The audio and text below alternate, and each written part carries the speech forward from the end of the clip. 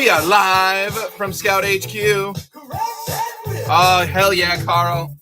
What a day yesterday was. What a day. I'm still here. Michael Sanchez is in the house. Wayne Hall is in the house. Richard Rivera is in the house. Welcome to our Whatnot Select Artist Alley weekend. This is Saturday. We're going to do a 12-plus hour marathon, ladies and gentlemen, with multiple creators coming on board. Happy Saturday, Senor Agnes. You would have sold the Iron Fist. You're never getting it, Carl. You're never getting that Iron The Fist. head of the Iron Fist will be up tonight at 1 o'clock. No, Richard, no. Oh, wait, no, when are you going? I'm not saying. We're going to start off with a giveaway, ladies and gentlemen. For those of you who don't know, these are our presswork printer plates, one of one. We're giving away this Scion printer plate for the amazing Frank at Home on the Farm trade paperback. Yes, this was the actual plate that was used to print the trade paperback back in 2021, I believe. Really? Or 2022, excuse me. Damn the Yep. man. Again, this is page 62. This is our old school. It's now different how our backing is, but this was an actual aluminum printer plate that was used in that process. So in order to have that page 62, you had to have this plate, because in the offset printing press process, Mr. Sanchez, Use your you words. have to have 4 different colors: cyan, magenta, You got it. black, and yellow. Again, good to see everybody. We have John Clark coming in shortly. John Clark is the creator of 3 and actually going to be 4 upcoming Scout series. Jean Clark Van Jean- Damme. Oh, is it Jean Clark Van Damme? Well, we'll have to ask him that. So we're going to explain a little bit about how our Artist Alley weekend sessions are going to go. We're going to do a quick 5 or 6 questions, really depending on the creator, because someone like John who has multiple books, we want to find out about all of their books. And they're going to pitch them to you directly yourself. We have some guest appearances happening live in HQ, but really excited. Want to give a shout out to all of our YouTube and Facebook Live viewers. You can enter the show. Again, it's going 12 plus hours by clicking the link inside the comment section. I don't know who you are. Again, this is giving away First this of all, printer you and I, plate. we're not friends. So look at this, already starting off little hostilities here at the HQ. My name's Michael Sanchez, and Richard is not going to be the better of me, okay? I'm going to pursue... Ah! Things are already starting out quite crazy, ladies and gentlemen. Clark did some nice shorts. Yes, he does. Are they corduroy? Or No, it's Cargo YouTube shorts. Biker. Biker shorts, yes. Right up against Running the shorts. Budenda. Running shorts. No, they got a short of me sliding head first down a slip and slide last weekend. Why? Yeah, it's quite interesting.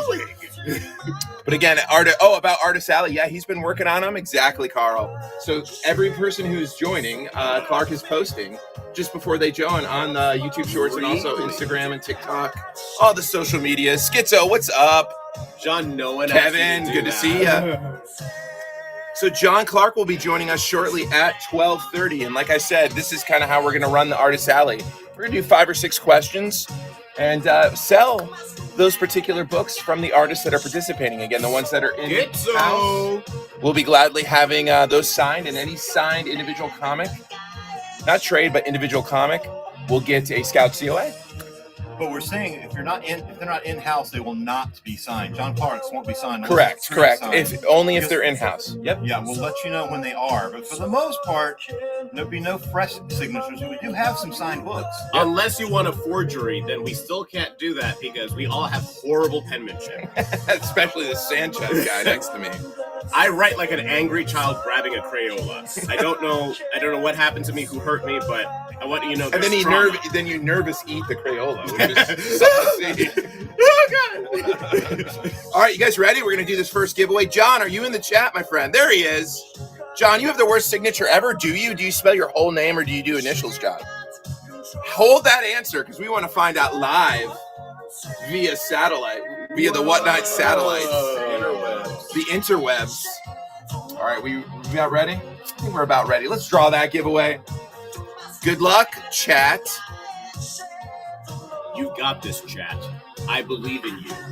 Like a proud daddy.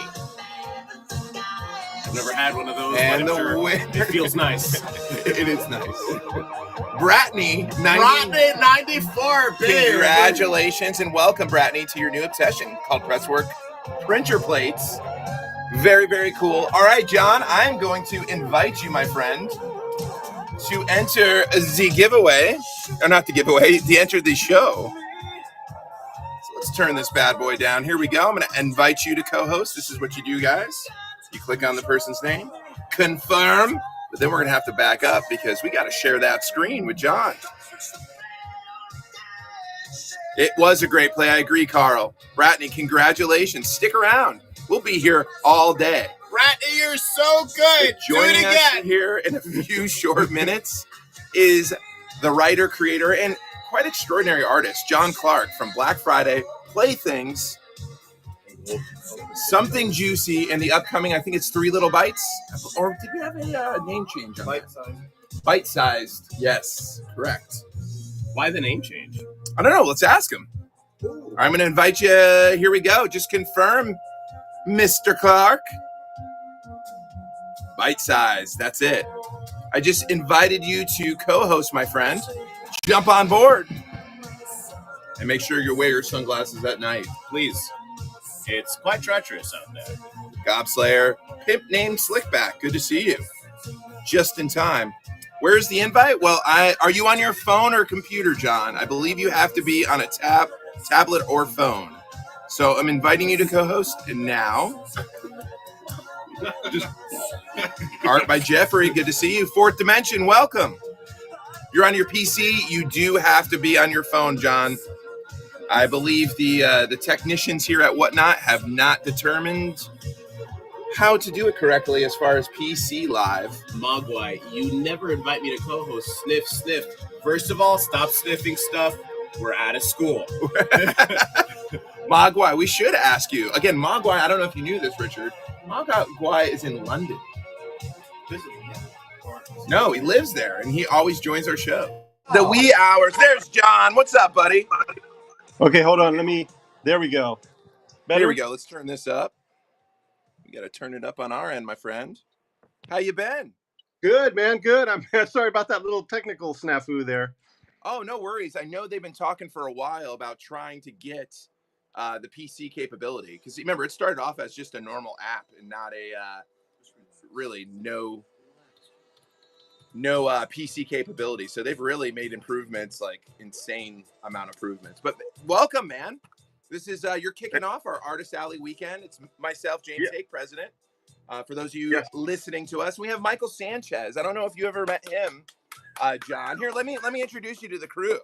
So this is Michael Sanchez, old school scout. He predates myself. Then we have our publisher, editor-in-chief, Scoots, publisher, writer, and Scooter, Richard Rivera, in-house. And ladies and gentlemen, the person who's joining us below or above, depending on how you have your screen allocated, is John Clark. He's the writer and also artist extraordinaire of many different scout books, like this one, Black Friday. Again, John, where are you calling from today? I forgot where you live. Are you out in LA? No, we moved. I'm in Maryland now. I'm actually calling from my. Oh, nice. Whenever I do interviews, I steal my wife's office. So I have an office, but it's not. It's no bueno. It's no bueno. Yeah.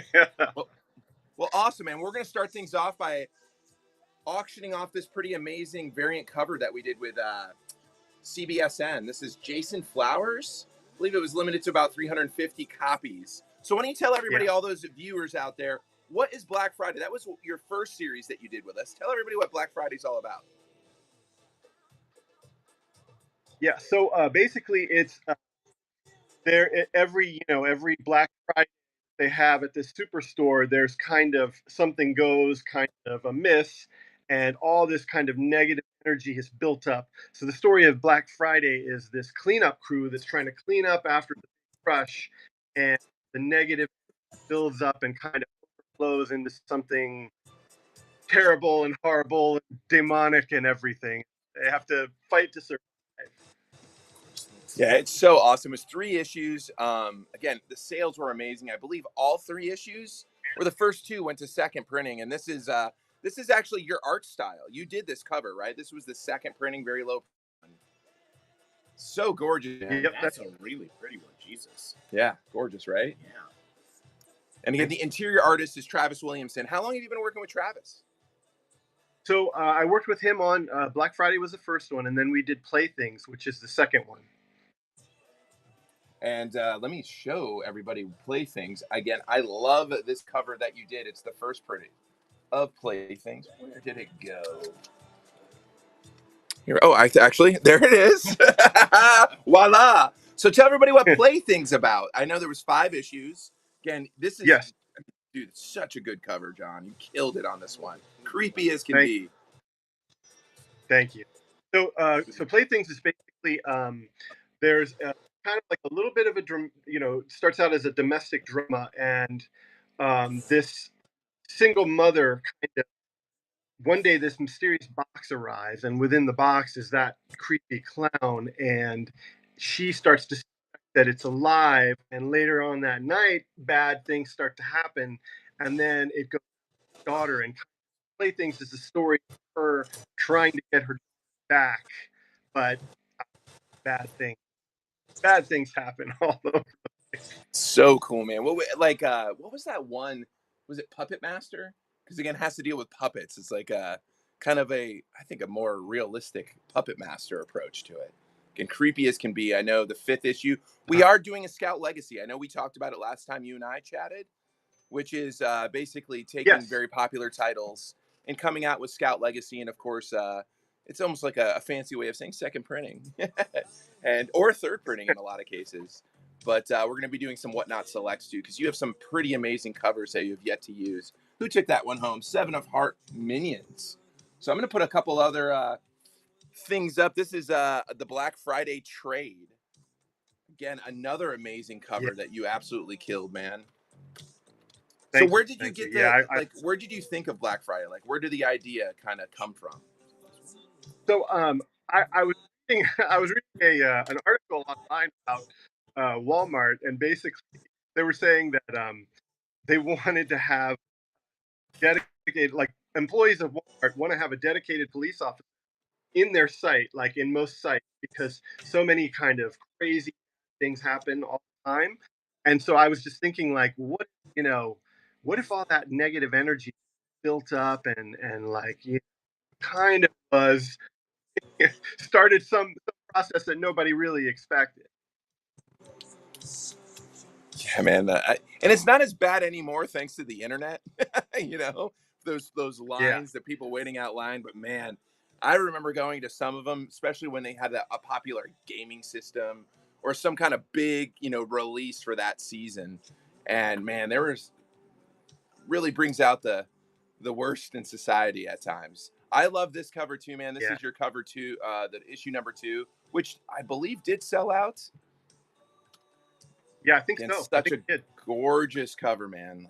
Like, I love your cover work. It really reminds me of like old school Vertigo days, man. Like your art style. Yeah. I know you did another one. I believe it was with American Gothic Press. Anthony Hammock is who introduced me to you, and who's from Comics Heating Up. Such a great guy. And he introduced Thin, that book Thin that you did.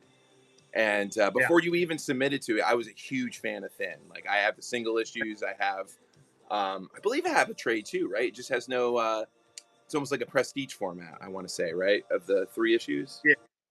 And it's cool because that actual trade paperback has a whole lot of, like, there's like 2 more stories in it, and like it's got all kind of artwork and stuff. It was good. I really enjoyed it. So awesome. And we have another one I'm going to do. This is issue number 3. Again, this is your artwork, man. So cool. What made you decide to recruit Travis for this to do the interiors instead of just doing, the writing in it, instead of you doing because in Thin you did everything. Yeah. So like Thin, it's funny because like I don't think I'm a very good artist. So dude. I always want people to do it, and I think like Travis was perfect. And I like webbing Yeah, he's great. He really reminds me of like Sam Keith, like Sandman days. Like I look at that interior inside, and I'll show it for everybody here in just a second. We're gonna run that trade paperback again for that collects the first 3 issues. Do you plan on doing any kind of spinoff or sequel to Black Friday? But if you look at that, it just reminds me of early Sandman issues. I thought about it. I think it could happen. I think it could happen. You know, like it's just I have to. It'll be like the whatever the Black Friday world. You know, like this Black Friday verse or whatever it's going to be. You know.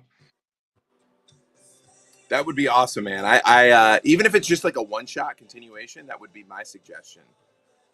Yeah. Maybe I will take your note on. So here's the other one. This is kind of like a one-shot. It's something juicy. We had some really interesting, pretty close as far as multimedia bites on this. And tell everybody a little bit what this one's about. Again, this is a one-shot. It's a one-shot. It's all self-contained story within the issue, and it's kind of like a teenage, these girls that are kind of trying to one up each other, and one is kind of the overweight girl, and she lost a lot of weight and stolen the popular bully cheerleader's boyfriend, and she wants revenge, and it's kind of a very it's my twisted take on the story with high school. Very cool, man. And I can you continue this story? Like, is there a plan to continue this story in this world, I should say? I know it was a one-off, but... Yeah, I could. Yeah, that's a good idea. I hadn't actually thought of that. I'm very, very proud of this issue. Like, I know it's very warped and disturbing. If you like a warped and disturbing story, like this is the one for you. And I feel like I pulled it off, and I remember reading a lot of, like, I really enjoyed reading the reviews from people on this, because it's kind of like, people are like, my mind is like, completely messed up and needs to be cleaned because it's so, like, crazy. And that's one of the things when like Hollywood does get interest, they want to know where you would go with the story. I know we had one called Eskimo Kisses that was very similar, and they hadn't planned on doing something, and they were looking at it for a TV show. It's like, where else could this story go? So it's always good for those creators out there to have something in the background, to know where you can actually continue said story, where it's not just a finite. But dude, thank you so much. We're going to just do 2 more real quick. And if you don't mind, can you share in the chat your social media, where people can follow you on Instagram, Twitter, etc.? Yeah, absolutely. But again, this is Black Friday. It was John's first that he came. This is a CBSN variant cover. It was limited to 350 copies. Jason Flowers was the cover artist. And again, there was many variant covers for Black Friday. Some absolutely gorgeous ones. We're going to run this last trade. But again, man, John, thank you so much for coming out and joining us for this really cool event. And John posted his Instagram, where you can follow him, get updates. I know you had another one. I believe it was with, I can't remember the name of the publisher, but it was it Pop something? Pop Kills? Or it's called Pop. Yeah, let's take a look at that, man. Here you go. If you see it. Very cool, dude. I remember seeing it on Instagram, that cover that you did, and boy, does it stand out. It's so awesome. Yeah. And we have Plaything. Yeah, Bite Size, exactly. In October, from you guys, from Scout. I'm really excited about that one. Like, same thing. If people like the something juicy, it's three short tales that are horror and very kind of crazy the way that I do crazy. Yeah, it's gonna be awesome, man. I'm really looking forward to that. What was the name change? I know it was called 3 Little Bites, and then you went Bite Size. What made you decide the name change? I just felt like Bite Size kind of gave you more, like 3 Little Bites is a little more too nebulous for me. Like, it feels like, you're going to get 3 stories. We're expecting something different, like, you get right. Gotcha. And that will be available for pre-order. It's coming out, I believe, I want to say beginning of October. Beginning mid-October, but we had the solicitations. Again, some amazing covers. Now, I don't remember off the top of my head, but are you working with Travis on that one as well? No, that's mine. My artwork. So you're It's doing all all, me. so you're doing interiors? Awesome, man. Very cool. Those one-offs are a lot easier. I know the Thin, having to put all that time into that complete series where you're doing everything, man. I don't know how some of you are able to do that. Some of you creators, artists and writers, it's very impressive, man. What comes in this title box, James? Thanks. Oh, so I don't know if you've seen this, of course, but these are our title boxes where you have a chance at Rare Variants to get the complete set of Black Friday 1 through 3 and the Comic Tag collectible card. That is a card that has a downloadable code of the trade paperback. In this case, it would be Black Friday. But you have a mystery element where you can get some of those rarer variants, including possibly those Alan Qua metal covers, man. They're pretty amazing. Yeah, they are. They are. So definitely. Seven of Hearts picked that up. Let's go ahead and open it up and show. But again, John, thank you so much for hanging out with us today, this morning. And again, you guys can follow in the chat. John posted his Instagram. Give him a follow. Let's see what he gets. Oh, nice, man. This is a variant cover. I believe this was with a store. I'm not sure who, but that's a Ryan Brown cover. I can recognize Ryan. And speaking of Alan Qua, there is the number 2 Alan Qua variant. And then there's the first printing of issue number 3. And of course, you got the Black Friday Comic Tag collectible card. Congratulations, Seven of Hearts. But John, again, thank you so much, pal. We will be chatting soon. And I know Playthings, Scout Legacy, and Scout Whatnot Selects will be coming up here in the next probably 30 to 60 days. So we'll have you on again, man, especially during one of those shows. Cool. Thank you. Thank you, guys. No problem, buddy. Well, have yourself a great rest of your weekend, and we'll chat soon, man. Okay. All right, take care, pal. Bye, everybody. Hey, everybody. Well, that was John Clark from Black Friday and Playthings and Bite Size, which is coming up, a little horror anthology of multiple horror books. But up next, I believe at 1 o'clock in about 15 minutes, we're going to have Seda Wolf. And again, Seda is quite the amazing story. Richard's probably going to be running. Of course, thank you, John. Great to see you, man. Yeah, those, I agree with you, Carl. Those Black Friday Alan Qua covers are pretty incredible. Again, those of you joining us through Facebook Live and YouTube Live, you too can enter our show by just clicking the link that is in the chat.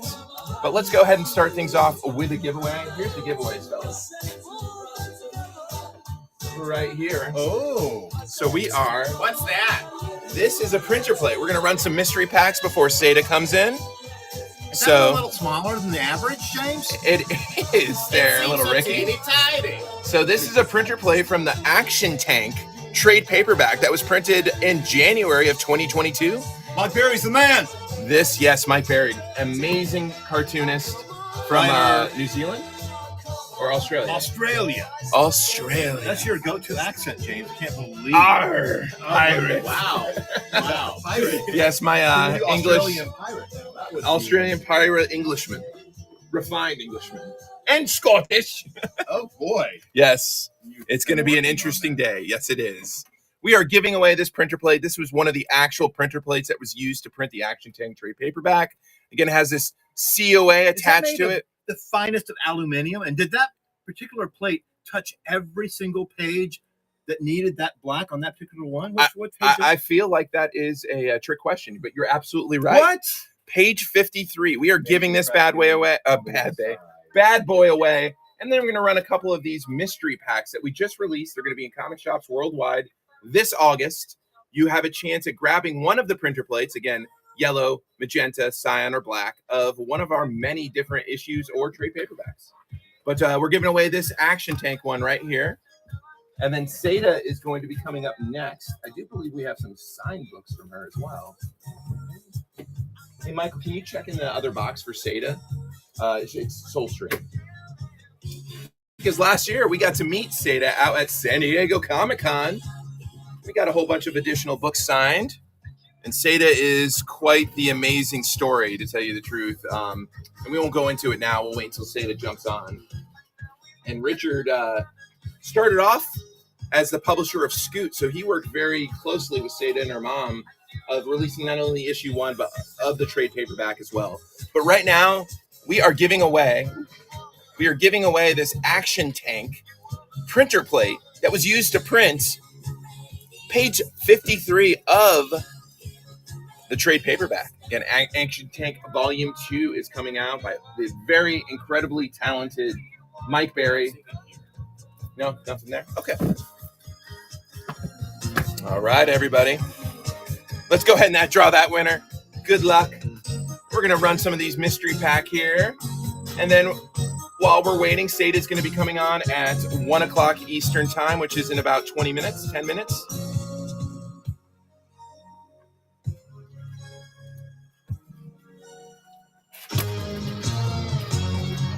All right, Paladin's Pal, taking that home. Congratulations, Paladin's Pal. All right, we're going to run these mystery packs. I'm going to start on $5, 30-second sudden death. Mystery packs, they are going to be retailing for $29.99. Get a piece of comic history, everybody. This is for the Action Tank. Yep. Sydney to Sydney, good to see you. Antisocial Comics, welcome.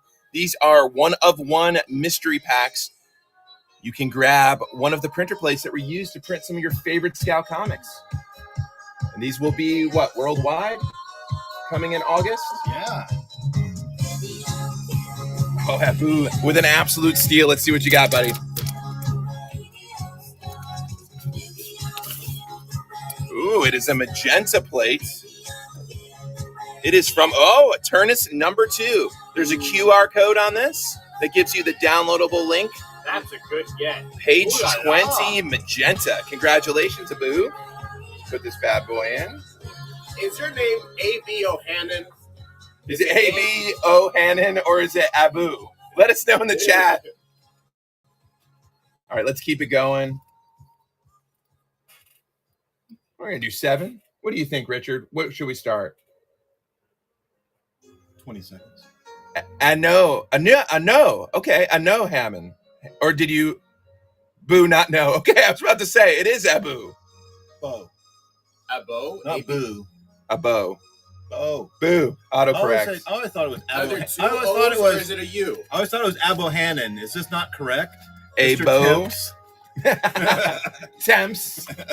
Temps knows what I'm talking about. And I got corrected yesterday.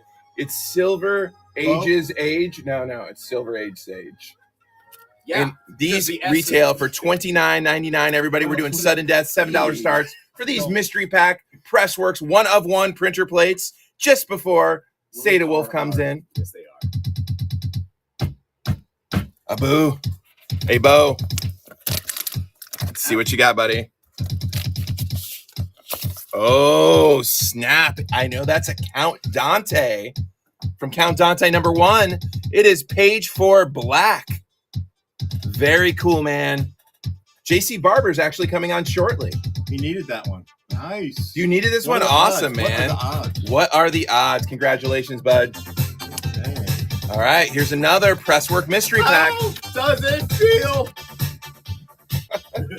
Okay, cool. All right, let's keep it going. We're going to run a couple more of these. Later. Karaoke is later.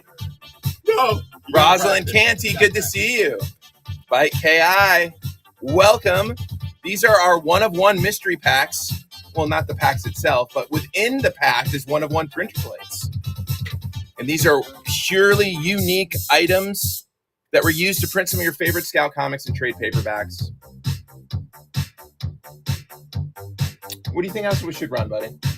Anything. Let's see what you got, buddy. And these are always fun to open. It's like opening someone's Christmas presents. Oh, that's a very beautiful yellow page. Looks like that's from Count Dante as well. Page 8 yellow. Look at that beauty. Again, in order to print, you had to have this plate. Every page has 4 colors: yellow, magenta, cyan, and black. And this is from Count Dante number 1. Congratulations. I'm going to run one more of these, and then we're going to move on to some other stuff before Seda jumps in. Move these two aside. All right, we're going to start at $7. Again, it's a $29.99 retail price. They will be hitting comic shops worldwide.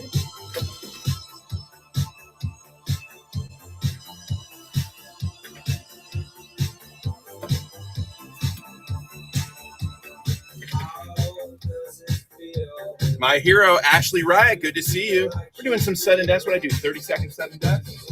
Yeah. Does one of us have to die? Oh, there's Seda. What's up, Seda? Good to see you. See what you got. Ooh. Ooh. I believe this is a West Moon Chronicle. That's a magenta plate. Page 10 from number 1, second printing with the QR code. Amazing Joe Picardo art. Congratulations, bud. Another great winner. All right, before we have about a couple more minutes before Seda jumps in. I'm going to run a couple. And Seda, be sure to be on a phone, not computer, so we can Yes, Seda. invite you in. We need to have you on a phone to do video. Apparently, the desktop version doesn't allow videos quite yet. We're going to do this Create a Comic. This was from the mastermind who's sitting next to me, ladies and gentlemen, Mr. Richard Riviera. This was done with Comic Tom. Again, this is a Create account the Scoot way. And that there's Richard. That's Richard, but he's right next to me. I know. How can you be in two places at once? I thought the same thing, Michael. That's crazy. But Richard will gladly sign it. This is such a good, awesome thing. Helps people, helps children learn how to create comics. So it makes a great gift. This cover was done by Nate Made It, who will be on later on this evening, Nate Johnson. But this is, we did in conjunction with Comic Tom's Mystery Mail Call. And Richard here is right next to me. Gladly sign it. Will come with a Scout COA. But this is the Create a Comic. Senor Agnes is in the lead. Again, this is Sudden Death, everybody. Senor Agnes taking it home. Would you like Richard to sign it, pal? Let us know. Speaking of Artist Alley Weekend, what better way to start or pick up one of these sketch covers? Get your favorite artist to do a steak variant for you. Or you can see Francesca, who's the steak interior artist. She's traveling across the U.S. doing conventions. This is the web store limited edition. We sell it for $15. I'm going to start at $5. 30-second sudden death for this steak number 1 sketch cover. Again, this was done with the first printing for steak number 1. Richard likes to say it's Buffy meets True Blood. Which is just to say it's True Blood? It's True Blood, or it's Buffy. But vampires are real. They come out in a pretty extraordinary way on live television, and it follows this woman who seeks revenge, and she actually partners with an old vampire who's kind of like, your anti-hero, a la Venom. All right, let's keep it going. Ooh, this beautiful, done by Francesca's husband, Jonathan Hedrick. This is our Whatnot exclusive. I believe it is the paper version of the Recount number 1, which has been optioned for a feature film.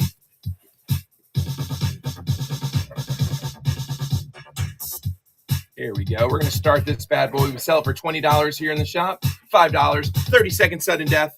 Recount number 1. This gorgeous Gabrielle Ibarra cover. This was done with Whatnot. We did a regular version, a hollow foil, and a metal. White Tigger, what's up? Six Scott 6, good to see you. Witch Hunter, as always, welcome. We're kicking off things here pretty awesome. Artist Alley Weekend. In 5 short minutes, we're going to have Seda Wolf, the creator, artist, writer of Soulstream. Carl taking it home with the Iron Fist head. Again, that never gets old, my friend. Carl's in the trunk. Here's another amazing Dan Quintana. Recount number 1 variant cover from San Diego Comic-Con of last year. That cover is so cool. Yes. This we sell for $30 here at the shop. It was done with Trinity Comics. Matt Saltzman, another great seller here on Whatnot. This is super rare, unbelievably, look at that cover, man. Dan Quintana. Gorgeous. Check out the We Don't Kill Spiders one right up there. Any metal of these? No, sir. No metal left, Mount Mongwai, of this one. Okay, thank you, Carl. 7 of Hearts. Minion in the lead for this Dan Quintana. Oh, my hero, sniping it. $9, congratulations. We have another, but we just ran that. Let's do this Gods of Brutality, number 1. This is Joe Schmalke did it for his buddy Rich Woodall. This is a variant edition. And I believe it was limited somewhere between 250 and 350 copies. Gods of Brutality, Joe Schmalke cover. We're going to start this bad boy, $5, 30 seconds. Sudden Death. Again, if you like Greek gods, you like rock and roll, Danzig. We sell it for like $50, James. We sell this one for $50. Yes, sir. Nice. This is a Jetpack variant. Wow. So it must be extremely That's limited. 90% off. Yes, it is. I didn't realize it was a $50 book. That's wild. That's why I'm here, James. Every once in a while, I know one thing. And when that one thing Sure. Yellow. A little yellow. I don't know the difference. Yeah, I'll show the difference. Nice. My hero taking it up. Congratulations, my hero. All right, so we had one of the recount ones. Just notice this. So this is the one we did earlier. There's this version, which has the yellow background. I'm not sure about the differences in the print run. I know that's a Dan Quintana cover. I know it was done with Trinity Comics. Again, shout out to Matt Saltzman. And we're going to start this one again. I'm going to start it for the same price we did before, $8, 30 seconds, sudden death. Absolutely gorgeous. Recount number 1, done at San Diego Comic-Con last year. And right after these two, we're going to be chiming in with Seda. Seda Wolf is the creator of Soulstream. And it's a heck of a story, the story itself and the story about Seda. Seven Hearts Minion. Again, this is sudden death, ladies and gentlemen. We are not adding time. You can do this. Also, hi, I'm back. Michael's back in the house. 7 of Hearts Minion. You know what? We're going to do this one and then grab Seda. Seda, are you in the chat? Let us know. That's going to leave a mark. Good to see you.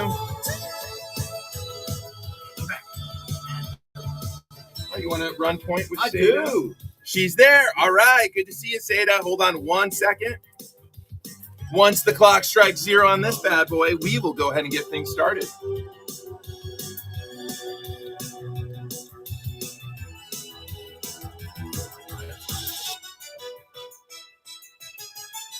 Oh, my hero coming in at the last second, sniping it. Congratulations. All right, Seda. Here we go. We're going to invite you to co-host. Here we go. Richard, you want to jump in? Oh, I do. Oh, Seda. Hello. You see what's going on? There you are. Hello. How have you been? I've been good. How are you? Good. I tell you, Seda is one of our youngest. Now she's old. She's old now, but since we started out, my goodness, I'm gonna put this on. Then I'm gonna be adding something. I'm gonna start off with your trade, Seda. Whoa. It is not a signed one, but it does have an extra card with it. It's got a trading card that's going to come with that as well. We're going to tuck that in here as almost like a pseudo bookmark, if you will. I'm going to start this off for only $10. Tell us a little bit about Soulstream, and then I'd like to actually talk about your journey as you became a creator. But tell us a little bit about the story, what they're bidding on right now, Seda. Yeah, totally. Yeah, so it's an all ages fantasy superhero adventure comic, and it's about a group of teenagers, and they go through this portal to another world. They get these magic bracelets that let them become mages, and I think it's a very fun, exciting adventure that everyone can enjoy. And Well, I know you've said before, it's kind of like it was the. I'm going to give you a little more time here because you didn't get a chance to talk about the book, and we're like out of time on that auction. I'm going to give you a minute. That's a lot of time, right? Give you a minute to talk a little bit about the book, and didn't you say it's kind of like the book you wanted to read, right? yeah, You it's said a it was book like. that I always.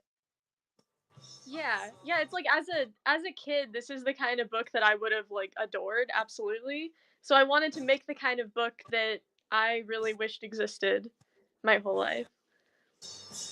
Very cool, very cool. Now, when did you start working on Soulstream?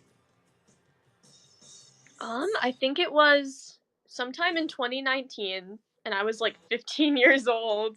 And it was like over winter break I started writing it.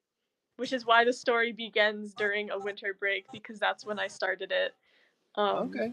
And it's been a while since then. Yeah. Now, I mean, you're But, the writer, yeah. you're the artist, you're the colorist, you're the letterer, you're the almost everythinger, right? Yeah, Yep. We got a little bit of a delay here. Hold on one second. I'm gonna take this out. I'm gonna go ahead and put up the actual first printing here of Soulstream #1. And we're gonna do a Soulstream Oh. as well here. Hold on a moment here. We're gonna start this auction off. We're gonna start this auction off at the old school $2 auction start. So what happens in that first issue? Well, that's like it's like the introduction to the story, kind of like an episode 1 if it was a TV show, and it's just about this girl Marie and her brother Marcus. They go on a hike into the woods, and they find this really interesting like portal structure that they Mhm. accidentally activate, and they end up in this other world. And I think it's a really fun issue of the book. Yeah, I agree. Now Yay. we did a lot of these, as you know, with that kind of almost to intro the series. But then we've got a few here, but we sold out as far as like distribution goes. So we went back in and we did our second printing, and we wanted to start a kind of establish that tradition of using the same artwork but changing the color scheme. So I think this kind of arose from didn't this happen like during a phone conversation we were having mostly? Yeah, I think it did. Yeah, I kept like sending you different versions of the colors, and we finally ended up. We were like sending back and forth, like yeah. Yeah, And I we was ended up with there. this, It and I came think it looks so nice. alive. So Yeah, I'm now, really happy with how it looks. It's nice. yeah, I mean, you got your comps, right? So, and but one of the things that we do with Scoot, of course, and I know your book got the same treatment there, but we do like the old school Disney clamshell kind of thing for the VHS. Remember those? Last Dawn Yeah. takes it. Well, I'm going to put one of those up for auction. Now, I got to tell you, some people collect these. I've seen these together as a group, and it's so impressive to see some of these together. But we're going to go ahead and go into this with now. This I got to start this off because I mean I think we started these off at $15 here at the store, and we sold a few online, but there's not a ton of these left.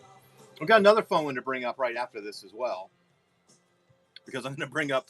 You remember your cousin from Russia, right? I'm going to bring her book up.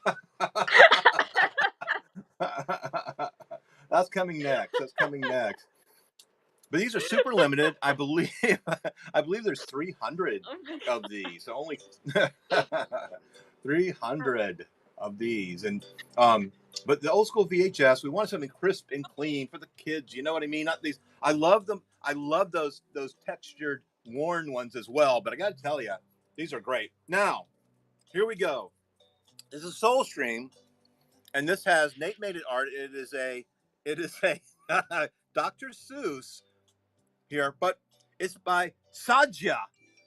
She's a Russian gymnast, right? Russian gymnast specializing in the pommel horse, I believe. Oh my Pommel god, yeah, horse, that's right. Sadja. So it's like not a a whole spelling error, backstory. folks. It's actually that's right. We Yeah, also it's on the phone actually, went through that whole backstory Yeah, of her, right? we just I don't even. Just went on a riff about Sadja. Yeah, that was totally But- perfect, guys. It's not a spelling error at all. This is by Sadja Wolf, and if it No, ever got this is like reprinted though, alternate universe Theta yeah, variant special deal, guys. yeah, super limited, Pretty done cool. with Comic Con. Got the Nate made it artwork on there, and if it ever gets printed again, it'll say Seda next time. So this is a little Wow. printer error thing going on. No love for Sadja. I feel sad for her. Oh, let's do the very first appearance. Let's do the Ashcan. What do you say? Let's do the Ashcan. Yeah. It's Yeah, been a see, while, huh? that cover there is yeah, that was the cover that I submitted when I first submitted the book to Scout Comics. It was that, but it was a little modified back then. But Right, and that's yeah, so that and cover always makes me so nostalgic.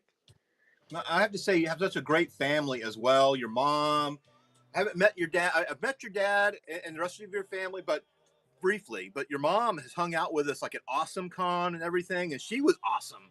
Of course, your whole family was helping out with some of the things we ran in there, some of those courses and things. But at that time, like you couldn't legally sign a contract, right? Yeah, when I Did your was mom have to? under 18, I couldn't legally. Yeah, Right. I So think your my mom had to mom kind of. like technically like co-signed. Yeah. Yeah. Yeah, but Exactly. it was funny because it's like if I don't complete the contract, it's not like she was like, you have to understand, I can't make the comic Yeah. even though my name is on the contract. Well, fortunately, we never But had yeah, to she's been worry about the awesome. ultimate outcome of that because Yeah, there were quite severe thankfully everything penalties went well. involved. Yeah, yeah. I'm going to do you another. I'm going to give people another chance at your. Take my phone. Oh, it's your phone. Where's my phone? Okay, James trying to steal my phone. No, he isn't. All right, so I'm going to give people another chance at your trade paper. I know they've heard a little bit about this. I'm going to flip through the artwork as well because I must say I love your style. It's obviously it's kind of a gamer manga mashup, right? In a way. Yeah, You don't want to say it's no, very but inspired by all the things I liked as a kid. I'm going to start off. Yeah. I'm going to give people a chance here to jump on board. It's a card, but you got your entire, and of course, the first thing that people do, I remember at AwesomeCon, as soon as they see the first book, they're like, okay, when's the second book coming out? Right? We've all been there. I promise I've been working on it, but it's taken a little while because I'm trying to make it as good as it can possibly be, and I also have college now. But I'm Oh, I working on understand. it. Yeah. It's Now I'm going to modify one of these real quick because I want to do something that we didn't have on our. I'm going to modify this and change this to. We're going to do a piece of original art from you, a sketch card. oh I know there's some original boy. art collectors out there. This is a sketch card. I mean, you know, it's not like you sat down and labored on this for 5 days or anything, but come on, folks. This is a piece of artwork that Saida herself created. Okay, I'm going to show that off first, and then we're going to get started on this case. So this is the sketch card right here. Tell us a little bit about which character this is and a little bit about that character. Oh yeah, that was Clarice. I drew that in 2021 apparently. Oh my god. Yeah, it's been a while. But yeah, she's like one of the part of the antagonist group. She's very cool. I think she's on the cover too. She's like the orange character. But yeah, I think she's very cool, and you can get an original sketch card of her that I know drew there's some sketch card years collectors ago. out there. Yeah, and this has the official sketch card. And Saida took one, and she did this great piece of artwork for us. I know that there are collectors of the trading cards out there, these sketch cards. None may be here right at this moment. They're going to tell them what they missed out on, everybody who happens to be here right now. All right, let them know. So Saida, what is next in your comic book career? Well, I've been working on the next volume of Soulstream. I've been going to college, which has been taking up a large amount of my time, but I'm hoping that like next semester I can spend more time on comic things. And then another thing I did recently is in my class last semester, I like made a short comic thing that I kind of want to develop more. So I might work on that as like a side project. But yeah, it's been really awesome, like going to school and like learning all kinds of new things that will help me make comics that are even better than ever before. And I'm just really excited for what's coming next. Oh, and I'm also gonna be at San Diego Comic-Con, just walking around. Oh, if you see me. nice. Well, If so someone might see you and they I can don't know. come up and But yeah, have you sign their Soulstream. San Diego Comic-Con, yay! I'm going to put this up again one more time because I don't know that everybody fully appreciated the rarity of Saja Wolf. Yeah, And then we- covers like this are never gonna get printed again, you guys. You're never gonna see my name in that order. Never ever gonna again. see It's like Sajia a again. rare, limited opportunity. That's so You unfair to gotta Sajia. jump on this. Abohannon has heard has heard that call to action and has acted upon it. Will Abohannon walk away with this rare Sajia Wolf Soul Stream? All right, my hero snipes in at the $6 mark. Nice work, my hero. You are my hero. Well, Seda, anything you'd like to say as we close out? Let's do one more of your. I like that second printing. I got to tell you, the second printing really. I remember all the ways it almost looked. You know what I mean? Yeah, yeah. I'm also very glad that this is how it turned out. I really like it. It's just a very pretty color. It's like my favorite color practically. It Nice. brings me joy. Well, hopefully, I mean, I know your comic has brought joy to many a person. I remember when someone read the, I think they read the issue 1, and she was so excited. She's like, "Where's the rest? Where's the trade?" And that's all. It came right back to us. It was at Awesome Con, and I've never seen a happier young person once they were hugging that book and immediately began reading it, just sitting right there in the middle of the aisle. Comic Mom 858. That's a great pickup, Comic Mom. Well, Seda, I think we're gonna move on to a couple of other auction things. If you've got anything else you would like to care to share. Now, have you had some conversations, haven't you, with school kids? And have you appeared in classes before, like via streaming, etc.? Yeah, actually, yeah, I've visited schools and talked to them about comics and my journey to publishing. I think pretty soon I'm gonna be doing a thing at my local library for some kids. But yeah, I just really love talking to kids and teaching them about comics because I know that when I was young, I had no idea that it was possible to do things like this, you know. Right. So I just want to make sure that kids know that this is something you can do when you get older, and if you keep practicing your art. Well, okay, Silver Age Sage, we're going to put that sketch card back up. We might be able to dig some others out later, but right now I've got the one. All right, Comic Mom came in. Nice. Comic Mom going to take it. Is there going to be a sniper? Comic Mom, great win. It's coming with a free trading card there that you can use as a bookmark. Nice, friendly, all ages story. I'm going to put the sketch card up right now. This is by Seda. I'm going to start this off at just $10. Seda did this way back in 2021. This was at Awesome Con. You did this, right? Yeah, I think so. Pretty crazy, wow. How often have you guys seen an official sketch card with Scoot on it, huh? Here we go. Silver Age Sage is not one to kid around. Right on that. You've even signed it, right? I love your signature. Does it take about 10 minutes, or it would take me about 10 minutes to forward? I got pretty fast at it. Okay. All right. There you go.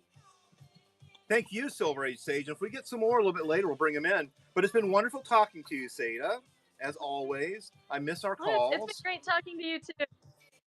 Yeah. And yeah, this was great. We will catch you on the flip side, and don't be a stranger.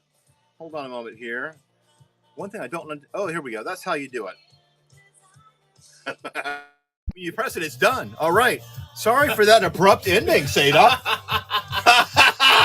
Wow. This is a learning process. You said, Seda, get the hell out of here! I did not. I stand accused, but I am unfairly so. Hold on. I'm just gonna grab a stack of books now. I'm grabbing a stack of books and put up. You know what? Since Seda was one from our Scoot all ages stuff, I'm gonna do a little Calvin and Hobbes inspired Nate action for Misfits Clubhouse. This is a Comic Tom, of course. This is the rarer black and white chase from the Comic Tom here.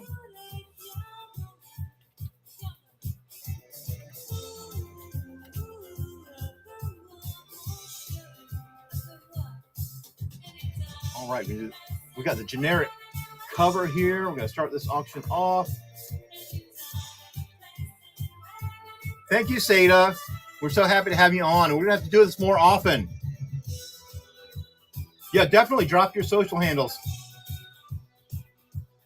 I'm going to start this auction off at a mere, like if you just walked into your average comic book slinging shop and you said, oh, I just want to cover anything. Just give me something. Be like, okay, it'll be $5. But instead, this is a Comic Tom Chase variant, folks, starting off at $5. Comic Tom. Slanging comics. Slanging comics. You heard me? Yeah, right. This is Nate made it there. It's a Calvin and Hobbes inspired variant homage, if you will. What's the synopsis?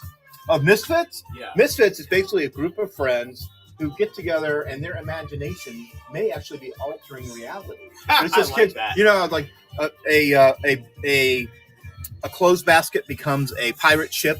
Okay. Pinball machine becomes an actual alien invasion. But at the end of the story, one of those aliens actually comes scrabbling out and leaves. One of the things doesn't turn back. Oh, yeah. So That's intriguing. What would you imagine up that you'd be afraid to make it go away? that's too easy. I'm not taking that one. How many deaths, Richard? How many deaths? I'm going to put up a creative comic just for the heck of it. I'm sitting right here. But we need to move on to what should we do, gentlemen? Do we want to just do some... Pardon me? Patty Lance. You want to do a Patty Lance Ashcan? You're right here. Grab one. That's right. Oh, no. No. I believe we've got... okay, this is creative comic. Huh? All right. Well, we got a creative comic. We're going to be rolling right into our next... All right. A couple of Patty Lance Ashcans. Start this off. Creative comic. This is... I'm going to flip through it this time just to show you guys. I'm going to start off with just $3, 30 seconds. If you've got a young person in your life that you want to introduce to comic books, or comics are awesome. This is actually sort of what I look like in cartoon form. We talk about coloring. The first story they can color is a very friendly all ages story. The next one, we leave the word balloons blank. They can color it and put in the actual text there for whatever they want to do to letter their book. And then in the end, this last one, there's spaces left where they can draw the hero. We will not be at SDCC. We are sorry to say this year we didn't have, that schedule didn't mesh up with our schedule, and so we're not going to be there this year. However, you never know. You never know. I'm sure there are going to be some Scout creators there. Okay, this is Senor August. Would you like that signed, Senor Ognos? We're going to be moving on to Count Dante. JC Barbar is going to be coming up at 1:30. All right, I've got the black. Here we go. First of all, real quick, Patty and Laz. I think I know a guy who can tell me a little bit about Patty and Laz. Just tell me a little bit. Oh, sorry. Hey guys, what's up? My name is Michael Sanchez. You may have heard my voice last night, seen me screaming. I am the writer of Patty and Laz. This is the Ashcan. It is the preview of what issue 1 has to offer, but it has a completely unique artwork. And trust me, guys, having both the Ashcan and issue 1 work hand in hand beautifully. It's the story about two siblings who suffer a horrible tragedy when they're younger, and they have to sacrifice a few memories in order to revive themselves, and one favor to a demon that comes around and just has a lot to do with their lives. I really, really, really want you guys to enjoy this. Please check it out. Will you sign this? No. Yeah, of course I will. Oh, cool. Cool. Sir Agnes, thank you so much. Senor. Oh, Sir Agnes, do you want it signed? Signed, please. Do you want a message? You're getting a message on the other one, but if you want a message on this one, you let me know.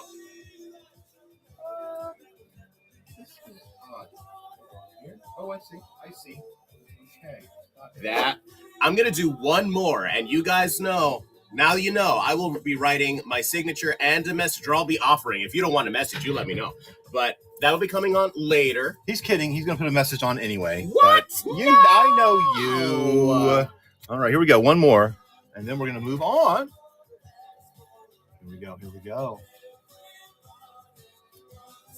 So I'm gonna start this one off at $5 million. Oh my God! God! $5. $5 million. What? I know. I mean, okay. All right, here we go. Pay for my imaginary children's tuition. So you will sign this one, plus you will draw a hat on top of Patty. Actually, I will. He'll sketch on a hat on Patty's head. The type of hat, be it fedora, Actually, of your choosing. your choosing. Hat of your choosing drawn on top of right here in this cleverly left You've space. got me. Come on. Somebody. Anybody. It's coming back. Okay. I don't care what you say. We'll It's be coming doing back. We'll come back to that for sure. All right. So what would you like to put up next? What do you think? A little Let's do. got all kinds of stuff here. Let me see what I got here. Oh! I like me some P1 Nokia now. What the hell is that? Grim Space. It is the space age retelling of a number of the classic fairy tales. In this case, Pinocchio, Space Whale, Geppetto. Okay. He's an android. I'm picking up what you're putting down. All right. All right. So let's just see what we got here. I think that will be. I'm going to look at under Grimm. Might be the quickest search for that. And let's see if we got the Pressworks. I'll give you secrets, Carl, if you buy my ash can. How about that? I'm going to start this auction off. By the way, this is our Pressworks printer plate collectibles, one-of-a-kind collectibles made from the actual printer plates used to print one of our Scout comics. In this case, Grim Space Pinocchio 1. You also get a QR code. You can download the entire issue right there. Get your stickerification of authenticity, and then page 22 black. Of course, there's 3 other colors involved in that page. And what code those? You want a top hat on her? Okay. All right. We'll come You back. want a top hat? We'll come back. I'm going to put this up real quick. I'm going to try to find. It's tear soaked now, but I'm going to try to find that Patty and Lad. You know what? I try every day. To make this comic a reality, and you don't even know. I know. There. He just hit me. Uh-oh. Michael and Richard. Uh-oh. It's true. Aw. Oh. Richard has secrets for who? Yeah. Thank you. Zaliv's in. Zaliv takes that for $7. Nice. Wow. Nice. Look at you trying to be better than us. Okay, so this is going to come with a top hat, unless, of course, Carl doesn't win. Then it could be a sombrero. That could be. It might be crazy. a raspberry beret. It could be literally anything. It could be. It might be a banana hammock being worn inappropriately. You got to have me in town more often. I live in New York, and this is Florida. I have never experienced heat like this, and I'm Dominican. Quite literally. Let's see. Oh, we're starting the auction now, guys. $7? No, I'm starting it off at $5. What? 5. Hit the button. 5. Start it. Indecision. By the way, this is sudden death. When it hits 0, it's done. You have to do this, Carl. Bid. Somebody bid. Come on. I got it, Carl. You want a top hat? You're getting a top hat. What else should I say about the book? There are magical powers. If you loved Yu Yu Hakusho and Sailor Moon, trust and believe there's going to be a lot of magic, and there are dragons. I once met Satan. He was nice. I owe him $5. Or your soul. Oh, whatever. I know. Which one's worth more? I know. Exactly. It's like Carl is in the trunk. Thank Top you, hat. Carl. Top hat coming your way, Oh, Carl. I guess I owe him a secret. Oh, yes, you do. Let's see. There was, during one of the conventions, James did drink a Dr. Pepper. That's not your secret to share, sir. He asked for a secret. A secret? He wanted one of your secrets.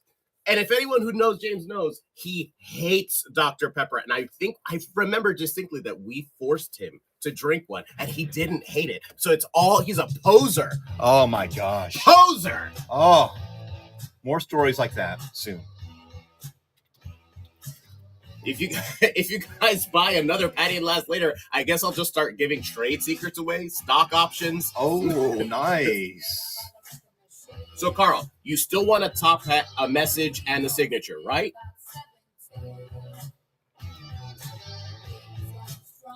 Going to do another printer plate Pressworks. We're just hopping all over the place here, folks, and it's just begun. Wait till you see Michael at 5:30 in the morning after a straight 16 hours of this. What? Yeah. Oh, we didn't tell you, Michael? What? Yeah, I know. Carl, let us know what you want. Top hat for sure. You want a message? I'm going to make it salty. And you want a signature. Or do you not want a signature? You want everything else but a signature.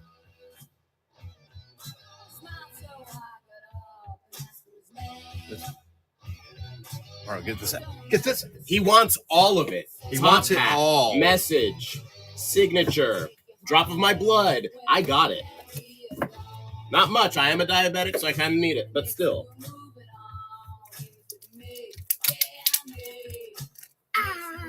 Oh, no. We are moving on to our next creator. Are you in the room there? Raise your hand. JC, if you're in the room, let us know and I will make you co-host. Carl, enter him. Enter me. One day, one desire.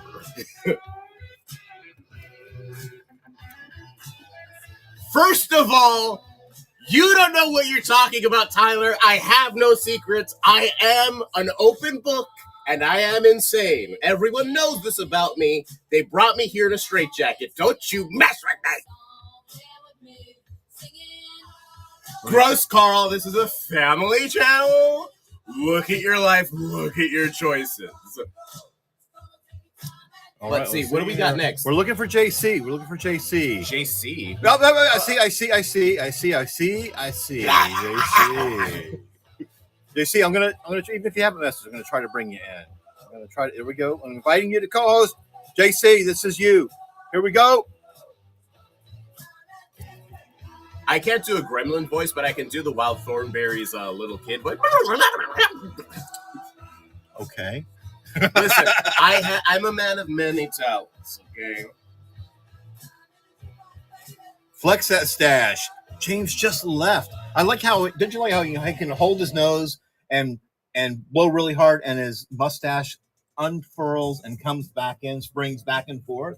That's crazy that he has that talent, and yet he can't save me. I know. I did die in the 80s. Well, it's been sad, and I kind of explains that smell. Listen. He is out buying wax again? Yes, he is. Wow. Read him to filth, Carl. I do have white stripes, but I am old. Oh, I'm sorry. I'm old too. 1800s are weird, right? So weird.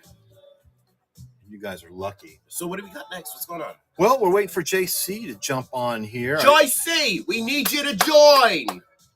I sent you an invite, JC. Look at your links, and you got to be on your phone. You can't do it on a computer. You're not going to see it on a computer. You Little have to have... poop cars. Come on. Little poop cars. Oh, little poop cars. Oh. Welcome to the stage, little poop cars.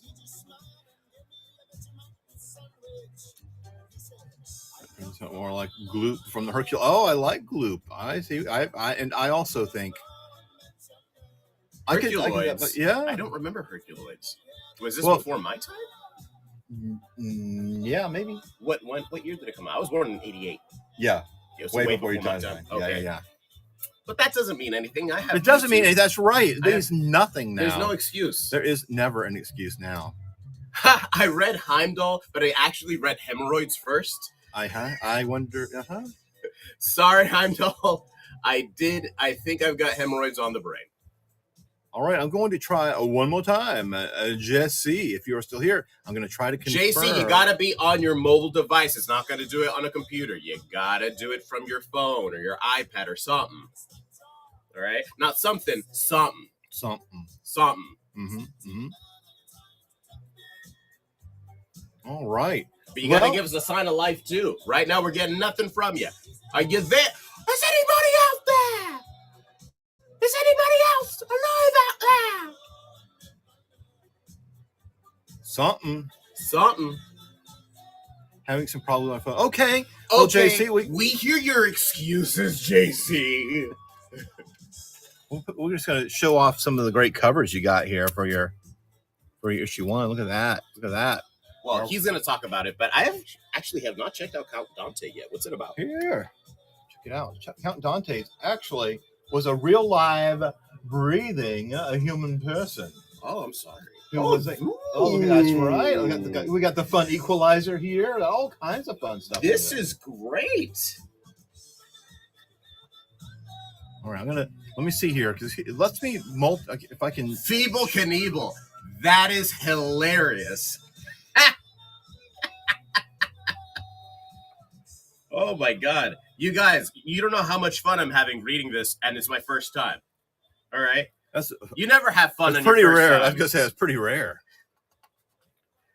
The last time it was my first time, they wouldn't go down without a fight.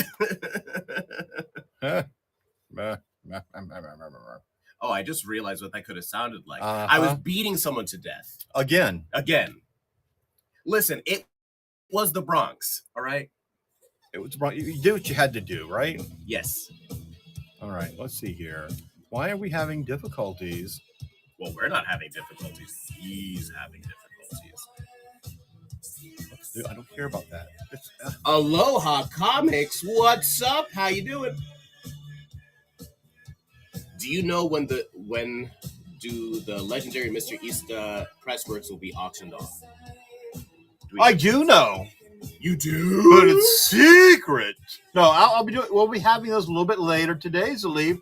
In fact, it just kind of depends on when we hit a proper break to give them a little room to breathe. Yeah, it might be as late as like 9:30 or 10 o'clock, but it might be in 5 minutes. I can't.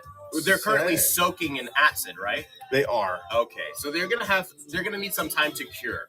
All right, and then afterwards we're gonna base them with a mixture of red peppercorns, let's see, cilantro, achiote, naranja agria, adobo. Yes, thank you. You understand me. You get it. All right, let me see where we are here. Y entonces lo metemos en el horno con mango. Are you Dominican? You are obviously some form of Hispanic that is very close and dear to my heart, because if you know mango, then island next door, Haiti. No, that's the same island. Wait, island to the left or to the right? Other side. Oh, here we go. We interrupt our discussion to have. Let me get this turned down here. Let's see if I can hear you. Down. JC, what's up, my man? Hello. Sorry about the problems there. I'm a bit of a Luddite, so that's my only excuse.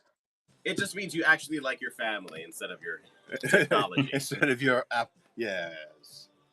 All right. Well, why don't you, JC, Michael was just asking, you can give the best description of all of Count Dante. Yeah. Tell us a little bit about your book and how you came to choose to do an unauthorized sort of true story about Count Dante. Well, okay, so Count Dante was a real guy. He was a karate martial arts instructor, ran a couple of dojos in Chicago back in the 1970s, and he was a bit of a controversial figure, advocated, a very sort of brutal, to the point, no rules, no holds barred kind of martial arts.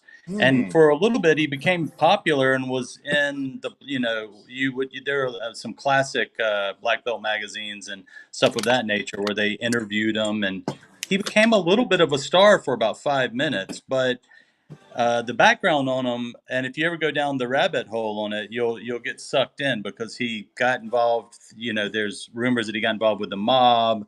He started a dojo war with other dojos in Chicago. His real name is JT, John Timothy Kean, and he changed his name, adopted the persona of Count Juan Raphael Dante, wore capes, and was very extravagant and a little bit crazy. So the idea for the story kind of was you know a situation where you're asking yourself how much of this guy is the real deal and how much of him is a hustler, a con man, that sort of thing. Right, And right.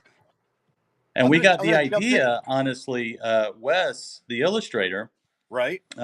came to me with the ad, the old iconic ad, where you see Dante sort of, it's a black and red ad, and he has this book that will teach you the, deadly hands, you Hmm. could learn dim mock and that sort of thing. And he brought it to me and he said, you got to read about this guy because it's just an absolutely crazy story. Hmm. And so, I went down the rabbit hole and we got back together and we decided it would be, fertile ground to tell a story.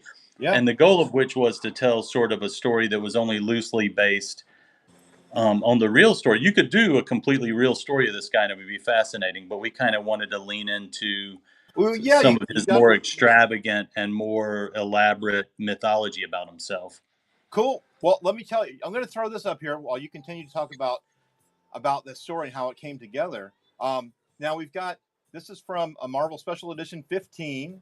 It was the first appearance of Shang-Chi Master of Kung Fu, right?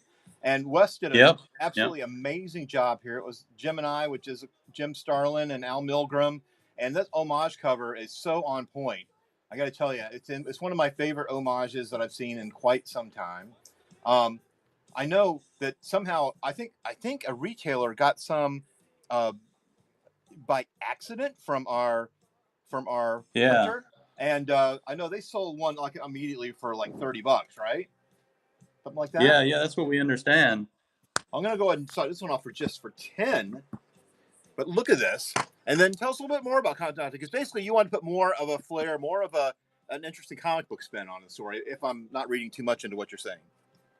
Yeah, the idea was not to get roped into trying to do an actual biography because, it would be more fun to lean into. He kind of viewed himself as a bit of a superhero, so we kind of leaned into him as this, larger than life karate expert, martial arts expert. He was a martial. He did more than karate. Um, and so we really just leaned into it and tried to write something that would be fun and a little bit ridiculous and funny adventure. And Wes is an incredible illustrator, so it's a lot of really fun action along with a lot of like goofiness and potty humor. So Well, I know. um, Even your didn't you guys get to where even like your word balloons and sound effects and things tried to kind of evoke that 70s feel? yeah, we really wanted to lean into the nostalgia factor of it. And I heard you guys talking about the ads. The ads were a big part of it. We thought since the whole idea was sort of inspired by ads, that it would be fun to create these ads that were spoofs on the 1970s ads that are in the comic books. So yeah, so we went in and just rewrote. We did all the. There are a lot of the ones you'd remember. There's that one. The sea monkeys became sea junkies. Lawn Uh-huh. darts became yard hatchets. Yeah. So Yeah, and they're on and we just sale. I had wonder fun. why. I wonder why they're on Yeah. sale. Don't tell your mom. I think that if I remember correctly, that was one of the lines there. Let's not tell mom, okay? Yep, absolutely. Not to take away from the story. I got to tell you though, this is like a time machine. This book. I love the take. Yeah. I love the X-ray vision glasses. I mean, come on. Yeah, and if every single one of those little things is different than it's not, it's ridiculousness. If you read even that one, I think each one of those I wrote to be silly and stupid. So Well, I tell you, I know you've got and some of them may already be in here. We've been selling. We've already been selling your book on this channel, and we've had a lot of interest, especially in this 1 in 25. This spot and varnish cover here. It's just amazing. How did you come up with that? That was, that's on what, Wes's creativity. You know how Uh-huh. Wes is a really amazing artist and has a lot of great ideas, and he really loves the 70s era comic. So he just had this, this feel for it all the way through. And I just leaned into it with him. I read more of the modern comics. So I think if you read it all the way through, and especially as it goes along into the other issues, you'll find that there's a modern sensibility to the humor, but the feel and vibe is it's like if a modern person could go back in time to that Mhm. period and sort of write a comic, and the jokes are like more modern, and the some of the stylistic approaches are more modern, but the look, the feel, the bubbles, everything is, the coloring. Wes was very specific.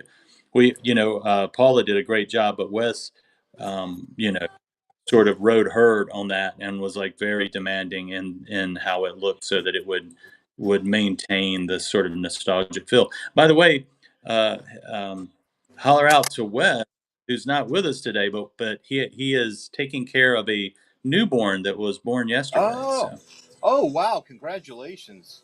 Give him congratulations. I mean, you must be in touch with him all the time. Give us some congratulations from us and all of our audience yeah, here, I'm sure. Very cool. I'm going to start this one off. Well, this is your cover A. This is Carrie Nord, right? yep. Carrie Nord did that cover.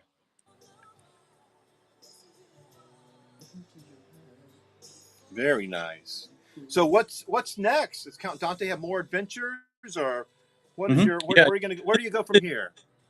it's a 6-issue series. Right. So the next one comes out July 19th. Terrific. And it'll continue. It gets crazier and crazier, but until the end. So And then we got doubtless will be a title box in the future and a trade. So a lot of fun stuff. Oh, Zaliv came in and got this one here. Great buy there, Zaliv. And against Puerto Rico, right, Zaliv? You got to let me know. All right, terrific. Finally, thank you. Well, how did you come to actually get a chance to work on comics? I know that before we had like the big two, the big three. We had all kinds of gatekeepers, and now I mean it just takes you hooking up with an artist, collaborating with a team, right? And you can do whatever you that's want to do. that's really the way to do it. We Wes came to me and asked me if I would write one with him because he wanted to illustrate a comic, and I'm a journalist by trade, and so it was a different adventure for me, but I was able to he and I both read comics, so I just kind of started reading them as a student rather than as just an audience member, and tried to be bone up on how you approach comic writing, and Right. that's the way to. But the way to do it is it's easier now than it used to be, but it's still tough because it can be very expensive if you have to hire an illustrator. That's why it's usually easier for an illustrator to do both. Like if you do your, then it's just sweat equity, and if you have a good product, you can get it sold. But if you're a writer, it's a lot tougher because you have to go find someone who's willing to put the time in to do your vision. Right. So if you're lucky, like I was, I had a partner who wanted Right. to do it, so we were able to work in unison together on it. That's always the best, right? I mean, when your artist actually contributes to the story, you get maybe sees it in a Mhm. slightly different way, but Yeah, yeah. Because it is, you have to map out the story pretty detailed, panel by panel. But then right. when you give it to the illustrator, when I gave it to Wes, he would come back to me, and with pages, but sometimes they'd be a little different. He'd say, you said this, but I thought it would look really cool if we did this. And then what happens is then I go back in and figure out a way if it requires from a change in dialogue or something to sort of make it work, and you just work together until you get the story finished. Cool. What can you remember a moment when like the art really surprised you? And is there any page that stands out where you're like, this is even more than I could have anticipated? There are several parts, and especially the way his vision for the way the not only the way it was illustrated, but the way that the color would interact with it. There's some in book 6 that are just because book 6 gets gets dramatic, and he really pushed the boundaries on it, and it's really beautiful. But I mean, we all have our like I really love the last page. If you'll open that one up and flip to the last page, Okay. that one, that's one of my favorite. That's sort of the one where it was like, I think we might be on to something. Um, that's where basically we hint that he's deciding to change his name to Count Dante. Right. And by the way, I mean, people might be surprised at what actually is real in this book. Count Dante ran a used car lot, was a hairstylist, ran 2 dojos. Wow. So yeah, he ran a hairstyling salon. So that's a part in that. That's some stuff that happens in the comic, and I'm sure people are think that we probably you're like, why would you include something like that? It's such a silly side note, but it's actually what he did. Oh, well, that's great. I mean, it's all whenever you can take from the source material and make that even more interesting. That's an accomplishment. So fantastic work on that. I know Andrea has had just a wonderful time working with you. That he's like a proud co-parent, if you will, or maybe granddad. We'll say that instead. But that he would always give us updates and reports, during the editorial meetings. And you can't wait till Count Dante comes out. And now it's going to be out, and we cannot wait to get it on the stands or get it in the hands of fans. And thank you so much for joining us tonight. Do you have any social handles you want to drop for us on there so people could reach out to you? Yeah, well, I mean, they can always reach out to me. It's at JC Barber, which is at Twitter. That's probably the easy. All right, great. Well, thank you And again for coming. Go ahead. Wes Watson Illustration. That's how you can get a hold of Wes. He has his own web illustration.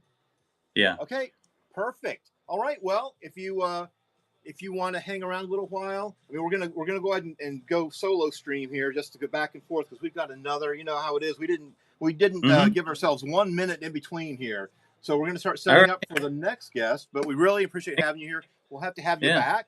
I know we'll have. Thanks for waiting for me to figure this out. Oh, no problem. No problem. It was worth the wait. Thank you so much. Oh, I stepped on my dog. Sorry about that. Oh no. Okay. Before it gets fine. He's always. Okay, he's fine. Okay, wanted to make sure. All right. Well, thank you, and we'll talk to you. We'll talk to you soon. All right. Bye-bye. Bye. All right. Well, everybody, I know we had a question about when there might be some Mr. Easta huge plates coming in. I don't know when that could happen. I mean, gosh, when could that happen? That we could get like a big page 27 splash page looking action on the Mr. Easta Legacy. It's a cover. If you don't buy this, I find you and I tell you you're not a friend. Ha ha. Oh man, that's pretty rough. That is pretty rough stuff there. Do you not want to be friends with me? Is that what you want to do? Oh my friendship is at stake. So, how could I know we got Mr. Easta's steak has 4 syllables. Steak. All right. So this is from the Mr. Easta Legendary Edition, which is of course 11 by 17. I'm gonna put. I wish I had 11 by 17. That's huge. I wish we had a Mr. Easta book that I could put here by it instead of putting just some other book. I'm looking for it. All right. Well, you look. Where? You guys have no idea how large this place is. I'm like 45 yards away.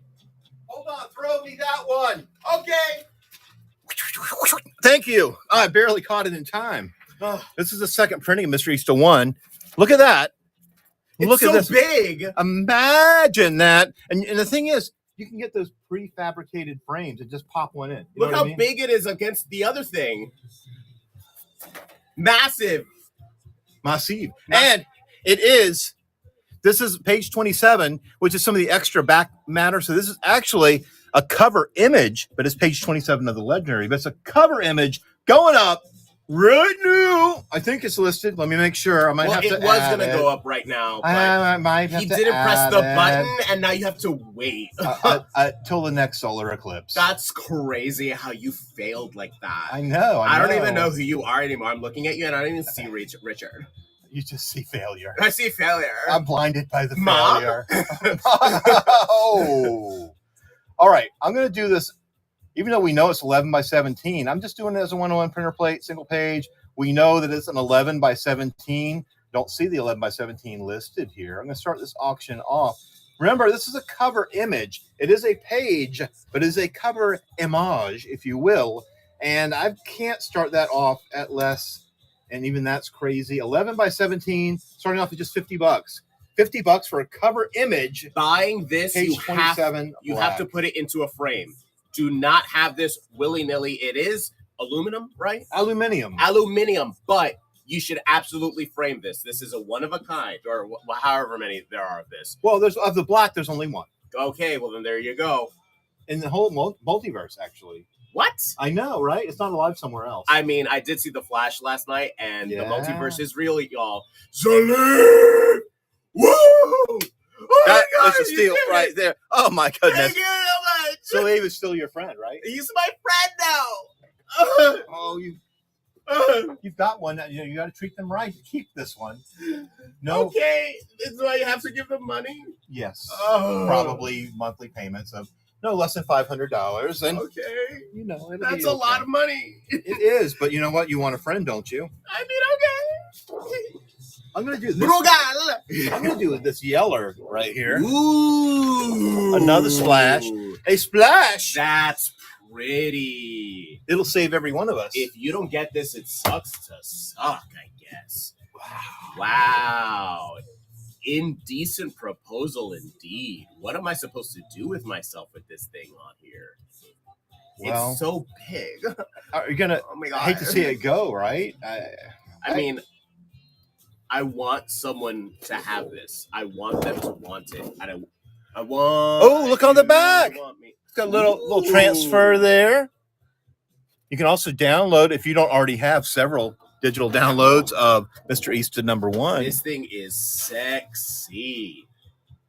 And I love the yellow tints, and it still puts enough detail on the page so you can see the entire image. You're not missing out on anything. Lumber Graphics are doing a little 11 by 17 here. So leave Yeah! is stacking them up. He said, "Oi, ahora." Man, My God, Zalif, you are winning the game today. I want some of these. Oh, then I guess you're gonna have to bid on But I it. can't. Oh, you can't bid on something that you're hosting. Oh.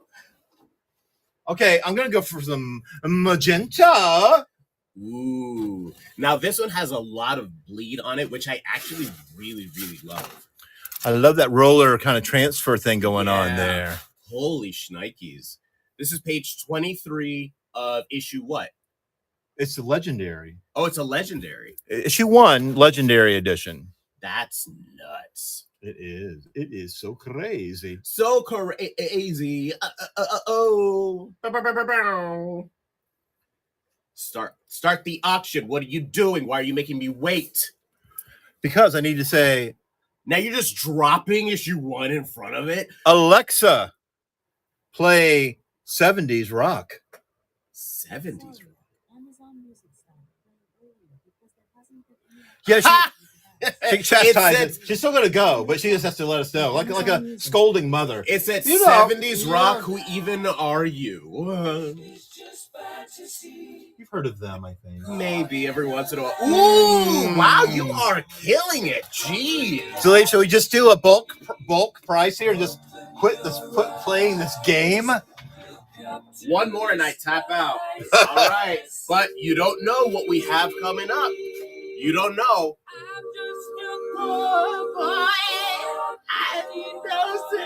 Wait, you don't have any. You have 3 colors now. Cyan. All right, Zalif, we're gonna put up a cyan one for you, and it is a beaut. You get one of each color if you get this one, and you'd be an absolute fool not to get this page. This thing is beautiful. we go. Mama.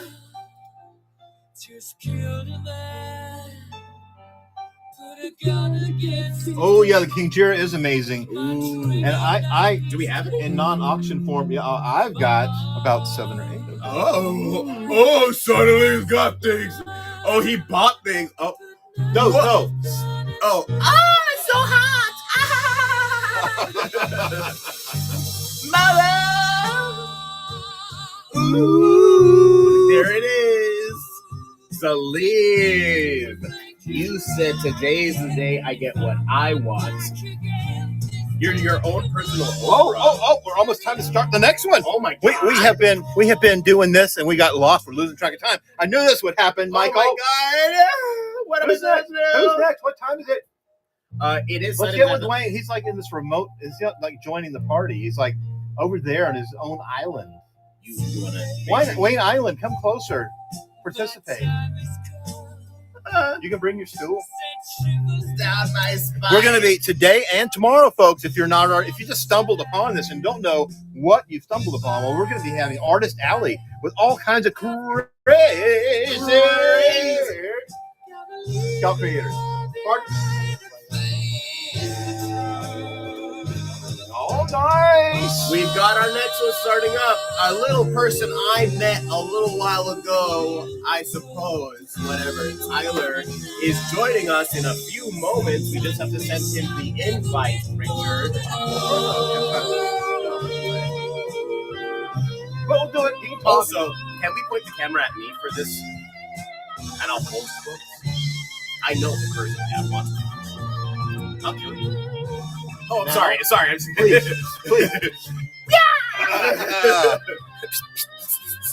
Decorating. These are sound effects because I slit his throat.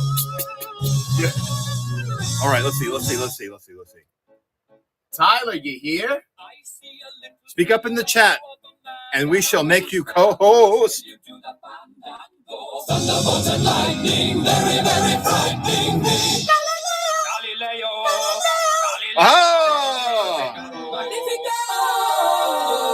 just a poor boy, nobody loves me. He's just a poor boy from a poor family, sparing his life from this monstrosity. Easy come, easy go, will you let me go? Bismillah, no, we will not let you go. Let him go. Bismillah, we will not let you go. Let him go. Bismillah, we will not let you go. Let me go. We'll not let you go. Let me go. We'll not let you go. Let me go. Invite has been sent. Jump on. I was going to say that's definitely not him. Hold on. I got to make sure. Hold on. Whoa. We've got a gray mass. We got a gray mask. We don't know what we're looking at, Tyler. Is Tyler really an energy being? Is that what you're telling me? Yes, he is. Tyler! Oh, there you are. Why are you putting at scissors? Hello, how are you? I missed you. We do indeed have Dave Letterman back there. Dave, wait. Okay, thank you. Hi. My name's Michael. What's yours? Michael, what we doing here? Tyler, can you hear me? Can you see me? What's going on? I can hear you. Can you hear me? Yes, barely though. You sound really muffled. I'll tell you what. I'm going to do this. I'm going to do what you said, but I'm going to do that, do the thing. Okay, let's do the thing. We're going to do the thing. Here we go. All right. So Michael, my God. Michael, you come over here. Do the fandango. Hey, baby. How are you? What are you drinking? I'm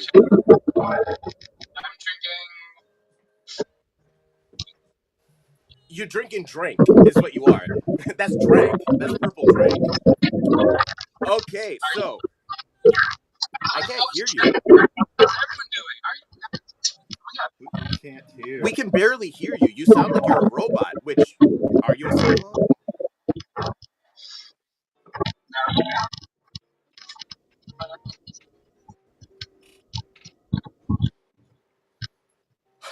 Wow. Let's see if this works out. Let's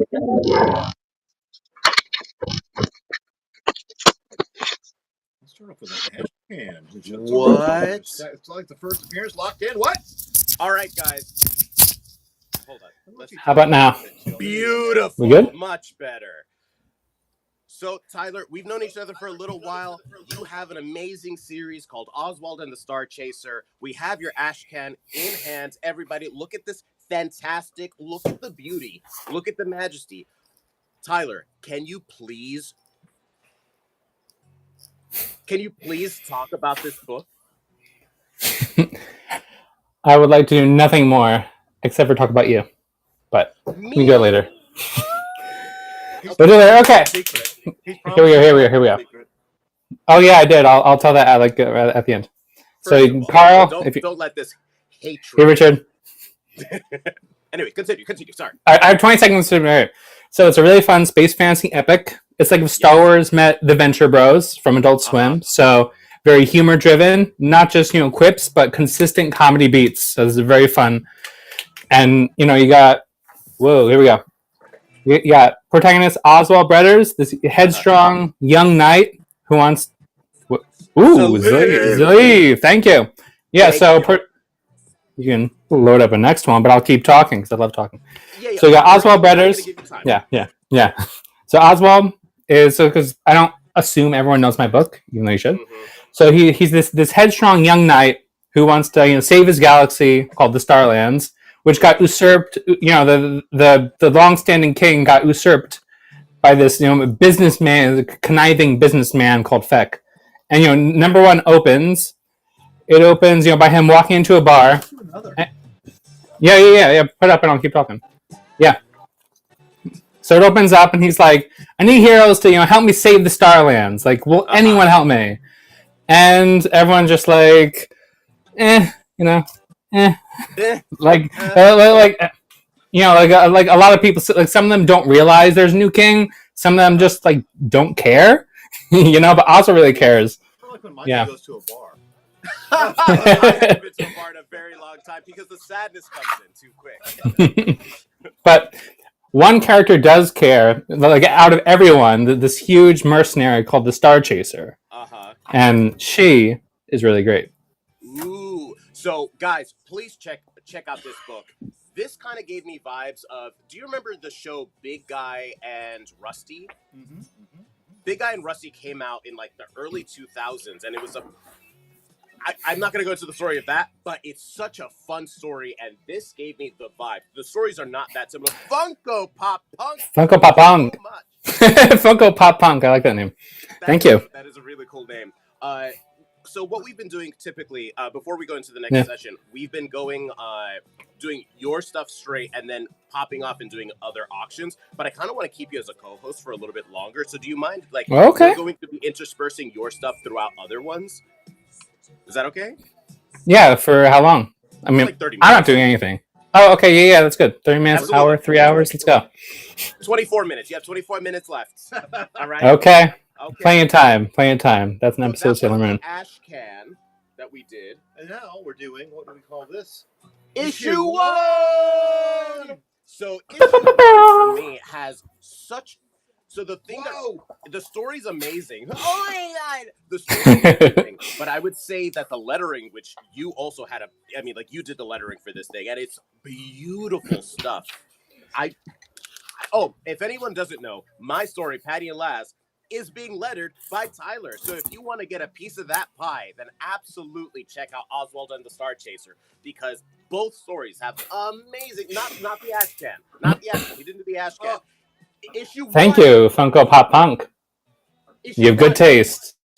You have amazing taste. Yes. Carl is in the trunk. I love you. Okay, so you already got this? Got this. Okay, we're doing another one. Another issue 1. The first issue of a...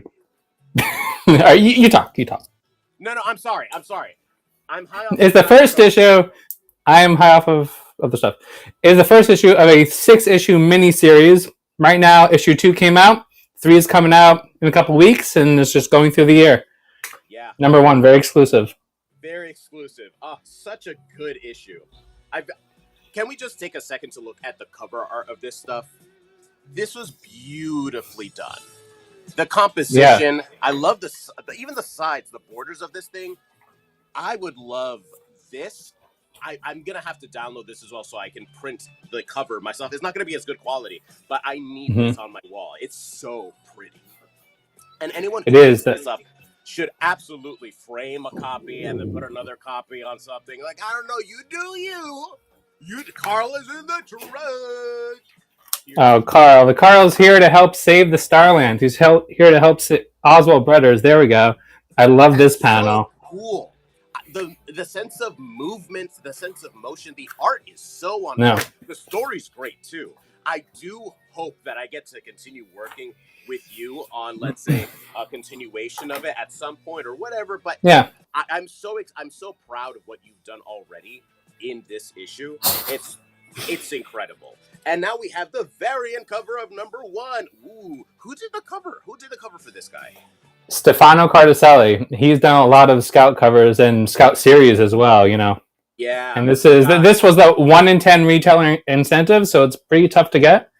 Yeah. So I'm surprised a retailer had to buy 10 copies to be able to get that. Guys, one exactly. Absolutely should have this. This is an amazing cover. You should Thank put you. This one in a frame. I mean, come on, guys, you've got a chance to get this cover. It's a limited edition. We're gonna put it back up. Yeah, $5 is a good deal, and I thought it was like it's 10 deal. It's a or something. crazy deal. People don't know what they want. We could all be fired here. I'm putting it back up now. Oh, Give okay. it a chance, man. Give it Okay. a chance. Yeah. One more try. One Come more on. try. We're gonna do this. We want this cover. Look at his butt. Look at his butt. Yeah, so the artist was Stefano Cardicelli, and when we were looking into a variant cover, which ended up being this one, I looked at a lot of Scout artists and which one could really hit like a vibe for Star Chaser at least. And Stefano did a lot of like Stefano. He does a lot of like these big like mechs and stuff. So and like these guys in power suits like Warhammer. And I was like, come on, he's you got it. Fine. We're gonna go back to the regular cover for now. Yeah. Which is very nice. It is. Whoa. I'm like, what? Okay. You put that away. This is a family show. All right. Here we go. My God. Anyway, we're back to the regular cover. I have it. Reminds me of Clown from Recount. Ooh, you are absolutely right. You sure you don't want another one for a friend or something? Should we put that one up? You let us know. You let us know. Yeah, we're going at your pace, also our pace. But I want to talk about the creative team behind this. Not like this, the artist. Everyone loves artists. Everyone loves artists. Tom Hoskinson. Tom Hoskinson did the cover and the interiors. So that's all him. And Simon Robbins did the colors. He did very, very smart. Just a smart palette and everything. Like. Did you have yeah. I did. I idolize you. You're my hero. Oh. Yeah. And then, Look at this. we're not. Show this. Well, which one? This one? That one. Whoa! You have to tell us about this cover. That's my cover. I'm a graphic designer by trade. I have been a graphic designer, graphic artist for 10 years now. I'm getting older, even though I look great. I'm getting older. You look fantastic. And I want to do a cover that was very different, from the other ones we did. And so I did, black and white.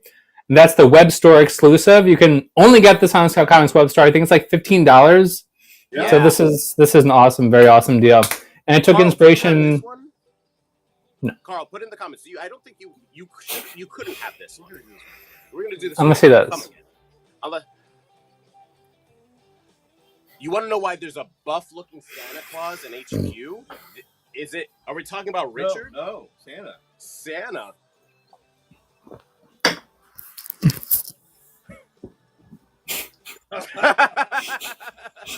No, Carl, do you have a version of this? Do you have this cover? There he is again. Are we talking about Wayne?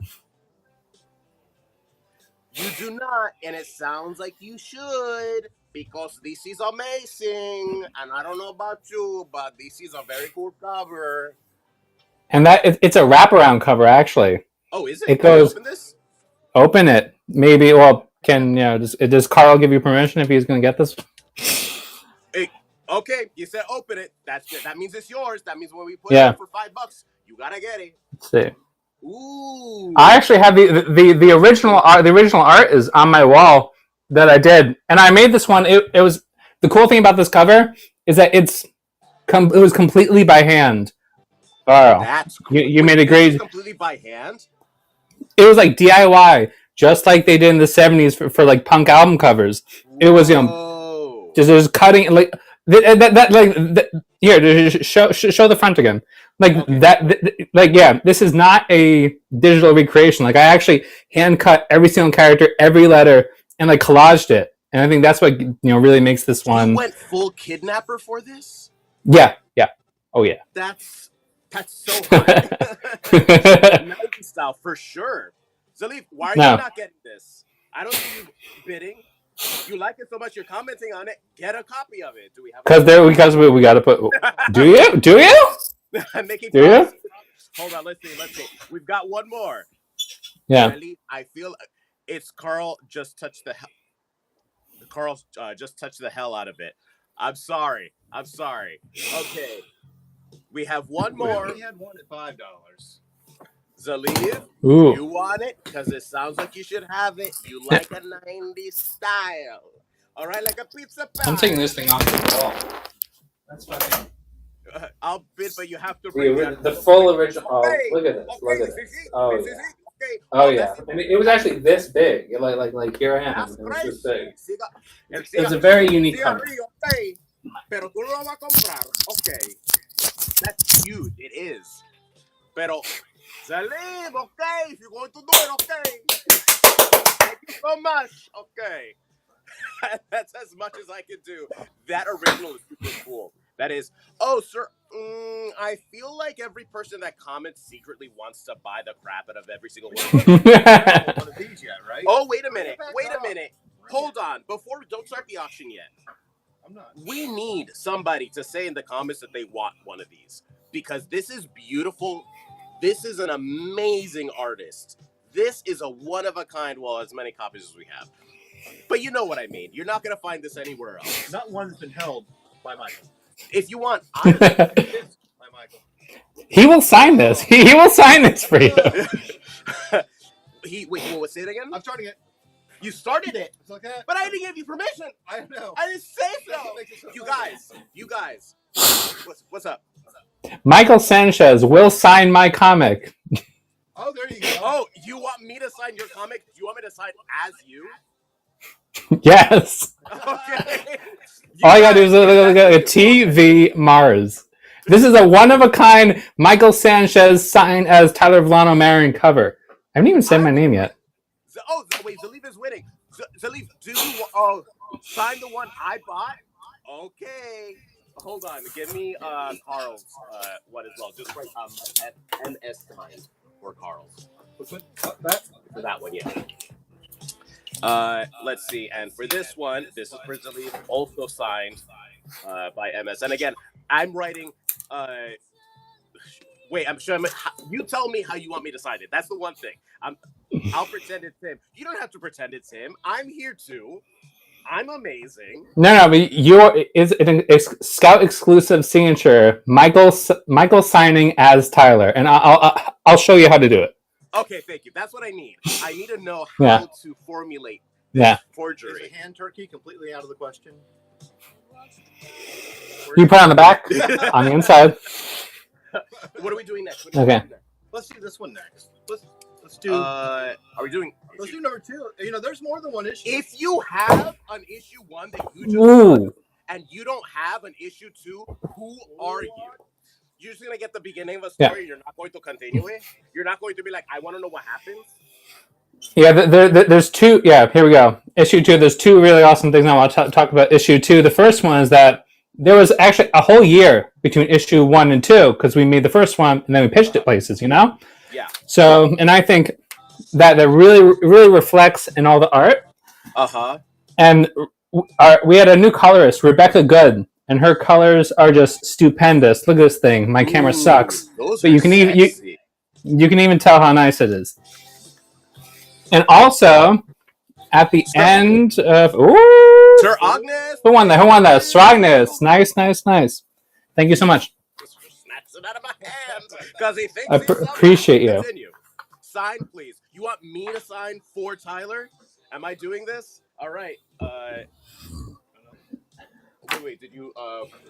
But say sign. I can remember. Yelling at me as if I'm not the person.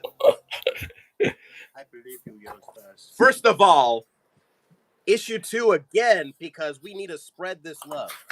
Issue 2 again. I have. Sorry, I'm gonna hear you. I'm just gonna call you tonight and just hear you talk because I love hearing you talk. But another cool thing in issue 2 is in the back. We have a whole bonus spread. This is the first issue that has a bonus spread. It has fan content, but also some behind the scenes. And I'm telling you, we're not saving this for the trade. It goes in the 2, the 3, the 4, the 5. Yeah, that's so cool. Guys, if you have issue 1 already, where are we? Get issue 2. Yeah. You want to get this spread with the concept art, the commentary track. It's so Oh yeah. And I'm gonna sign it. And I will do my best to. I'm not gonna make it too jank, I promise. But you need to get issue 2. All right. Is it already? You gotta. You have 10 seconds. Zaleev. Someone give Zaleev one for the money. I'm winning. Woo! Last time. Oh. That Sniped. Oh my god. Thank you. Do you want me to sign it for Tyler? That is a question. Let me know. Okay. You tell me if you say okay. This is what I want. Okay. Last time you won this thing. You got to comment. You got to give me a no. Oh, was it? He said yeah. He, she, or they said yes. He wants me to sign it. All right, that's what he said. What are we doing next? This is not.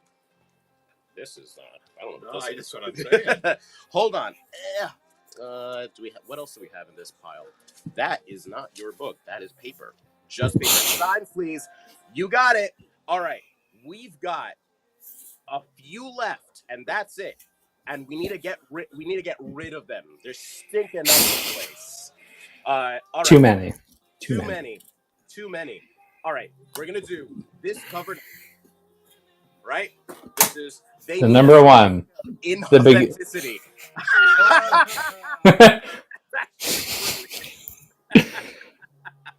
How much time do we have, by the way? You have exactly 7.5 minutes. 7.5 minutes. Let's go. Issue 1. Did we start it already? Yeah. No, you haven't hit start option. Guys, you want issue 1.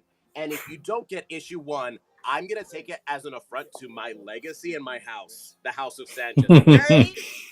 You don't want the wrath. But anyway, Tyler, brilliant work on this book. I can't stress enough how amazing it is. If you don't get issue 1, guys, remember, you kill a small family in the in Appalachia. That goes unsaved. Last time. Oop. Nice. Thank you. Again, do you want a signature of inauthenticity or a signature and a certificate of inauthenticity? I feel like before we go for the last 2, sign that for me. Ooh. Yes. Thank you so much. All right, we've got 2 left. You want to do this one? All right, let's do it. We've got. Oh, another one. Wow. We've got 1. This is the last one. If you don't get this, then who are you? If you don't get this, who? I mean, like the wraparound cover. You've got the kidnapping made. Like you made this whilst you were kidnapping a small family in Dakota, right? Oh, you're talking to me. I'm not allowed to say. But let's rerun it. Because people need more time to think about how crazy good and how much time it took to make this particular cover. I will be signing it for you if you want. Yeah, no, I was literally in the studio on my hands and knees, cutting board. I'm not kidding. It was a mess. It was a complete mess. There's a big, there's a story really behind this cover.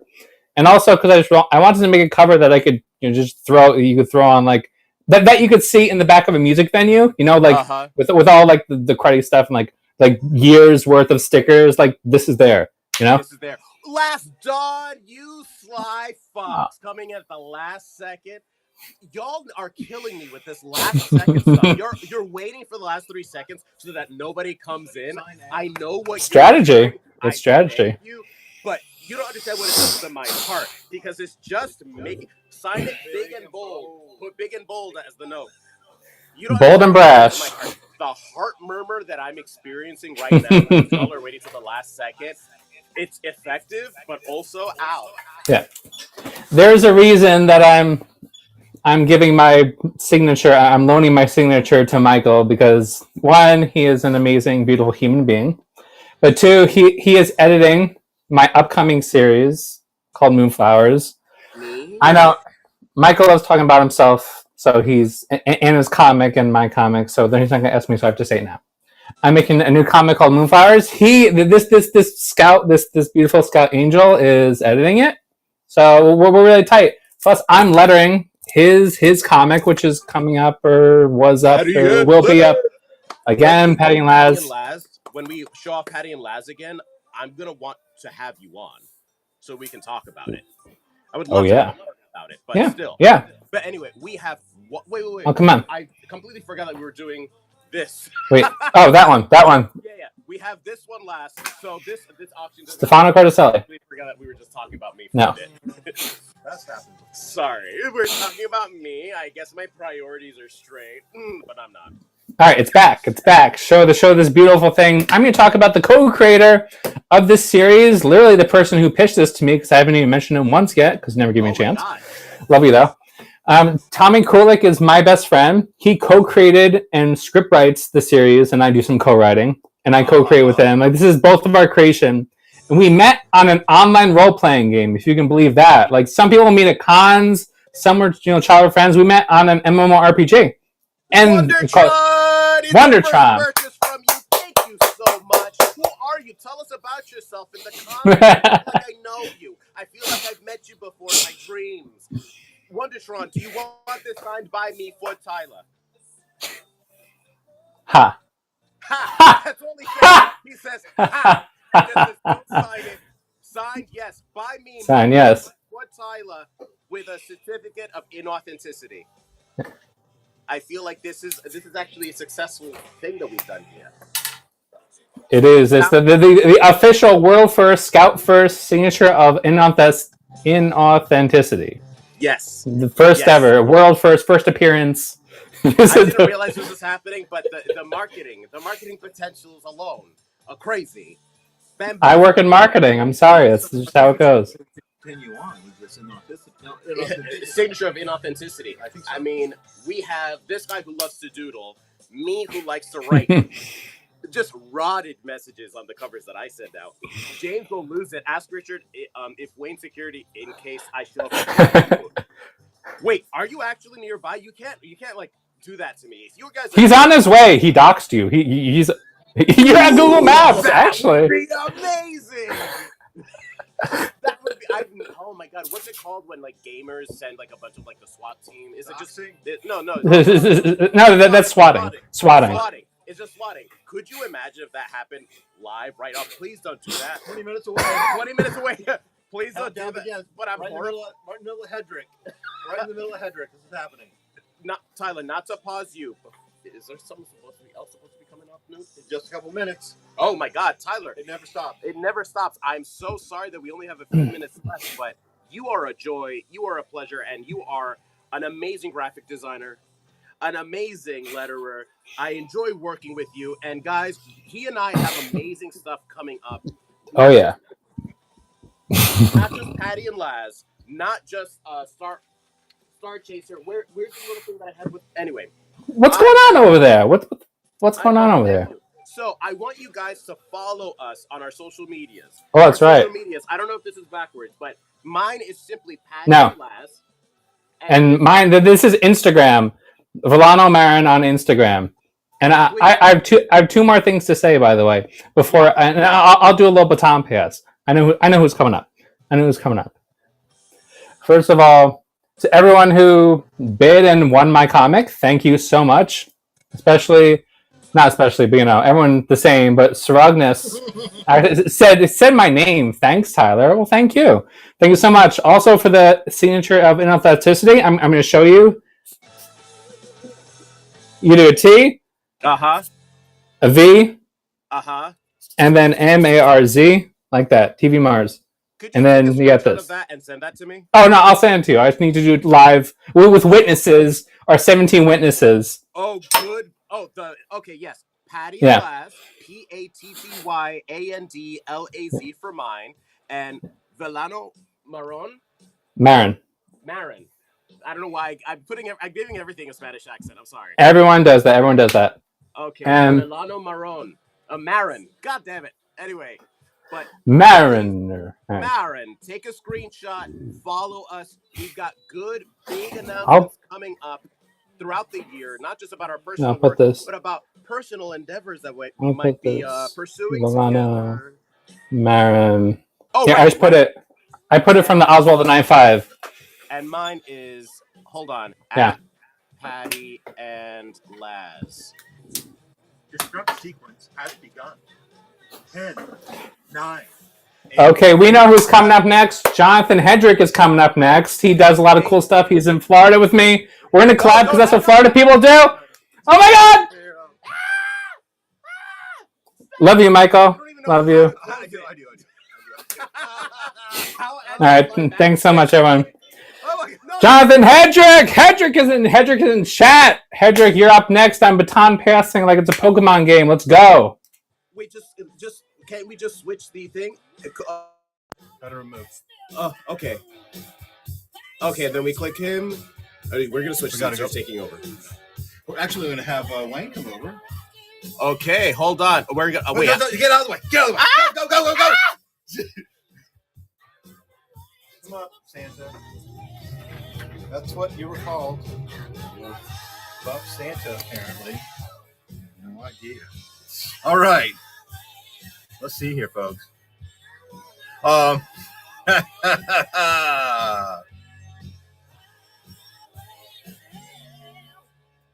Mr. Jonathan, we are going to invite you to co-host. Boom, just like that. There he is. Hey, Jonathan. How's it going, guys? Hey, Wayne. Hey, Richard. Good. How you doing? Good. How y'all doing? Good. We're gonna do the he forgot to trademark or register it. Michael Sanchez approach here, where Wayne's gonna hold up the book. it works. What can I say? People like faces. Let's talk about before we get to all the collectible stuff, Jonathan, which you've got so many great covers. Let's just talk about a story. Let's get a reader out of then they can collect the story, all the great variant covers, right? Right. Yeah, the recount. Yeah, that's my first book with Scout. I like to call it a anti-political thriller. It's about a corrupt president that gets assassinated by someone in his Secret Service detail during his resignation speech. And quickly after that, the conspirators of the assassination come out to the public to say that they're not done yet, and they're going to take out anyone who helped put that president into power, including all the donors, the fellow politicians, and even the voters. And then they encourage people to help them with their agenda. So that's a quick elevator pitch of the recount. That's the trade right there. It gives you the first 4 issues of Volume 1, plus the much coveted 4 pages from the Ash Can that's super hard to find. So if you want those 4 pages, you get those in the trade paperback as well. Right. I'm always interested because, as you told me one time, that you don't have a specific political agenda when it comes to this book. So many people I've run into, read the book, said, "Oh, he backs such and such a party," and I'm going like, "No." Right. Talk about that. Talk about writing a political thriller without A political thriller. without siding with a particular party.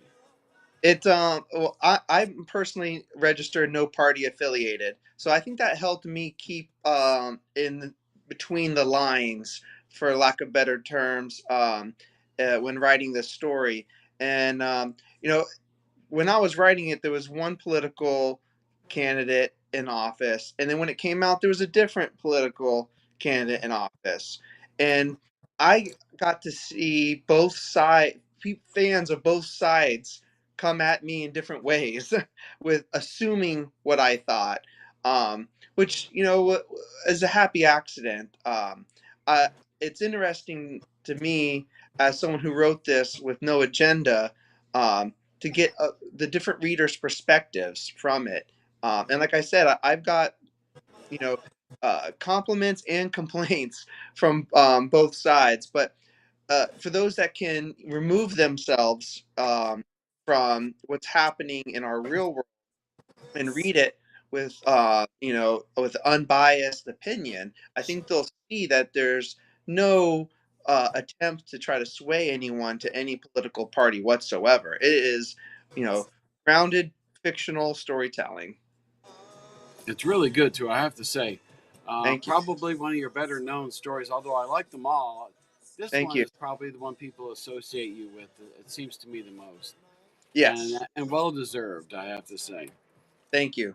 All Thank you, right, Wayne. so this is a great one. Now there's another book. This one you did on a Kickstarter for. Now it's actually out from Scout Comics, and That's this right. is called Quicksand. Why don't you talk about Quicksand?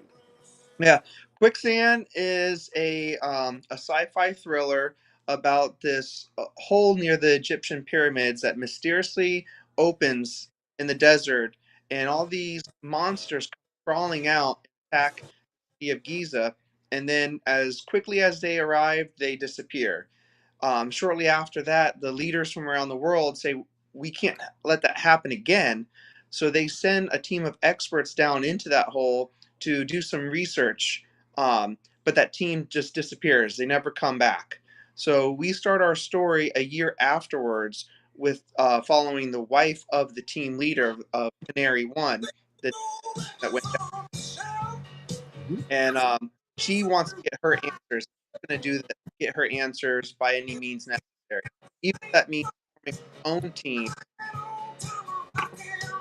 Wonderfront won this one. We can hold up this one for it. There you go.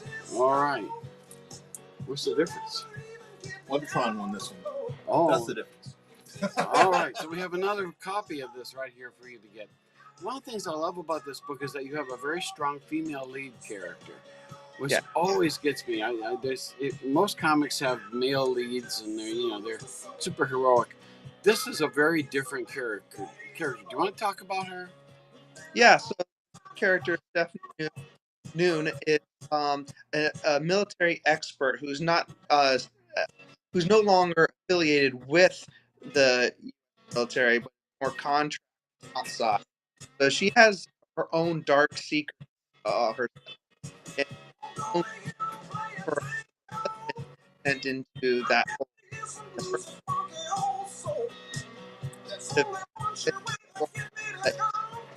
dead.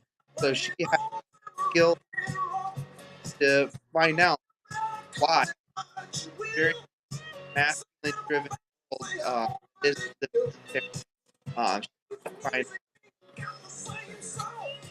Comic Mom takes that one. Yeah, we had a little trouble hearing you there, Jonathan, but I'm sorry.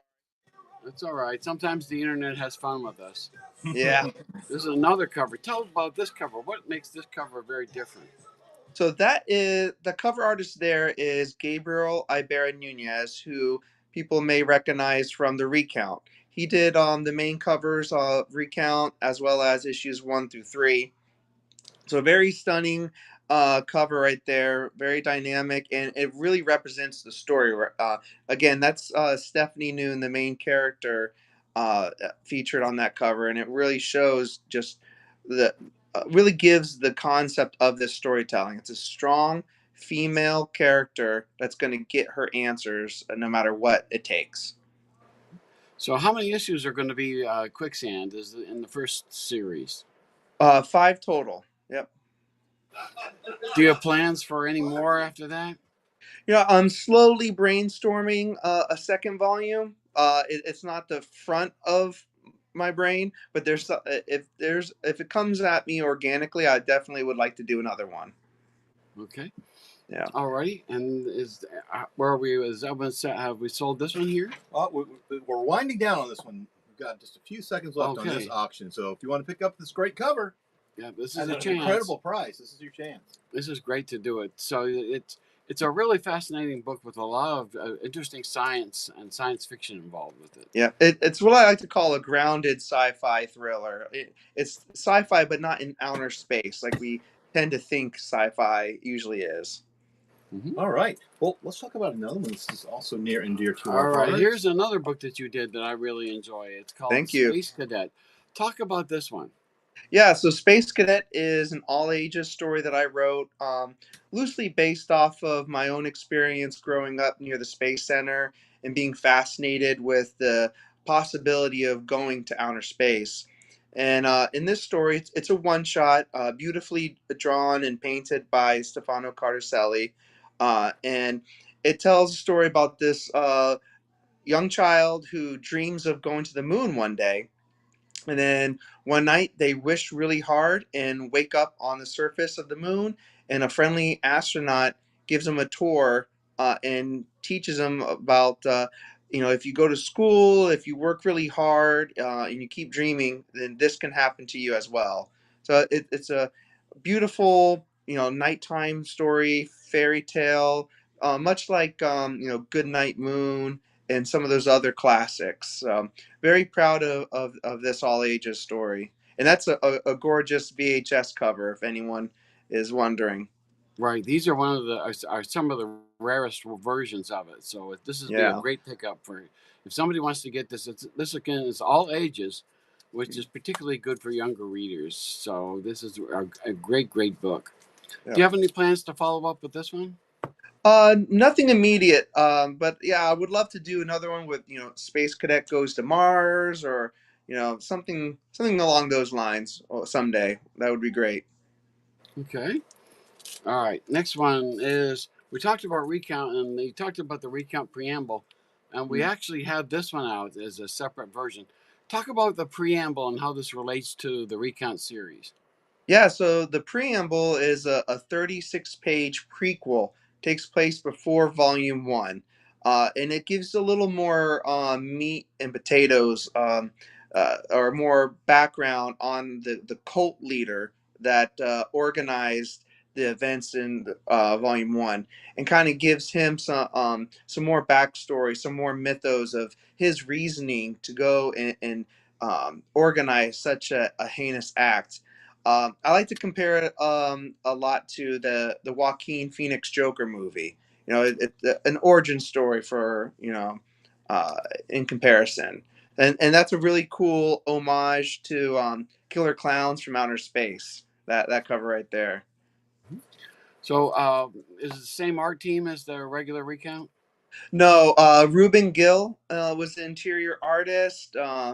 Lorenzo Palombo was the colorist, and Joel Rodriguez was the letterer. So all different creative team besides myself on the preamble, but still Okay. very talented crew. Very good. Okay. Nate made it. Okay, here's a Nate Johnson cover of Space Cadet, which we Yes. talked about before. I'm so interested in people's fascination with space Yeah. and things like that. You talked about your childhood and how that kind of influenced this story. What is it about space that you think attracts children to want to go out and become astronauts? I think a lot of it has to do with it being, that unexplored, that infinite amount of possibilities when it comes to space exploration. For me, growing up near the Space Center, we took a lot of field trips out there to the Kennedy Visitor Center, and there was already so much rich history. And growing up in the 80s and the 90s, I saw shuttle launches consistently. So it seemed like it was something that was very tangible. Everyone here worked or knew or had a family member that worked out there in the Space Center in some capacity. So I think that's why it draws so much fascination. And I'm so happy that through the private sector now that there's a resurgence in that type of people wanting to get back into it more. Okay. All right. The next one. Talk about this. This is a variant cover for the recount. Yes. Talk about Very, this. very popular homage to Scarface by my good buddy Brian Silverbacks, who came up with the idea himself. He reached out to me when Recount first was announced, and he said, "I got to do a cover." I was like, "By all means, what do you have in mind?" And he came up with the homage to Scarface, which a lot of people loved, and that's like a variant to the variant. We released that twice. Once as the retailer incentive, which people ask me for all the time, and then this second one that was kind of like an anniversary type release of it with like more hair. But yeah, that one really stands out as one that I get asked for a lot. A lot of people bring that one to me. It's super Yeah. cool So stuff. now you sell these at con appearances and stuff like that. Are you going to be attending any cons in the future? Well, yeah, I just came back from Heroes Con last weekend. I have some in-store signings. I'm looking at my calendar that's in front of me. I'm going to be at Gotham City Limit in Jacksonville next month for anyone that's near the Jacksonville area. Then I'm going to be in Georgia in August at Urban Pop for which is Chris Hammer's store, another Scout and Scoot creator. He's doing a recount. His book club there is doing a recount reading, which is I'm going to go there in attendance for. And then I think I'm going to be following my wife to New York Comic Con in October. Carl's in the trunk. Carl's in the trunk took that one. All right. So do we use another one here? Sure. There's one more. Yeah. All right. We have another copy of that. Oh, good. We're gonna want. So if you didn't manage to get that last one, if you weren't Carl's in the trunk, you can get this one, and I think you're going to enjoy it. It's just great stuff. Now, before we forget, how about if you want to put your social media stuff in the discussion there? That would be good, so people can follow what you're up to. I'll put my my website in there where everyone can find links there. That's kind of like my hub is my website, jonathanhedrickcomics.com. And please give me a follow on Whatnot as well, because I've been running my own giveaway shows with buy it now options. So I actually have one tomorrow night at 8 p.m. in case anyone wants to jump on that. Now, I understand you're working on more recount, right? That's right. Volume 2 is called Recount Second Term, and it follows up just a few months after the events of Volume 1. So hard at work at that. Hoping to get it done as soon as possible, but got a lot of projects to manage, and I can't make anyone draw faster. I can throw all the money I want at them, but it's going to come as fast as they can do it. That's the thing about a writer can write a page in like a sentence. The explosion blew the whole block, but then the artist has to draw that, and that takes a whole different ball game for that. So that's great that you're doing that. Yeah. So, any idea when that recount thing is going to come out? The new material. I hope no later than next year. Issue 1 is still the issue 1 of Volume 2 is still the one we're working on right now. So we'll see. It's just it's out of my hands, to be honest with you. I hate to pass the buck, but it is what it is. Well, I'm sure you're working as hard as you can. Of course, when you got as many series going on as you do, and you have other series too. That's right. So yeah. There's a lot. Why don't you talk about the other series while we got you on here? You've got one that just came out from Advent Comics, right? That's right. Capable. That's my superhero series. It takes place in a world where one day people with disabilities wake up with superpowers that are opposite of what their handicap is. And that's actually what my giveaway show tomorrow night is going to be focused on. So if anyone wants a chance of winning one of the 10 issue 1s that I'm giving away, give me a follow on Whatnot here and watch my show tomorrow night at 8 p.m. Eastern. Are there other books that you're doing as well? Let's see. Oh, at Black Box Comics, I write a book called Dream Master. The first volume's already out, issues 1 through 5. Volume 2 is already in the works, and I've been given the green light to write volume 3. So you can go to any of your local comic book shops, ask them for all of my Scout books, of course, and ask them for Dream Master as well. Mm-hmm. Well, I enjoy your writing, and I'm looking forward to do. I think someday you're going to be writing for Marvel as well, but we'll see if that happens or not. Thank you so much, Wayne. I appreciate that. Very kind.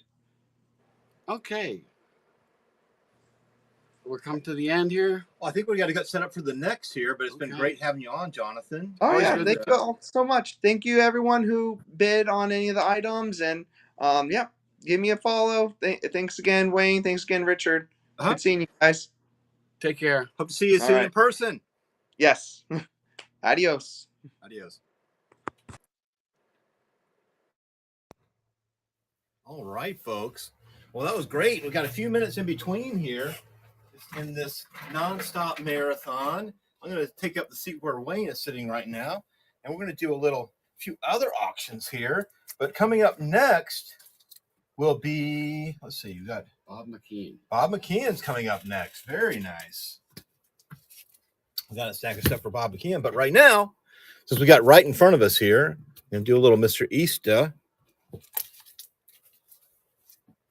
Second printing, issue 1. If you missed a little earlier, we had some Mr. Easter 11 by 17 Pressworks plates, which were amazing, are amazing. We got a few left. If they weren't all, okay, something for me that Wayne can sign. Okay, all right. Well, Wayne could sign this Mr. Easter because he's sitting here. So hold on a minute here, Carl. Let's get this Mr. Easter going. Second printing. Pardon? I'm sure Kit would do a better job if we could ever get it to him. That'd be the thing. Yeah. Kit's a little far, but here we go. So we're doing second print. Number 2. Oh, number 2. Hold on a second here. We're not doing that. We're doing number 1, second print. I tell you, it's right here. Here we go. Number 1, second print. Start that off at a little bit less than cover price. We're going to do it at a quick 20-second sudden death. And if you want, Wayne can sign it as Wayne. Wayne will just put his name on it. Oh, that's true. He could sign a Stabby Bunny. He was editor of Stabby Bunny. So that's true. That's very true. Goodness, the opportunity was right in front of me the whole time. But for right now, a few seconds left here on this Mr. Easter.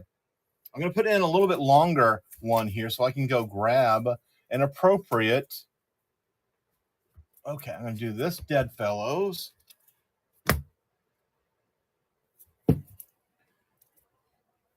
This is Mr. Cardacelli's artwork on there. And what we thought, I think, when I first did it as a temporary logo, may end up being the logo. So that's my little bit in there. Very good. But hold on a moment here. Let me get the Dead Fellows going. All right. So this is the Dead Fellows variant cover. Again, Dead Fellows.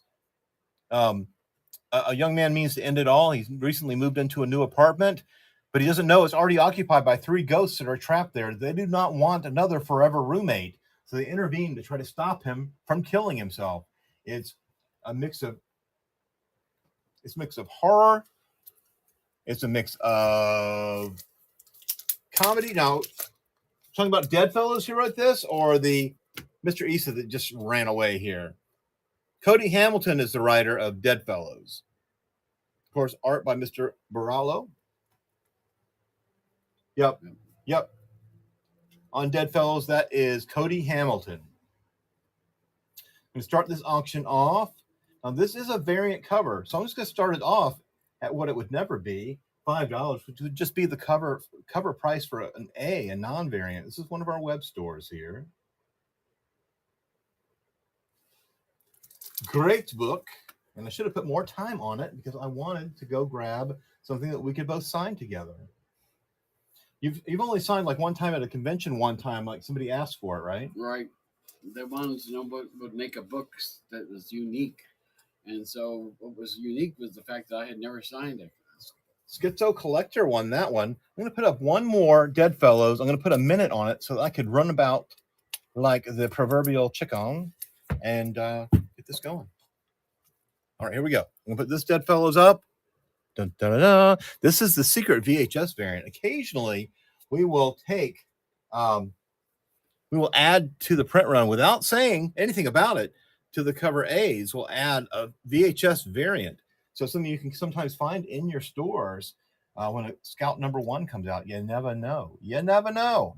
So we get this one going. This variant cover. Again, I'm going to act like, hey, I just walked up. I did the cover A thing. Imagine if you found this on the shelf at your comic book store, cover price. I don't think that ever happened. I don't know. Some comic book stores put them out, but some comic book stores instantly snapped them up, bagged them, and marked them up, which I can understand that too. But I'll be right back with a Stabbity Bunny that both Wayne and myself could sign. Maybe we'll do a few Stabbity Bunnies here. Yeah, we turned the music down because it was making Mr. Hedrick pop for some reason.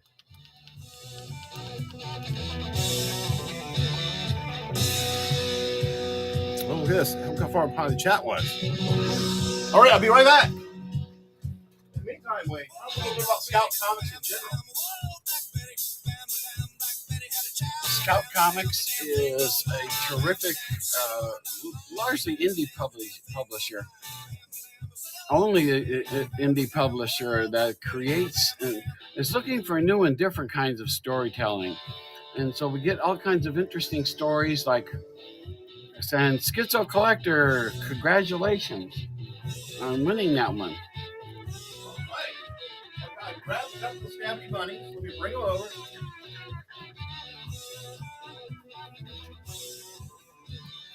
Schizo Collector takes it. Oh, what a deal. $5? Come on.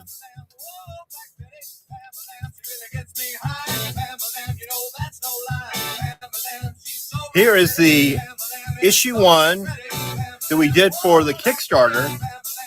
Ralph Singh did this cover. If you'd like, there's plenty of room here. Wayne can sign on one side, I can sign on the other. Sure, we'll do it. There's only one other Stabbity Bunny with your signature on, is that correct? There's only one other Stabbity Bunny right now. Now we're going to be basically doubling the amount of them that are out there in the market. Here we go. Let me find this real quick. Ralph does consistently great covers. Absolutely. I am number 1, 1983. Welcome. We're going to have Bob McKeon up next, doing our Artist Alley, where we're just going Scout Creator after Scout Creator. Sometimes we've got a little break in between. Try to get a few things going here.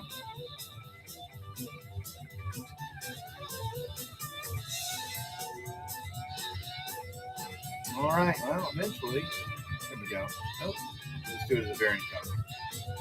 All right. We're going to start this off. This is going to be signed by myself, Richard Rivera, and also by my fellow Wayne Hall here. I call creator prerogative. $1, not sudden death. There you go. Creator prerogative, $1 start. Wayne can sign one side, I can sign the other. It is rare. It's going to be the only.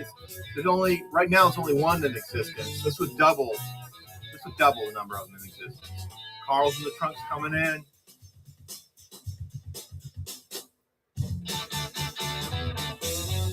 You've been practicing your signature again, Wayne? I always practice my signature. Excellent. Excellent.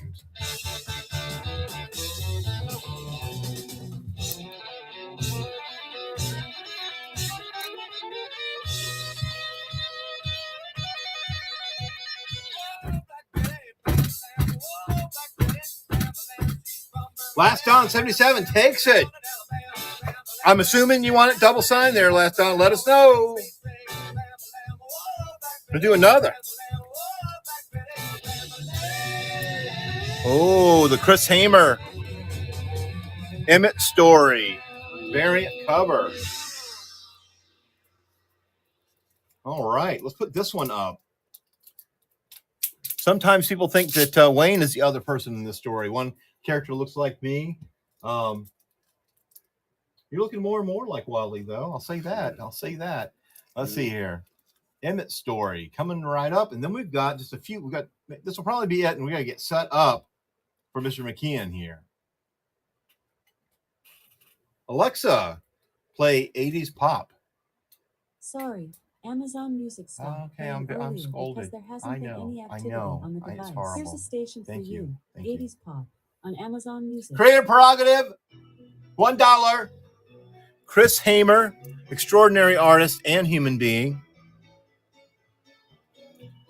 Adventures of Byron. Urban Pop. That's normally a $20 book. Wayne and I can both sign that. Just a small town girl living in a lonely world. All right. Midnight train girl. Here we go. We're closing out. Down to 6 seconds. 5. Oh, had a little time. That's right. This wasn't sudden death. By the way, there we go. Double Siggy. Double Siggy right there.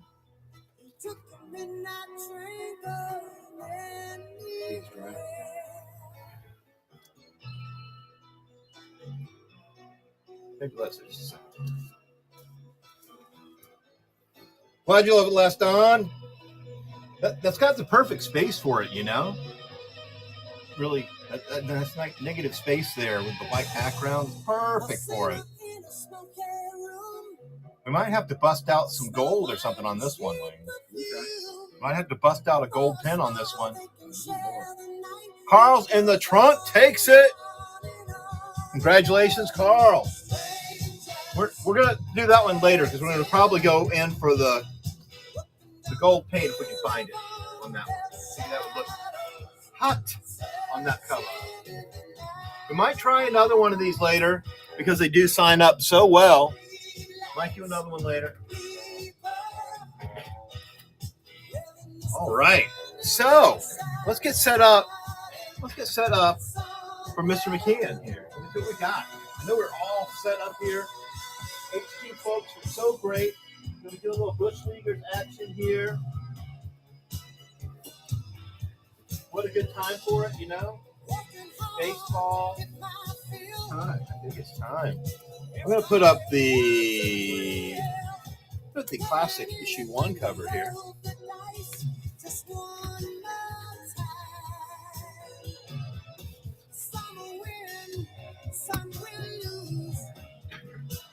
All right. So if you're out there, Bob, speak up and we will add you and you can co-host this and we're going to take the music down because maybe I'll stop that interference. Thank you for ever pointing that out. It's Bob McKeon and you've downgraded. It's Richard Rivera, not James Hake. Mr. Hake is sipping champagne from a slipper right now. Hi, James.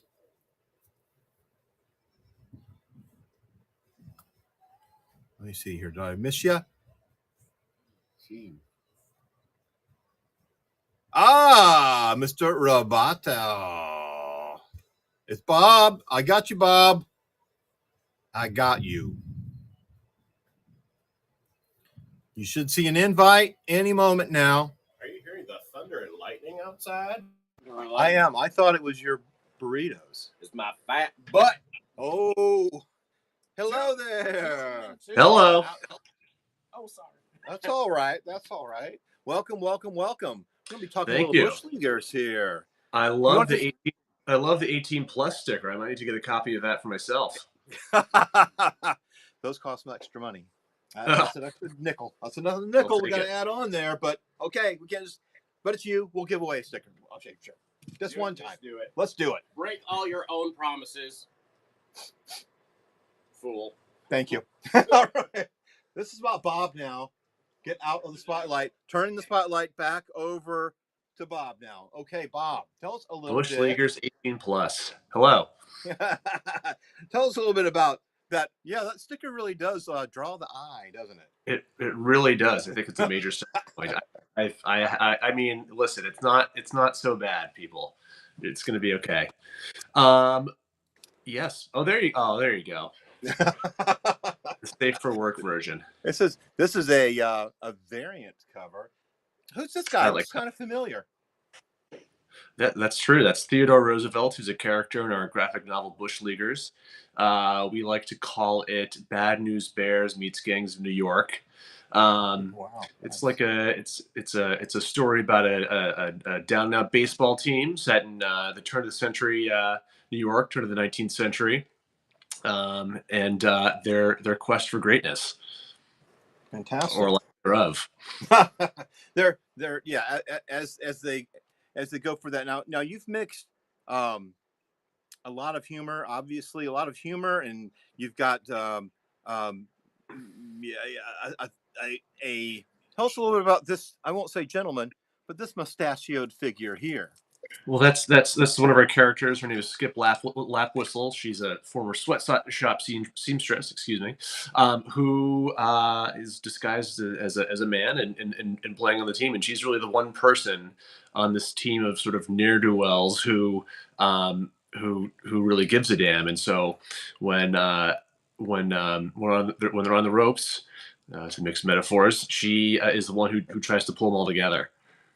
Great. Now, we just had a comment, if you see in there, Last Dawn 77 said they absolutely loved this book.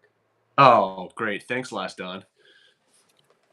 All right, so we got that going. And this one's wrapping up, and this is for the variant cover. I believe we put that out there for like $14.99, so this is a great deal. Last Dawn takes it, as a fan should. But we're gonna go ahead and put the whole. Now you've seen these, right? Do you love the feel of these books or what? Oh, they're amazing.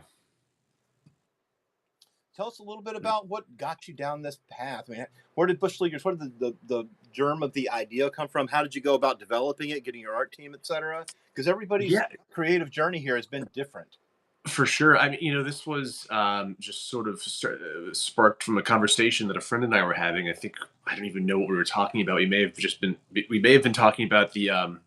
There's this episode of The Simpsons where Mr. Burns takes over the nuclear power plant softball team, and we were just kind of laughing at his old timey dialogue and the lineup that he pulls together for the team, and I think that kind of just snowballed into there should be a story about an old school baseball team. I think it's sort of the possibilities with the characters in the world are so rich that in certain ways it wrote itself. But my buddy and I wrote it, and then when we were looking for an artist.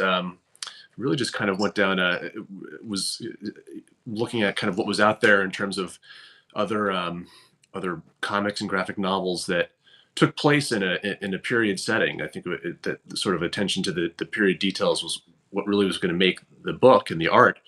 And our artist Joe Flood had just completed a book called The Long Road to Liquor City, which was published by Oni. He did the art, and Macon Blair wrote it, and it takes place in the turn of the Depression. It's a Depression era story. There you go. And it was perfect. Joe's an amazing visual storyteller, and he's a real eye for detail. And so we reached out, and he was into it, and we were sort of off to the races. Great. Now, are there any chances for a sequel? I mean, we have a lot of ideas. But it's just so we would love to, but we haven't figured out exactly which direction to pursue yet. Any chance for a whirly twirly mustachioed comic book publisher named James Hakenstanker III being the villain of the next? I think he's the new recruit in the next issue. That'll be terrific. Then he can do some signings too. What a team up! What a team up! So how did you get involved with Scout? Were you one of the? I mean, Scout just does a lot of. Our book was a little out of the box, I think, in terms of the type of comics that are out there, and we knew that Scout really publishes a lot of. Really interesting stuff, and they take risks, and we just hoped that they would take a risk on us, and we knew they had a reputation for being really supportive of creators, and so it really felt like a natural fit. Yeah, I mean, Scout does have such a great variety, but the common thread that runs through it is definitely quality storytelling. from all kinds of different angles, right? I agree. Quality storytelling, and also there's sort of an irreverence to a lot of the stuff that they publish, which I think is sort of the tone of our book and the tone of a lot of the stuff that Scout puts out as well. Which isn't to say that it's I don't know. It's all really interesting, edgy stuff, I think. Great. I'm going to put up. I have removed the distraction. Oh, we'll send that to you. But hold on here. I'm going to put up. This is the A cover, right? Yes. Put that up there, and this is a great entry to kind of a little preview, if you will. It's the nonstop format where we do the number one, follow it up with the trade, the full trade, and in this case, I got to tell you. I'm going to put this. I'm going to put up one of these again. We already had a winner. Schizo Collector already grabbed one for their pile, but such a great soft touch book here. And then you've seen the interior art. I mean, I know that we had.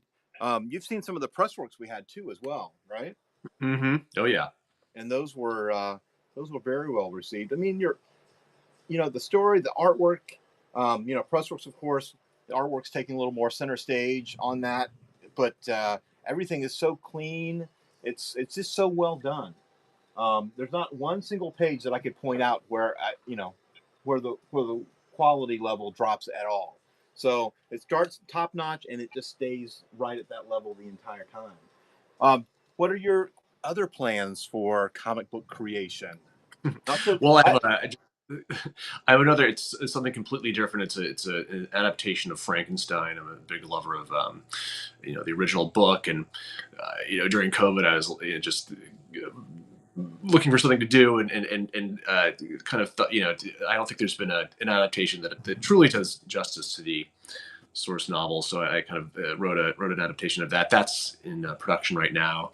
I have another historical project that or a period project that I'm writing right now, hopefully destined for a comic, but I'm not quite ready to reveal that yet. Okay. All right. And but yeah, that's it. And would love to do more Bush Leaguers. I love the characters and I love the world, and I think we've really scratched the surface of what these guys can get up to.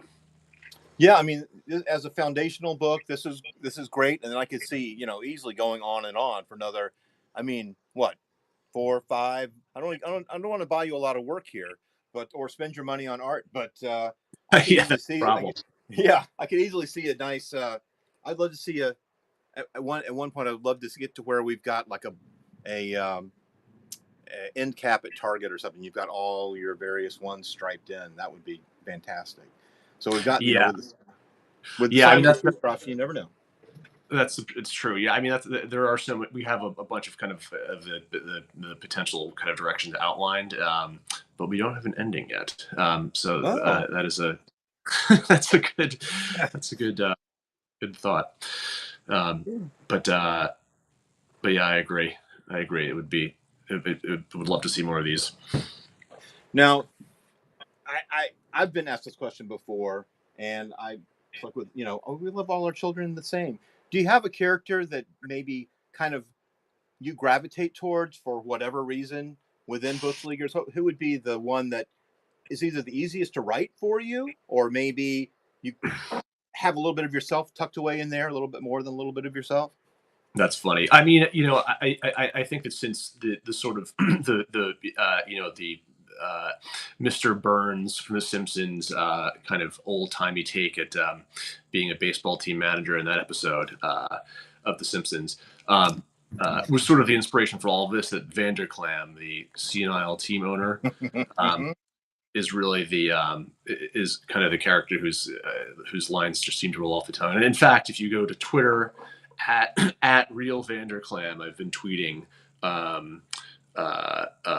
as him for a little bit, sort of instigating things with people and just writing, just kind of going off as this kind of cranky old baseball team manager / industrialist. Just riffing and having fun with it. Exactly. Yeah. Absolutely. Now, is there? Do you have any socials you'd like to drop for people to be able to get in touch? Now, you just mentioned the Vanderklam, so. Yeah, I think that's kind of turned into my primary Bush Leaguers Twitter handle. There's I have to swipe up. Hopefully I don't lose you. I'm going to go on my computer because I've what is my Instagram? Instagram, I think it's Bush Leaguers. Oh, Instagram is Bush Leaguers, the number 4, and then ever. Okay. All right. So there you Bush Leaguers, the number. Oh no, 4. I'm sorry. Oh. Bush Leaguers, the number 4, and then life. There you All go. right. A new update has changed to Bush Leaguers for life. All right. Terrific. Well, And it's if you great having you on. Oh, thank you. Yeah, and yes. if anyone for some reason doesn't get a copy here at Whatnot, you can also go to bush-leaguers.com/shop, and we have links straight to the Scout site, all the different copies and collectibles and things.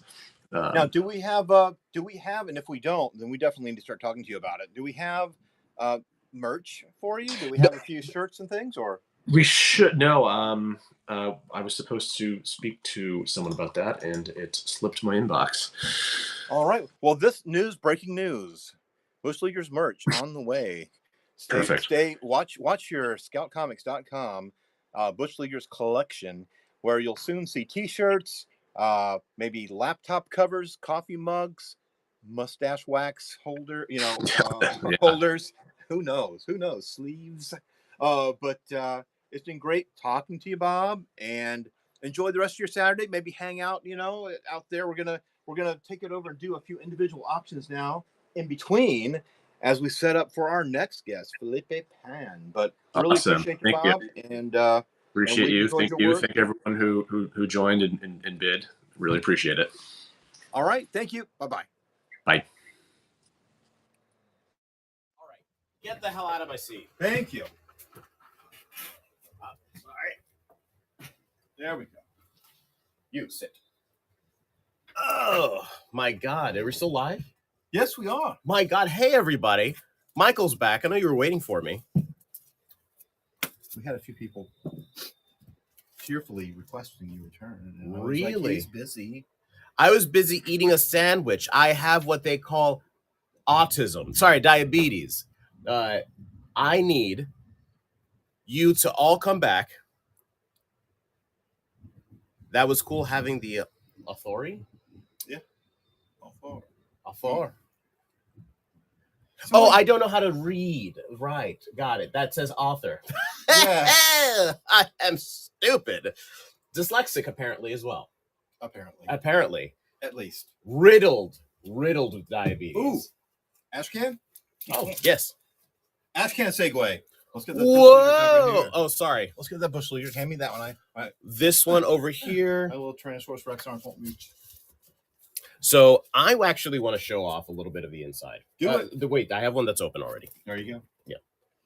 So before we start this off, I'm going to plug my book for a little while. We have issue 1, but I also want to talk about the very special ash can that was made. The back is also pretty. I like this sepia toned background. But Patty and Laz is my book.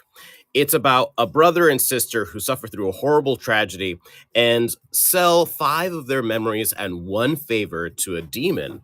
And 10 years later, they have to pay up, but they've been trading in between. I just want to show you some of the really fantastic art. I was inspired by Yu Yu Hakusho, Sailor Moon, a lot of the Toonami Saturday morning cartoon stuffs as well.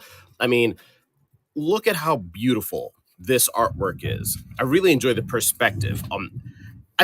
Guys, I'm going to be selling this. I hope you guys enjoy it because issue 1 is also a doozy. Check it out. All right, let's Coming up soon. Coming up. Let's put this up. Well, not yet. Not yet. 3:30. But that's when Felipe will be here. Oh, got it. Yeah. Patty and Laz is a full series. This is just the preview book. This is the ash can. When the series does come out, either late this year or early next year, it's going to be 8 issues, and that's only arc 1, but it's still going to have its own self-contained story, and it's going to be epic. I hope you enjoy magic systems, manga sections, because I have entire pages dedicated to just a complete switch in the art style. I really am trying to go for my Toonami love. and I hope you enjoy this book. Please check out the one shot. And now I'm gonna put. How do I do this? I just what? I just want to put. Okay. I want to put the option. Here we go. So go over here. This is not Bush Leaguers, guys. Patty. There you go. And let's make it signed. Now, are you still going to be putting hats on Patty? Oh, if I do sell this, do you guys want me to do a doodle? Because I will. I'll do a doodle. I'll do signatures or a message. Doodle a poodle? I can't doodle. You know what? Actually, yes. I'll doodle a poodle if you want me to doodle a poodle. Right, perfect. All right, we're going to start selling this at $5. We're going to hit start. Let's check it out. You'll even doodle a poodle. I'll doodle a poodle. What? Oh, Tep's already winning. Guys, I really hope you love this series. It is my baby. It is the thing that I've sweated and cried and bled over for the last few years. And my hands are horrifying. Jesus. I feel like they aged just on camera by 50 years. Take it out. Take it out. I started to smoke. Yeah. Teps, thank you so much. Now, do you want me to sign this? Do you want me to doodle a poodle? Doodle a poodle? Do you want me to give you a personalized message? Whatever you want.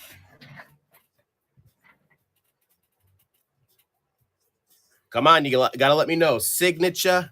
Do you want dealer's choice? Oh. All right, you're getting all three. Message, poodle, and signature. No. That's right. Okay, so Teps, thank you so much. All right. What? You've seen James do them. Now it's time for you to engage. Ooh. Mystery pack. This is the new hotness by Scout Comics.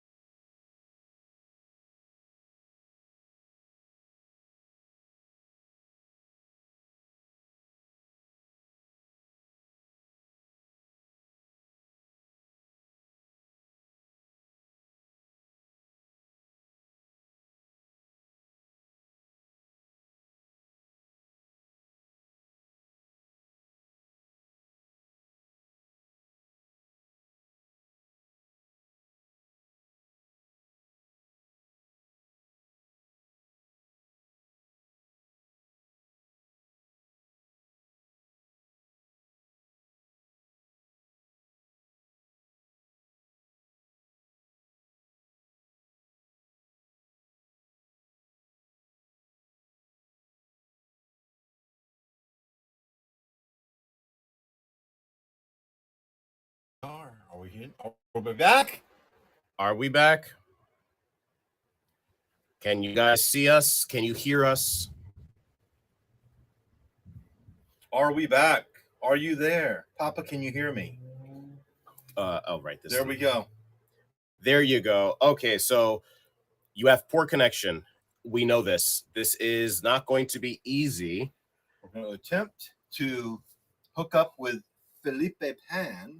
Could you pull up the whatnot on your phone so we can have a secondary screen? Let's see. Join. Post, confirm.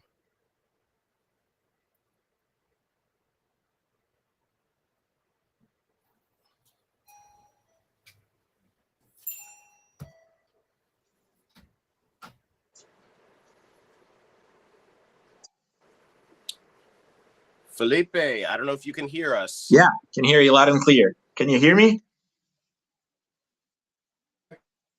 Let's see you. Can you guys hear me? I can. Oh. Wait. Maybe you can if you. Oh. Let me move around a little. Well, I need to be able to type. Say again? Let me move around a little to find a better place. Can you guys hear me now? No. You're fine. You're fine. It's the connection on our side. Oh, okay. Thank you. This off of there. I just need this. Oh, there we go. Okay, it popped up over here. There. Oh my God. That connection's so slow. That's why. My connection's too slow. Okay, long story short, let me flip over the camera so you can see my. Hey, what's up? How are you? Hey, Michael, how's it going? Yeah? Pretty good. Am I opening this? You can just sell it as a set, or you could open like another stray number one. Where's a stray number one? Anyway, 6. Oh, I know how to count. I'm just gonna put your book here. Oh, by the way, congratulations on Petty and Laz. Let me flip. Thank you so much. Somebody actually appreciates me. Someone loves me, knows me. And so you didn't pay by the hour. You know what? You know what? Coming at me with that. It was a one-time thing. They were $75 for 2.5 minutes. That's all the time I needed. So we sell a complete set. I'm talking about the book, and I'll put it on for very slowly for a complete set. Okay. Please tell me about the story that I helped begin editing and that was taken over by someone else. How dare they? But this amazing magical story of Might and Wonder with this amazing art style. Please tell us everything you can. 2 minutes. So well, let me start with the entire first set. Okay, so let me talk a little bit about the synopsis then, right? So Triskill is set in a medieval version of Great Britain, right? Which is called Albion for like mythological reasons. And it's the story of a young boy called Alec Ellis, who is mysteriously granted a magical gift on Samhain night. Of course, Samhain being the predecessor for Halloween, according to pagan traditions, Celtic traditions. And it's basically this boy's journey alongside his friends to find more about this power that he has been granted, and how this skill is set to define the scales of power on the island of Albion. So it's a fantasy story based on Celtic mythology, mainly from the UK, but specifically from Wales and Northern Ireland. So I hope that all of you guys aficionados for mythology can enjoy it. I absolutely was stunned by the story, but also the artwork is second to none. Obviously you're in love with it. I'm in love with it. Can I show off some of issue 1, just some of the internals? Sure. Yeah. That's a question for you. Yeah. Okay. Cool. Because this is crazy pants. Obviously, there are so many amazing artists out there, and I want to highlight so many of them, but some of the stuff that's presented in issue 1 is straight up like for me, it gives me like Final Fantasy vibes, almost like the party running through, making their adventure, the mystery starting up. Did you ever play Final Fantasy 9? I did, yeah. I played I played all Final Fantasies 1 through 12, right? And yeah, Oh, well, I love. when I We have to approached, talk about 12. I love 12. yeah, Yes, thank you so well, much. Yes, absolutely. Oh, do you want? I was gonna say a signature. He's not here. But you just got the entire first set. I would give you a signature if I could, but unfortunately, I don't have magical powers just yet. But hopefully, one day, if you see Felipe in a con, you get this signed. You do yourself a favor. Right. Oh, you're gonna take that for me? Okay. What else we got? Let's do another set. Let's just do another set. Let's do another set. yeah. I'm gonna hold The on. whole I just first, need the to whole, continue spreading the word of. I need to continue spreading the word of this amazing, amazing art style. The sense of depth, and also like the watercolor effects. How beautiful does a book have to be before you start sacrificing souls to it? Look at those wolves. I would get this yeah. as a background for my computer, but. Tell me a little bit more about what inspired you to start writing this story. Obviously, you were inspired by different fantasy series, but give me a breakdown of how you got into writing and also what this story really means to you. Yeah, well, I became a novelist first back in 2008. I had some books published here in Brazil, but I've always been like a major comic book fan, right? More so than novels, properly saying. So I just got to a point where I decided that I wanted to write comic books, right? And Triskill was a series of books that I had written, just to myself. And when I got to see Roy's art, Roy being Monaramis, right? Roy, the name Monaramis is his pen name, right? So when I got to see his art, I was like, this would look wonderful in a comic book because there's this dreamlike quality to it. Perfectly fit. It perfectly fit what my intention with the story. These sequences, which have to feel sort of like out, otherworldly. So and just the way he transitions from panel to panel, you can see that there's a very fluid sequence to his art. He doesn't use gutters as most artists would use, and that style fit perfectly with what I had in mind. So when I got to see his art, I emailed him. I emailed Roy, and I was very lucky that he got to accept it. He really enjoyed the script, so we got busy with the first branch, right, which is comprised of the 6 first issues, and it was just magical, and it's a story I'm really, really proud of. I'm really, really proud of Roy's work. It's just outstanding. It's just fantastic. And yeah, we're like, we were really lucky to see this become, become alive. So it's been a privilege. And I have to thank Scout for getting it out there as well.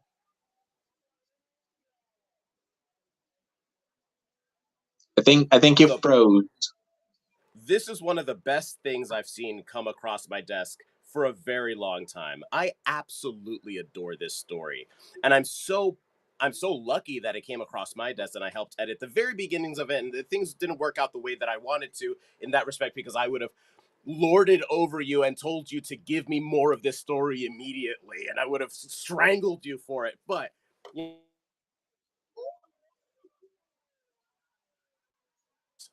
series, guys, could you restart it?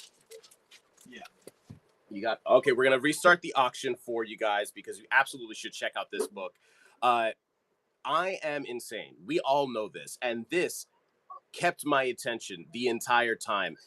And I think it's because like I said before, Final Fantasy and a lot of those fantasy epics that came out, like Pirates of Blackwater, they came out in the 90s, and Neverending Story specifically. Neverending Story has such an amazing, like, the depth of that story. Yeah. I don't want to spoil this. I don't want to spoil Triskele too much, but I will if I have to. Guys, please check out the entire set. Grab this set, all right? There's 6 issues, right? There's 6 entire issues in this set. Which even at cover price would be $30, and we're doing it for half of cover Don't price. be fools. I will find you.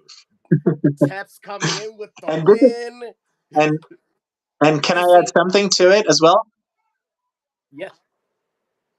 What I was going to say is that it's really rooted in Arthurian myths as well. So I've been an avid reader of Arthurian literature since I was a kid, and I did a lot of research. I spent like 12 years actually researching, doing my research into Arthurian mythology and also Celtic mythology, because I wanted to get into the roots of Arthurian mythology. I didn't want to use just the Christian side of it. I wanted to use like some of the pagan elements that were present, especially in the Welsh legends. So this permeates the work. I think that the reader can see it, and there are lots of mentions and to the cycles in Irish mythology as well. Some of the heroes and some of the kings are actual characters or just mentioned in the story. And I wanted to, like, the whole magic system of Triskel is completely based on this idea of the power of myths, right? So these characters, they can sort of like summon magical powers through myths. So in order for that to happen, first they really need to have strong emotion. They really need to believe those stories, and they need to connect their feelings to those myths so that magic can happen. So there's this ethereal element to it as well. Sorry, I'm also looking for the best way to arrange this. Put that away. James. How dare you? It's James. My God, making my heart palpitate. Anyway, guys, this is the last set that we have, the last full set. You've got 10 seconds to grab this last one. I don't know how long we're going to have this, but please check it out. This is the last set of this. We're going to put this auction again in a little bit, but we also have the individual comics if you're looking to get a #1, or if you haven't checked out this series before. Honestly, getting the set is the best option you have. At $15, that is the best price you're going to get it for. Let's see. And, of course, he just leaves me. I tell him not to make my heart palpitate. He just... Yeah. Let's see. Let me start the auction. We're doing this for $15. We're doing the time. Dupe. Start auction. All right. Did it start? Yes. The auction has started. Mm-hmm. Okay. We have technical difficulties, but we're not going to get in the way of selling this entire set. Carl, $15 is a steal. What's happening, bruh? You're going to get it because it feels like you want it.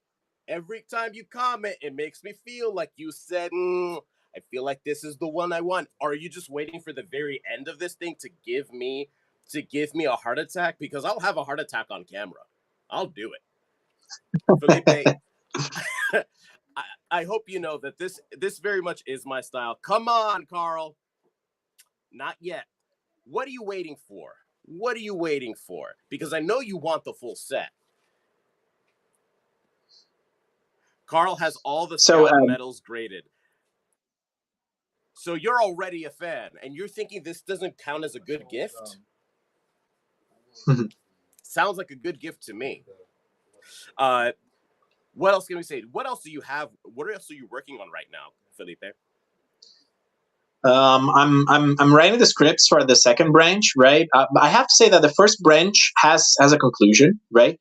But it's intended to, the first branch being the first arc, the first story arc, which is made of the 6 issues, right? I'm working on the second branch, scripts on the second branch, but I'm also working on some other comic book projects here in Brazil. So I had 2 books published, like the year before last one, and then last year, and then there's another book coming out this year. So I've been working on these comics, and I'm working on 2 other projects that I want to get published, that I want to see published in the US. So hopefully I'll get some news on that anytime soon. But yeah, Triskel's been part of my life for like. I'm gonna be quite upset. Don't worry, I will. I'll make sure of it. Good. And well, one last time. Okay. Well, one other thing I can tell people about Triskel is that if you sort of enjoy, if you're a reader who enjoys like the Chronicles of Narnia and fantasy books with like whimsical characters and a deep sense of mythology, right? And especially if you are into Celtic mythology, I think that this is a series for you, right? It's got all of that, and I hope and we worked really hard on a character-driven story, so we didn't want to use mythology as mainly commodities. We didn't just want to start naming swords and saying that it was based on mythology because of that. We really wanted the whole story to like ooze this legacy that old Celtic traditions still have today. So hopefully we were able to accomplish just that. I think you absolutely did. This book is a triumph. I absolutely enjoy and love this series. Carl, it's not stealing. It's called showing love. You already know that somebody else wants this. He did kill it. You know you want this as a gift, a whole set, all 6 issues in one. Carl, I know you want to. It is a steal because we were selling last year. We went to Comic-Con Experience, which is the Brazilian version of Comic-Con, well, we sold our sets for a much higher price than that, at Comic-Con Experience. So yeah, it's a steal. How much did you end up selling it for? Yeah. We sold it for, I think the whole collection, we got to sell it for like, available. You got the whole collection. You were selling. I think we were selling the whole collection for, I think, $35, right? At Comic-Con. That's also not a bad. And it was no, but that's why we ended up, it was sold out. We sold all our sets at Comic-Con Experience, and we didn't expect to because the book is in English, and Comic-Con Experience takes place in Brazil, so that aren't. I mean, lots of readers actually enjoy reading in English, but ultimately it's not our mother tongue. So many readers just prefer picking up books in Portuguese. But still, we got to, we had all of our issues sold out. So it was, and we got really positive feedback, which was amazing. And I got to finally see Roy for the first time, like face to face. So this was quite special. I'm always surprised at how many creators have not met their artists in person. And it's just like, that's just the age we live in, where someone can take your vision of a story and paint basically it into reality. And you're not even in the same country. Like, or where is Roy from? So Roy's from another state here in Brazil, right? So I'm from the state of Sao Paulo. And he's from a state, south to where I live, in a state called Rio Grande do Sul. So we got to talk online only, basically, during the pandemic. And the first time we actually got to see each other was at Comic-Con Experience, right, in Sao Paulo last year. He's coming to Sao Paulo again this year for Comic-Con again, and I'll be there as well. Hopefully we'll have more copies of Triskill because it was, people seemed to really enjoy it, and then people love Roy's art style, which is just fantastic. So we're really looking forward to being together again this year for Comic-Con Experience again. Yeah, I mean, and by the way, go ahead.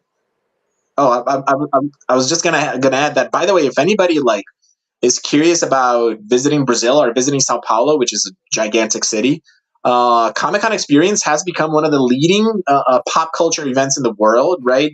I think that for the third year in a row last year, we had more attendees than San Diego Comic-Con. So it's become just this super mega event for any fan of pop culture and fans of comic books. We have the Artists Valley, which is where all the artists stay. They decided to call it Valley instead of Alley. It's just phenomenal, right? It's full of some of the greatest artists that we have, and some of the artists that are working nowadays for Marvel and DC, they're Brazilians as well. So we have Bilquis, who's wonderful, who has had an amazing run on Wonder Woman. Supergirl.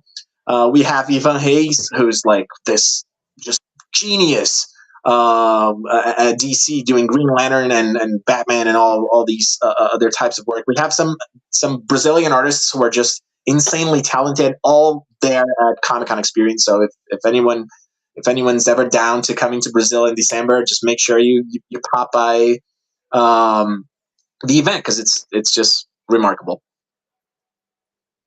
I'm sure it is. I mean, I've never been to Brazil. I would absolutely love to visit.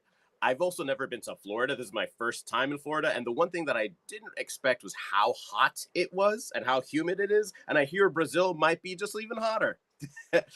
So I'll make sure I wear as little clothing as possible. Oh, but I have to say though, I've been to Florida, right? I've been to Orlando and Miami. If I wouldn't say Sao Paulo, at least Sao Paulo, I wouldn't say it's hotter than Miami or Orlando. Okay, if you go north or northeast, yeah, definitely it's quite warm there. Or even in Rio can be quite hot. But when it comes down to summer, I think that Sao Paulo and Orlando, maybe Orlando and Miami are even hotter than Sao Paulo. Okay, to tell you the truth. So it's not hell.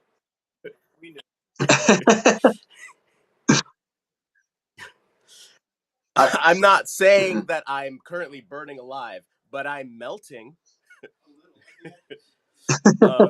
Now we have the option going off one last time. I want everyone to really consider getting the set, the full set of Triskel 1 through 6.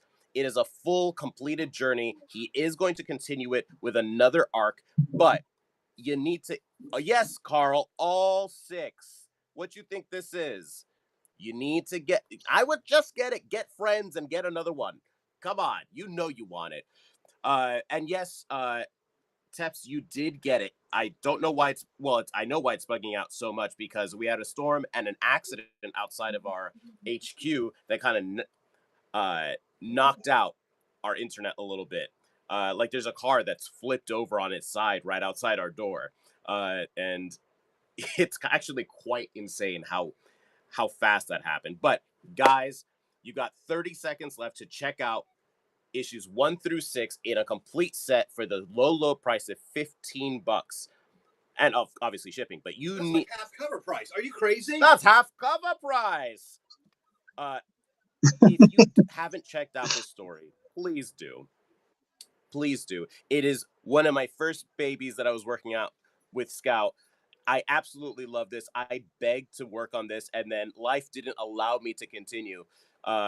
Was that the crazy crash that happened yesterday? No, a completely separate crash. That was a white car yesterday. Yeah, and today's a red car. Tomorrow blue. Really? But no, it happened again. I read about the crash yesterday. I thought you were referring to that. Did a new one happen just today? No, new one. No.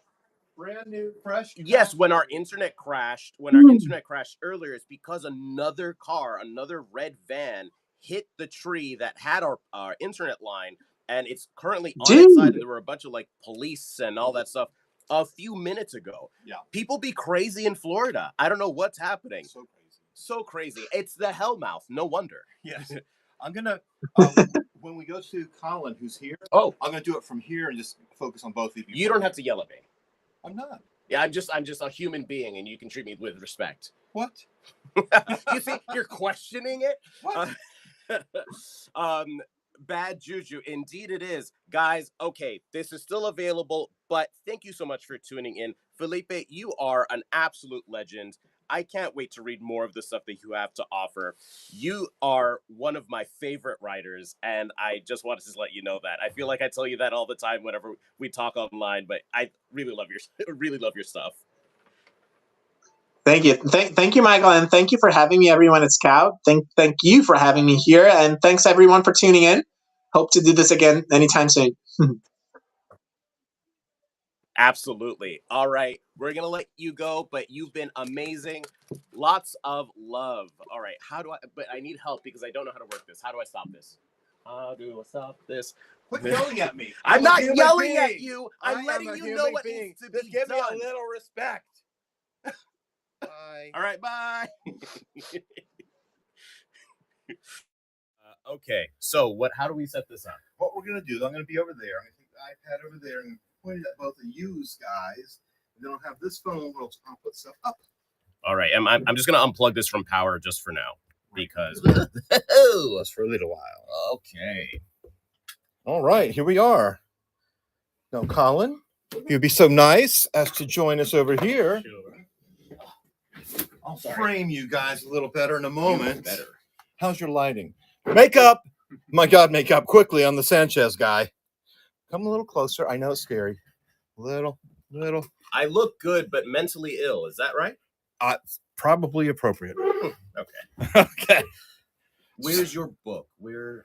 In the box right behind here. The next set. There we go. Look at the next set behind. Is this group right here? No, that's Ben Cons. Help me out here. Let me see. I said work. Oh. Let's see. Sorry, I'm yelling. It's okay. It's the energy. What? Okay, we have been sabotaged here. I can go grab from the back if you want. I did this the other day, actually. Feels like there's too much here. Like there should be. Is it in this grouping? No, that's Paul Zach. Jeez, why do we have so much for Zach? Why do we have so much? Why do we have so much? Yeah, is it possible Did it just fall? No, it did not. It is just missing. I can go grab it. HQ shenanigans here, folks. Grab a few. Go get it. I'll ask him some questions while he. Oh, well, he's gonna go find it. I guess. Whatever. Maybe you could just vogue for a while. Hi, my name's Michael Sanchez, and I'm sad. I'm really just sad. I don't know where my father is. I never realized who I was until I realized. God, I'm a horrifying human being. Let's see. Well, I'm looking at the comments. Hold on. Thank you for your time. Thank you. Oh, Mogwai is back. Oh boy. Sure, sexy but crazy. Are you calling me sexy but crazy? One of those things is true. Guys, I'm fucking nuts. Oh, can I not curse on this? You Because I think I have been for hours. We should try to restrain. It is a family hour yet. How I conceived the cool concept of Patty and Laz. That is not the appropriate time for this. We have a whole other creator here. Wow. Wow, look at you. Look at you looking at yourself, looking at on my phone. Was that what I was doing? I don't know. I don't know anymore. Now I am. Frame us properly. Frame it! There. That's probably best. Okay, fantastic. All right. Hi, how are you? My name's Michael. Nice. You are the first in-person interview that's happened. Cool. Yeah. I guess it worked pretty well. I'm so sorry that you had to witness the tragedy that happened outside first. Yeah. Come together a little closer because we do have a vertical thing going on. There you go. Oh my goodness. I think the handsome meter just broke on this iPad. Definitely. Not so much from dyslexia. this side. Okay, so folks, as we roll on. So you saw a tragedy outside when coming into Scout. How do you feel being responsible for whatever deaths happened outside? Oh my God. I mean, Wow. I don't take it lightly. Listen, we all have our professions. I write books. You kill people. Yeah, I don't know. I shouldn't have put all those bananas on the road. So tell me about your book. Okay, yeah. It's like a psychedelic, groovy adventure following a musician in like a whimsical, strange fantasy world, but dealing with, pretty relatable problems. Like the first book is him trying to escape medical debt through puppetry. Do you mind if I show a little bit of the inside? Yeah, please do. Yeah, flip through it. Continue. Talk it up. So for this first book, it is just him kind of coming to terms with what he wants to do with the rest of his life, facing whether or not he wants to continue a creative lifestyle or figure something else out. He's kind of questioning. Is this himself. autobiographical at all? No, it's not. Luckily, I have a co-writer who keeps it from being autobiographical. It can't be. Gotcha. That had a hint of sadness to it. I don't know why, but I'm interested. And could you tell me what, like, you're the co-writer for this book? What inspired you to write in general? Because that's my thing. Like, I know that you have this book here, but really, what gets under your skin? What inspires you to write? Full stop. I definitely have always just really enjoyed projects that are made by people who have a both hand in like the visual and the storytelling aspect of it. I always think it like, I don't know what it does. I think it enhances it. So I've always wanted to be involved with the writing of whatever I created. But co-writing it is definitely what turned it into like a larger project that I really felt like could be shared with people. Because before it always felt pretty paper thin. Like I was never really Having the collaborator really open things up for you. Like basically without the sounding board, without the person to bounce off of, you felt like you were a little bit siloed in the experience. It was very like I've always been really inspired by like Art Crumb, and, like, people from that age where all their work is very, it's a comic strip, it's a page or 2 pages, and so they never really needed to find a way to go like deeper within the story, and I felt like I could function in that space pretty well, but taking it into like a multi-issue story that builds on itself and you want to like learn about the character was something that I'm mostly incapable of doing alone. I want to point something out real quick here. We have somebody in person, so they can sign their own signature, Mr. Michael. So you could sign these, right? I'm about to put up some number 1s here, and they could actually be signed by a talented creator right here. A little sketch, maybe. Who knows? Teps, that's why I love Scout. The hard-hitting questions. Was this the question about the diabetes earlier, or about murdering people? Oh, murdering people. Got it. I mean, it is what it is. Vehicular man. I'm here to bring you the hard truths and the hard questions. Need harder lemonade. So what are we going to be posting this as? $5 for issue 1. It could be signed, even perhaps. That was one of the craziest catches I've ever fucking seen. Are you okay?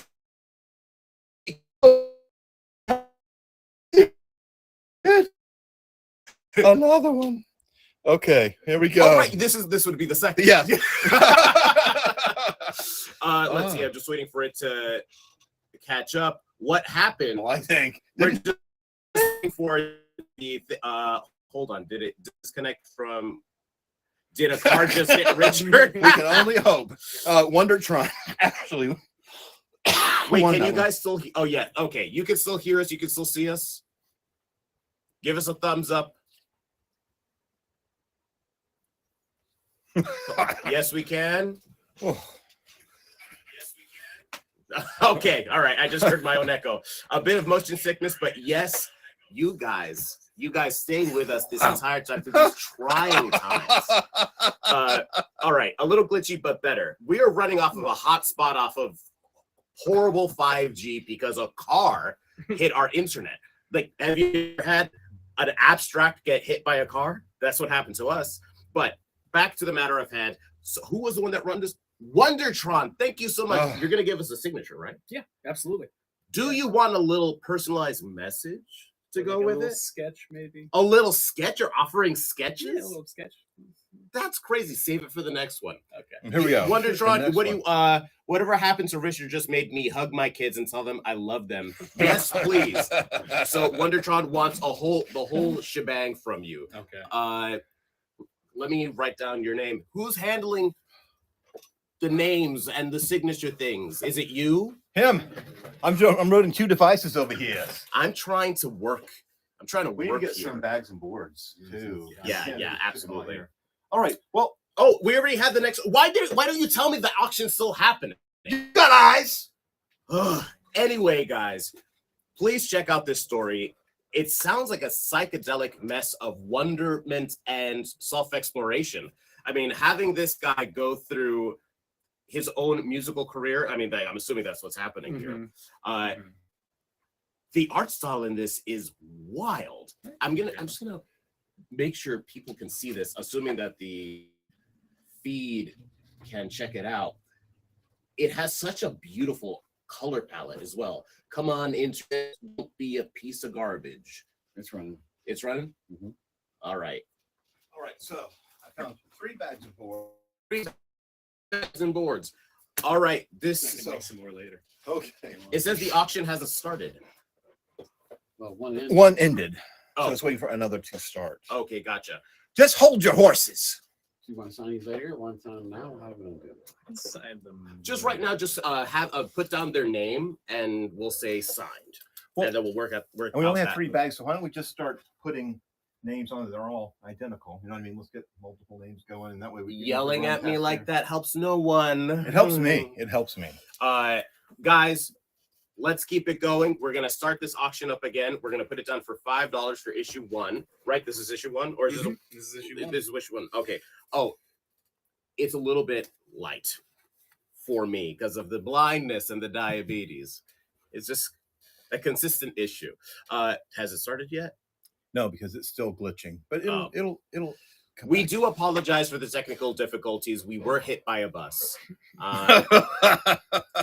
it have is- a report letting us know. Thank you for that. Yeah, we got that, internet.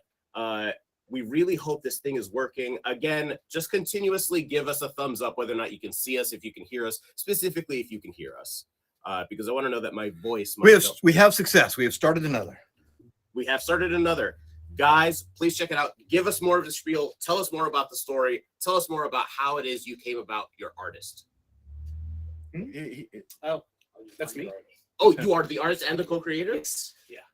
You are a multi-talented aficionado of the artistic endeavors. Thank you. My God, this is you. This is Welcome to the show. first of Welcome all, to yelling the at me show. helps no one. I said that before. You said that, but I think it's untrue. I feel even better. Apparently, it does help me focus. This is wild. Now I can actually just compliment you, knowing who you are. Jesus, Appreciate it. My Teps takes it. God. Oh, Teps, you got it. Teps got it. Thank you so much. Let's get this one off to the side. We only have a few of these left, right? Or do we have more of these? We have more. I can grab more from the back. We will see if we can find them because we Just were make hit sure by we- a bus. Just got to make sure we've got a sticky for every person that's won. I think we've far. sold 3 so Three far. was the third one. I Who's the got third that. one? Maybe not. Maybe not. Hold on. Let's I think see. that was the second. I think that's the second. All right. All right. We're going to start this auction up again. We want to get through these. We want to spread the good word of the Ballad of Gordon Barleycorn. Mm-hmm. Gordon Barleycorn. Yeah. That is an amazing name. And I feel like more people should be saying it. Come on. Check out issue 1 of the Ballad of Gordon Barleycorn. It is a treat for the eyes. Actually, I want to ask you a few more questions. Yeah. Now that I know that you're the artist. Mhm. And again, I thought you were just the co-writer. No, yeah. That's insane. Now that I know this, what hurt you to your mind when you were who hurt you? That's it's weird. So it started when I was in college. Uh-huh. I was doing like a study abroad program in France and like studying a lot of Franco-Belgian comics. Yeah. And so there was some of Senor that influence coming Ognas in. takes it. And like I said, I've always been a big fan of like Crumb and like kind of like the 60s and 70s Yeah. like, underground acid comics. But I always felt like the stories are so self-contained, like a page or a strip, that you never Yeah. really got to try to take that energy and put it into like a long form Mm-hmm. story. So that was kind of the birth of the character, Yeah. which just kind of came about from being very bored by a lot of the things that I was drawing. I was trying to like slice of life comics. That was like my intention. Like, and we're talking about like non-psychedelic, like just Yeah, regular like slice of. very like two guys like clerks, like two people having a Oh, conversation, and, like gotcha. trying to be witty, and like I don't know, it just was very boring, and I hated it, but I kept trying to do it for some reason. I don't know why. Nobody was. It's telling called me to. masochism, and there are treatments for it. Yeah. And so I just had it. I was decided I was going to try to draw something that I would just find like as fun as possible. And it really comes across. And can I hold on? I need to point this out. This is an issue 1. This advertisement for this. There's a single song. Wait, it's an actual song? You can scan the barcode. You can go to the link. Guys, I doubt you can see it just yet because the internet is garbage. But hold on, let's wait for it to catch up. Come on. Is it showing? Yep. It's not showing on my feed. Oh. There it is. There's an actual single out that you guys can scan and check out. It's crazy. Who recorded it? So my co-writer is an amazing musician, and so it's there's a whole story. Writing these songs that were like made as if the character Gordon Barleycorn made them and recorded them, and so he plays all the instrumentals, and I do sing. You sing as well? I'm not a trained singer, but I did sing for the. I sing for the songs. First of all, are you single as well? Because that is crazy. I'm sorry. I'm very happily in a long-term relationship. Ridiculous. He peddles his wares and doesn't allow anyone to buy. Well, I guess you could buy something. This is actually quite honestly one of the weirdest and coolest things I've seen. Like this is giving me Tron. Sorry, Yeah. It's You got the giant head. that's. Let me see if I can show people this. The finale includes puppet magic. And how long is this series going to be, if you have that in mind? So for the first volume of them, we have 4 issues planned. I'm in the middle of drawing the final issue currently. And then we have a long-term plan for it that could go for multiple volumes. We definitely have a roadmap for where the story can go. That is so important. You have no idea how many people I talk to are just like, oh, I have a few ideas for a comic book. I'm just like, cool. What's the full story? Where's your beginning, your middle, and the end? No, they know a very robust beginning, and then it just tapers off. And I'm just like, oh yeah, no. You got to cook the whole meal. Thought of the ending at the same time as thinking of the beginning. Perfect. It's just the middle part. We have to determine how long the middle is. Well, But that also we know means exactly where it's going. Yeah, you're focused. The story knows what it wants to be. It has a proper identity. It's not meandering, which honestly, I hope this story goes for on and on and on, because the more art I get from this, the better, because it's so wild. I'm keeping this. Oh, thank you. Yeah, well, not this particular one. We're going to try and sell this, but I guess we're moving. We're doing it. We're doing it. Okay, auction. We got 20 seconds left. Who out there? Can this come with a signature? Oh, Sure can. wait. Wow. Does everybody who bought one so far want a signature? Yeah. Yeah? Where you're getting one anyway, if you didn't want one. I hope that's okay with That's you. okay. That's perfectly fine. Pimping people out is what I do. It's just how I roll. Yes, please. Is he gonna sing? We are not going to make him sing on camera without warming up. Yeah, no, I definitely need to go through a full day herbal teas. Yeah. I'm a real prima donna. And you're not trained, but you know where your talent lies. No, I sing a lot in the car, and that's that's my training is car singing. Accent on here? Yeah, that's it. So you're telling me you're a siren and you lead to the deaths of many people on the road. Hanging out in the bushes. It is. There's so many jokes with that. But guys, I'm surprised you guys haven't met before, Michael. Anyway. Listen, New York is. Let's see. Yes, please. You got it. All right. Who else wants to get an issue 1? And how much time do we have left? What seconds on the auction? Ben Kahn is coming up at 4:30. Okay, so we're gonna have to prepare for that soon. But we want to make sure we give this the proper focus that it needs. I feel like the more and more I talk to you, the more I'm learning about your entire life. I'm going to start another, but I'm going to this time I'm going to zoom in a little bit more so you can really drink in the artwork. Drink it in. Hi, my name's Gordon Barleycorn. I don't think that's how he would speak, but yeah, I'm assuming he has more closer to your voice. No, I think actually, I mean, I've always thought of him as like. Here we go. You ever heard of Jean Lajoie? Jean Lajoie. He was in that show. Inside the League, interiors, Taco, please. A great musical Ooh la la. comedian. I always imagined his voice coming out of his face. I feel like my brain is actually sifting through my memories enough to actually remember his voice. Yeah. It's pretty just a fun, laid back. Yeah. Dude, musical, groovy voice. Let's see. We've got a few seconds left. Guys, please check it out on our website as well. All of this stuff is available on scoutcomics.com. So let me see. Ballad of Gordon Barleycorn. Please check it out. Also, can I ask, what other stories have you written? Are they published anywhere? It's just this. Just this one? Just and this where one. can people find you? Instagram. What is my bushes? In the bushes, somewhere, singing notes into people's ears, having them flip their cars in slow motion with a smile. Let's skip tomorrow, though. Okay, no.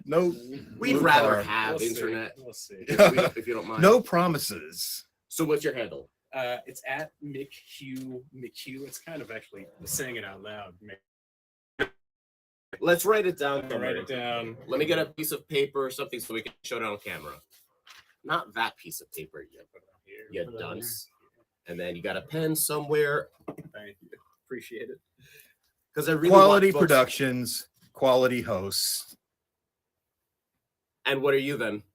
I'm just hanging out. Oh, you're just hanging out. You're not producing the show right now. No. No, you're not behind the camera pressing buttons, making sure things work. Oh yeah. You got me, all right. You got me. I hope you're proud. Write it on one of Carl's books. He won't care. Oh, exactly. Okay. Let's see. We have a poor connection. It's reminding us again. Thank you so much. Thank you so much. Now, the question is whether or not you'll be able to see this. Give it a second. Although I'm sure if you just go to Instagram and call him. Actually, write it. Actually, write to the comments. Brain power to fix things. My God, I am 34 years old and not all the time stupid. That's all I got. I got diabetes, a little dyslexia, maybe a touch of ADD, and a lot of Diet Coke in my system. That's the energy. Yeah. Thank you so much for coming on. Thanks for having me. This was a blast, and I honestly will be showing this to my roommate. Also loves his art stuff. Let's see, one of his favorite stuff. Wow, Speak English, Spawn specifically. The art in that is ridiculous, and I'm kind of getting just like in terms of like the swirly nature of everyone, like the aesthetic of this. I actually get it whenever he goes to the hellscapes. I'm getting something of similar vibe, and maybe I'm wrong for thinking that, but I don't care. Okay, I won't fight you. Thank you so much. Thank you so much. I'm going to be keeping this. Actually, I'm going to be buying this. You're going to be getting some money for this. Sounds good. Yeah. It's just meant to be a fun hangout time. It's nothing too crazy. Pop in. Didn't like disconnect, go to escapism for a few minutes, and then pop out. And that's well, sir. It was brilliant meeting you. Oh, put a camera this close to somebody's face. What if they see a? I'll get it. Well, we're not ending the cast, but what's going on now? So in the meantime, why don't you shill something else? Like shill? Like I don't know, Patty and Laz or something. I don't want to sell that horrible book. I know, I don't either. It's But we're disgusting. we have a contract. An affront We have. to my God. Also, this is my book. If you want. Oh, I will. Yeah. Because I work here on the weekdays. Oh, so I'll grab it. You'll please do.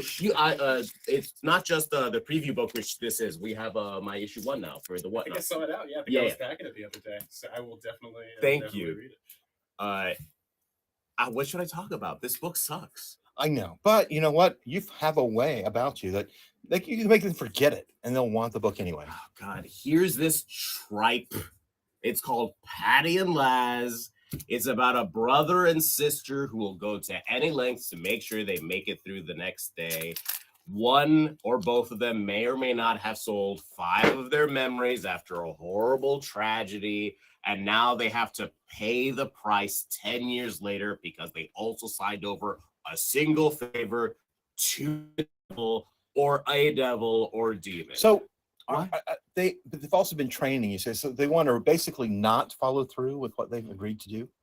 They got the benefit, and now they're like, "Oh, I don't want to do what I said I would do." No. Okay, no. all right. They are not trying to subvert the deal, they know and have been warned that the deal itself, the one favor that they have to fulfill, is going to be a complete effing doozy. So if they don't train, they are very likely to die completing it.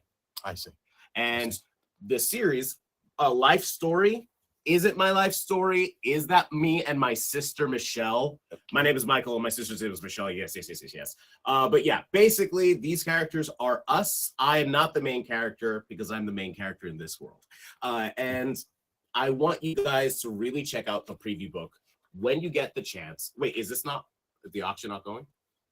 I thought we were Not shilling yet. things. Not I thought you were yet. producing this. Not yet. I thought Not we were yet. supposed to be working together on Give this, you a but I little guess time. Give me a little time. I'll give you a little time. I want a little time to work on this.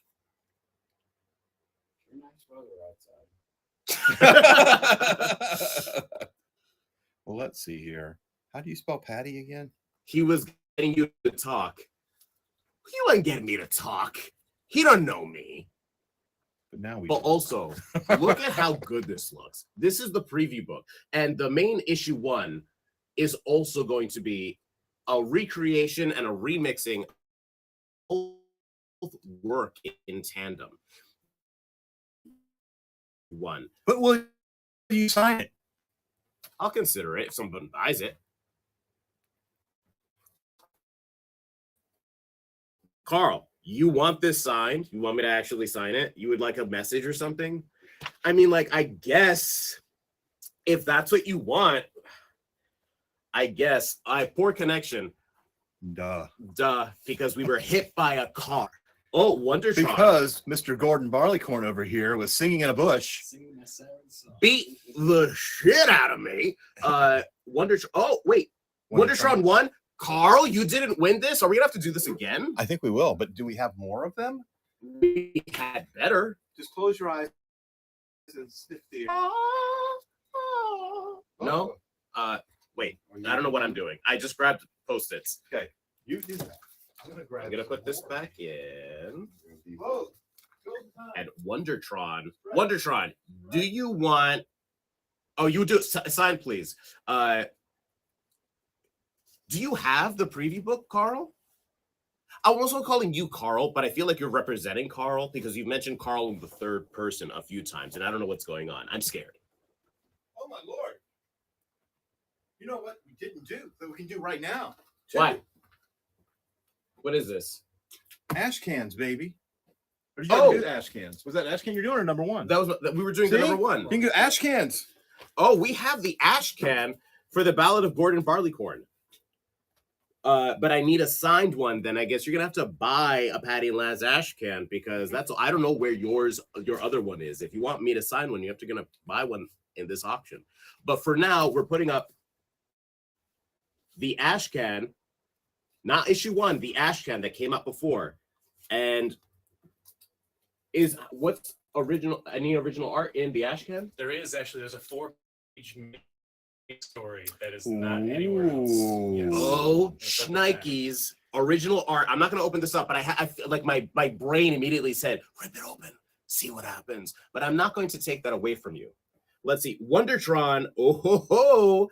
Thank you so much, Wondertron. You are the light of my life. Let's see. Carl has very large trunk. There are many of them. Resistance is likely useless.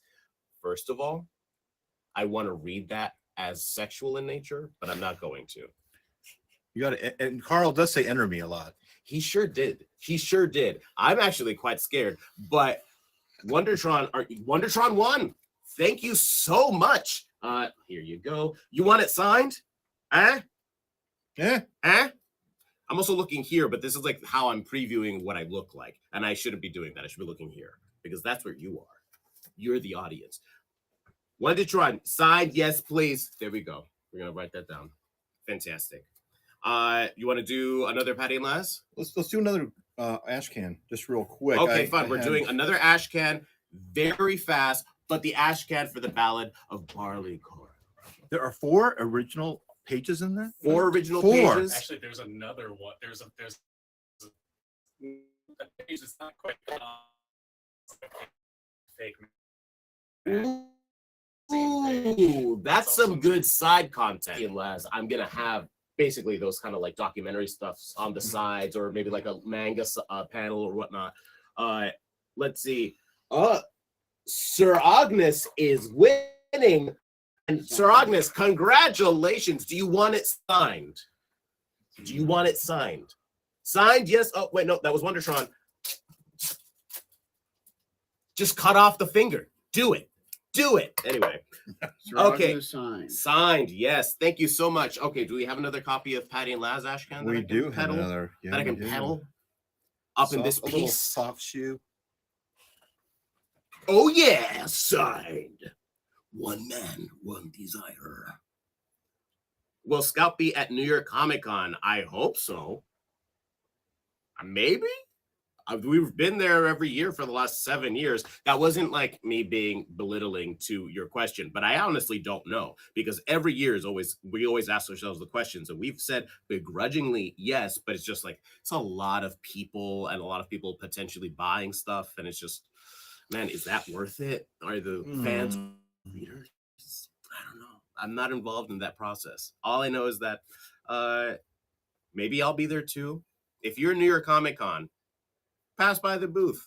You never know who's standing there. Might be me, might be James, might be Richard. And we all want to meet Richard. I've not met him yet. What are we doing right now? What's going on? Oh, last 3 seconds of your auction. Wait, I'm not even holding the book. Carl's in the trunk. Carl won there's the everywhere. head. The head. You already have the head to Iron Fist. Carl, what have you done? Oh, I'll reframe the question, you dumb bitch. Will Scout have awesome stuff at New York Comic Con? Smiley face. I mean, do you think I'm awesome? Do you think Richard's awesome? Do you think our books are awesome? Because that's the question, isn't it? I want to just speaking like Patty and Laz, message and sign, please. So on this, we're gonna have a this is for Carl. Carl's in the trunk. Message and signature. You know, we're only a few minutes away from Ben's, which probably start getting ready for Ben Con. My God, and he's gonna be joining us virtually or personally? Virtually. Oh, that's gonna be a doozy. Carl thinks we're all awesome. Carl is so nice, even in low fidelity. Nice. First of all, low fidelity is the best way. This is the VHS era. All right? Betamax. Betamax. Ben Con, howdy. Did you add him already? All you gotta do is confirm, man. I think it's out there. Yelling at me? Yeah, I'm yelling at you. Thank you so much. Hello. Ben! Hey. How you doing, Ben? Can you hear me? Am I coming through? Yes. All right. You should run all streams over Technology. dial-up. Nice. Can you see us? Can you hear us? I can see you. I can hear you.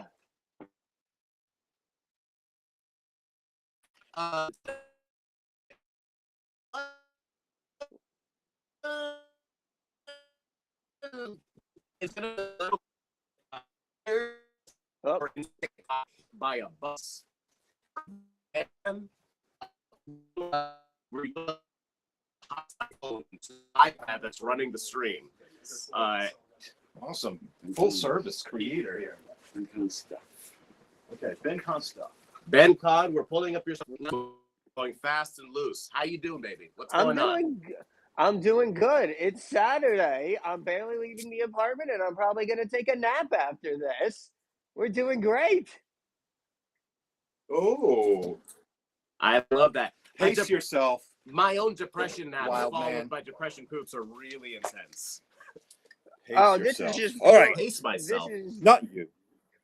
This is just pure. I wake up at 6:30 a.m. every morning for my day job, and it is just like we got sleep to catch up on. I haven't been asleep since the 80s. Try doing that. Not because I'm like addicted to anything in particular. I have diabetes and I am clinically depressed. So we're going to talk about Heavenly Blues, talking about depression. We've got your book, issue 1. I remember this coming across my desk years ago and falling in love. You and I have spoken at length about how much I love your story. But I always appreciate they it. don't know. The audience doesn't know. It's one of the most gratifying and beautiful stories. I said this to about Triskill earlier as well, but I was hand selecting a lot of books back in the day. I would go to Comic Cons, I would find folks on Instagram, and specifically Heavenly Blues came across, and I remember emailing everybody saying, if this doesn't get accepted, I don't want to work here, straight up. And I absolutely want you to know that I'm so proud of how far this book has come and how long people have enjoyed it. And I also take credit because I'm just like, I brought that to your people. Yeah. Yeah. You take that credit. Hell yeah. Yeah. Can I actually before I again, pop it open, can I show people some of the interior pages? Oh my God, absolutely. Bruno Okay. Hidalgo's art needs to be seen on this. Just from, hold on, that's page 2. No, I always got to say thank you for the support. You and everyone at Scout has shown this book and getting it out to so many readers over the years. So thank you for being a partner. This is, look at how stupendous. You can see her crazy eyes from afar because I can't stretch any further. But and that is could you give Erin us a Foley rundown? Yes. Heavenly Blues is a heist story. You know, a little Ocean's 11 meets The Good Place. It's a story about a group of dead thieves in hell from all across history teaming up to pull the ultimate greatest heist in the afterlife on an archangel in heaven. That's so epic. That is so cool. That is an amazing tagline and synopsis. But let's talk about this cover. This kind of monochromatic, just representation of the vibe. Because that's what this cover gives me. Wait, is it not showing yet? It is. It is? Here it is. There we go. Yep.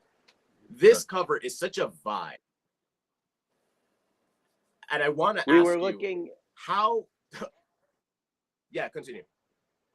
Well, the inspiration was blues concert posters. We tried to look back from that era of the 30s that main character, Isaiah Jefferson, comes from, the Great Depression. And we really looked at just kind of that style and iconography, which is where you get some of that writing and the nicknames there in the cover coming from. And Bruno just came back with this incredible, like you said, silhouette monochromatic against the flames that just speaks volumes. Speaks volumes. This is so iconic, and that's a word that I use very sparingly. But Wondertron one. When Wondertron. Oh, thank you so much. I wasn't even paying attention to the auction. Wondertron, I keep on thinking that these people can come and sign these. Unfortunately, Ben is not here. He is at home, and if you get a chance to meet him at any convention, please get this signed by him. This story is one of a kind. Let's see. What are you doing? Asking if we had any variants. We don't have any. So we don't have variant, but the only listing was said variant, so we're just running. Oh, so this is just issue 1 cover. There's not a variant to this that we have, or was there a variant created? I'm just not knowing it. There was some short run stuff, like some New York Comic Con stuff, and I know there was recently a short run made for Whatnot auction. Gotcha. But, yes, that is. We had a whole cover motif where for 6 issues, each of the first 5 would focus on one of the 5 main characters, and then issue 6 was a big team shot.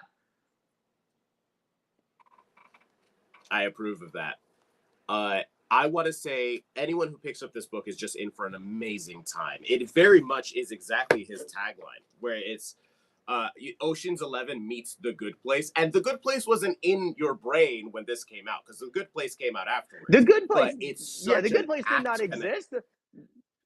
Yeah, it's very handy at the convention, so I still use it even if it's not chronologically accurate. Yeah, but who cares? Exactly. All right, so this one is for Wonderton. Exactly.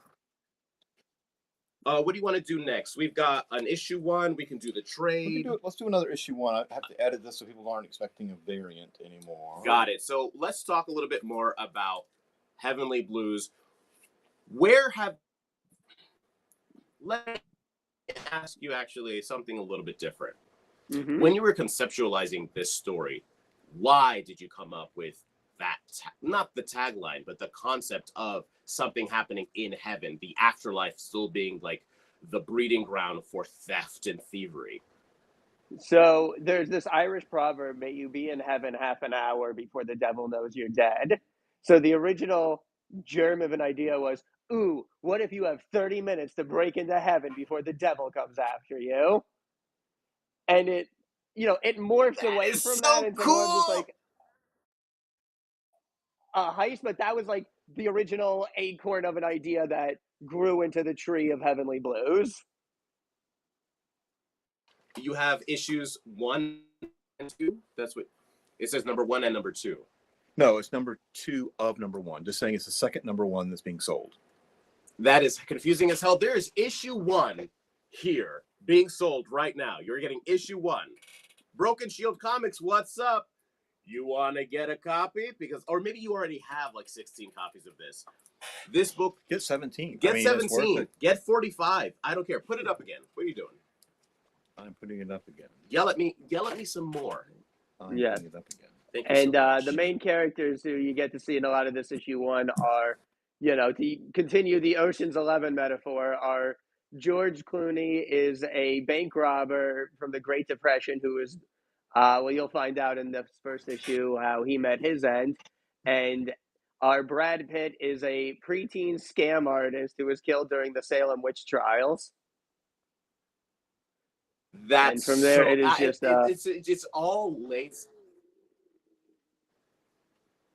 It all like lines up so perfectly. All of these like connections between all these characters, and like that's the Ocean's 11 aesthetic where everything really comes together. I guess like the A-Team as well, where you have all these very specific tool sets for these characters. I very much had to have everything that's heist, like all the details meticulously planned out before I even started issue 1, just because I knew I would need 5 issues of setup just to get everything in perfect place for it to all come crashing down in 6.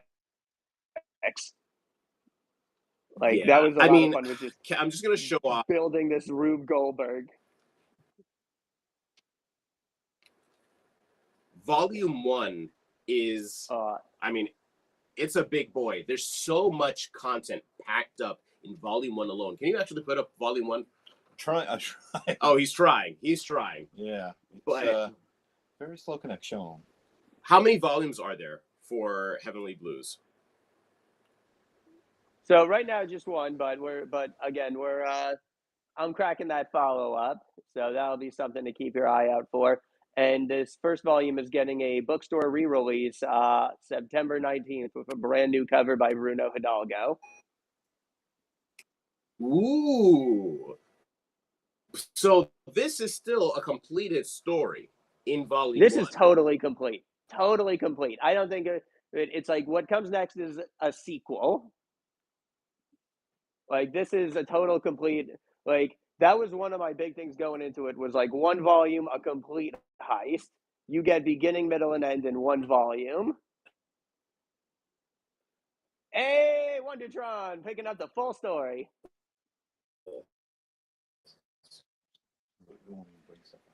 A full story. Wondertron, do you want this signed? You want to Would you like an inauthentic signature? Because I'll do it. If you're going to be not this time. Slow your roll. If you're going to be at FlameCon in New York in August or Baltimore Comic Con in September, I will be tabling there. And you can always bring any copy of Heavenly Blues you got to get signed. If you'll be in the New York or Baltimore areas. New York Comic Con? I will either New be York walking Comic-Con around. gonna be Is there going to be a scout? Is there going to be a scout booth? I can get some stuff signed.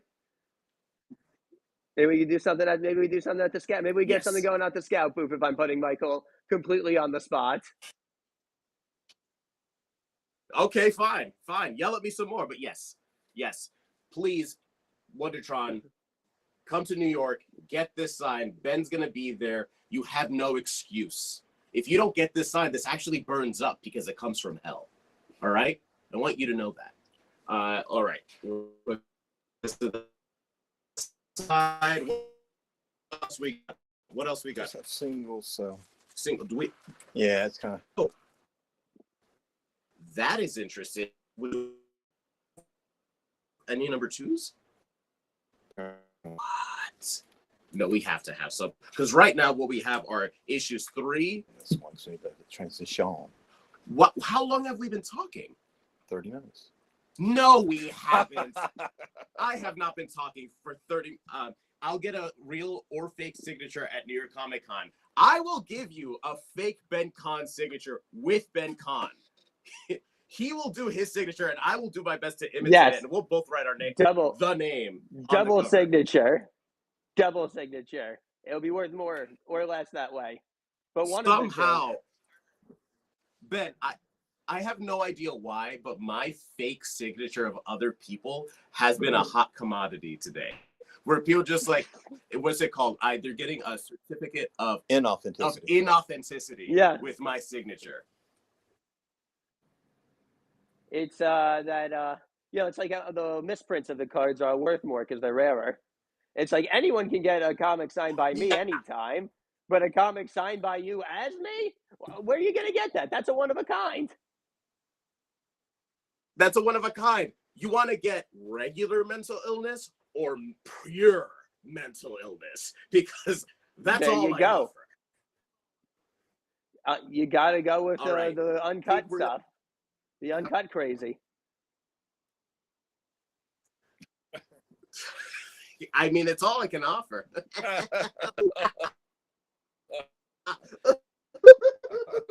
So no baby powder? No baby powder necessary here. All right? We're going in smooth. Nice. Nice. Y'all have CGC says it's what? You got it. Okay, so what else we got going on? Want to just do this one that's right in front of you? Do y'all want to get issue 1? Because I feel like issue 1 is where you want to start. Because it might be the beginning of the story that really transforms your life. Hi, my name's Michael Sanchez. Heist of an Afterlife. Blues with Ben Kahn. It's I am still of the so proud of coolest this story. comic. As you should This be. was As you absolutely should be. I mean, this is the second book I made together with Bruno, and after doing the whole first graphic novel that we did a Kickstarter for, we went into this, just being like, okay, we got it. We know what we're doing now. Let's stunt on them. Let's show them what we can do. Let's go for broke. Yeah. And that was like, let's throw every genre I love, time periods. Let's get a lost flashback structure. Let's explore the afterlife. Let's do it all in 6 issues. And you absolutely succeeded. The story is magnificent. We have the app open. Please get each one of Heavenly Blues. Please check it out. You got 15 seconds to get this story. Carl, you already have a copy. Tex, you already have a copy. Who else am I missing? Captain Caveman Comics, do you have a copy? If you don't get it now, it will be available, correct? I'm hoping. Oh, sure. Absolutely. Mm-hmm. Why do you have to say it with such attitude? I'm just trying to be a friend here and help you out with this setup. All right? Anyway, you guys have been great. Ben, you... Fantastic. I aim to please.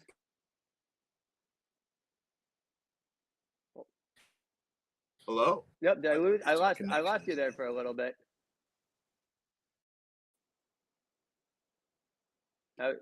Did you lose me? You sound even better. Okay. I think I got you back now. Oh, how did I get this box cutter in my hand? I don't know. Oh. But stay where you no. are. No sudden He's movement. got a knife.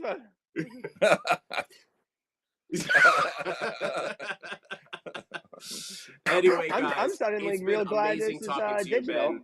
I'm over Zoom. You better be. But seriously. Yeah. All right, we're gonna let you go, but see you, Ben. All right, take care, everyone. We didn't mean to make it end so abruptly, but I know that we are about to hit. Who's next?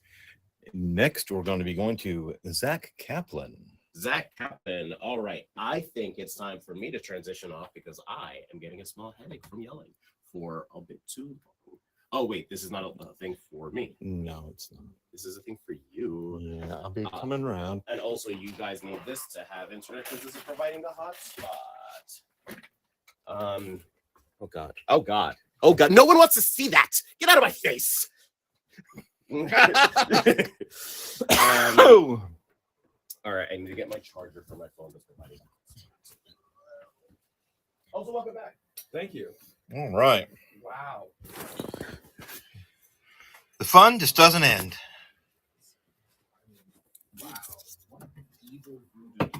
I must have done something. What's up, everybody? Thanks for you want me to run point now? Sure. We got Zach coming on the up. way. Sorry, Wayne. What's up, everybody? Again, technical difficulty Saturday is what we also call. I'll try to run the auctions from here. Okay. It's slow, but Are we doing a triskill? sure, it's there. It's there. Let's do it. Again, we have Zach Kaplan coming in, the creator of Forever Forward. I do believe we have some sets. Reach into that box and Zach Kaplan. The hotspot. Yep. Yeah. Wow. I'm sure you told everybody who's been chilling with us about the car flipping over. Second car. Second car. 2 days in a row. Insane, everybody. Crazy. Internet's ass just so happened to be what the pool, just unbelievable. All right, so this is Triskill. For those of you, I believe Philippe came on earlier. Yep. Philippe. It was a success, even with technical difficulties. Yeah, thank you again. Vortex. Yeah, there must be some kind of vortex here that's yeah, pretty crazy. I couldn't believe they text messaged me. I was at a baby shower, for those of you who don't know. And all right, got this one. Let's go ahead and start this bad boy. This is issues, I believe, 1 through 6 of Triskill, and it includes the 1 in 10 variant because we're pretty much sold out of the cover A, and we haven't done a second printing yet. So you get that rare one on top of all the issues. Again, this is book 1. They call them branches in Celtic lore, which is what this is based off of. I'm going to start this one for, Okay, so you got that there. yep, Cool. I'll do it for $15, 30 seconds. You got Wayne's signature, Carl? That's awesome. Very well, maybe David Letterman, and Wayne Hall is his alter ego. Also, Santa Claus has been bandied about. Oh, Santa Claus, huh? I'm gonna jam out to some music for everybody. Hold on, let me get it going till our internet comes back on. Buff Santa. All right, no takers. What do you guys want us to run? We're gonna run some stuff before Zach comes on. Actually, we'll run some stuff. Wow, just Zach.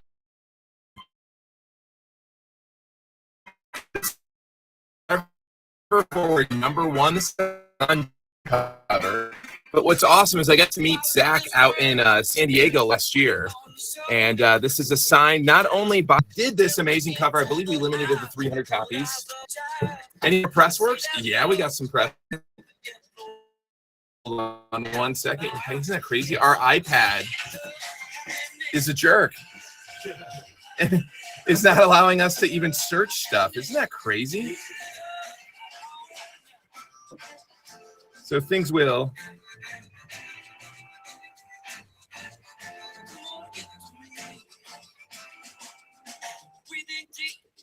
Wow. Then we had to go on to our next interview. So this is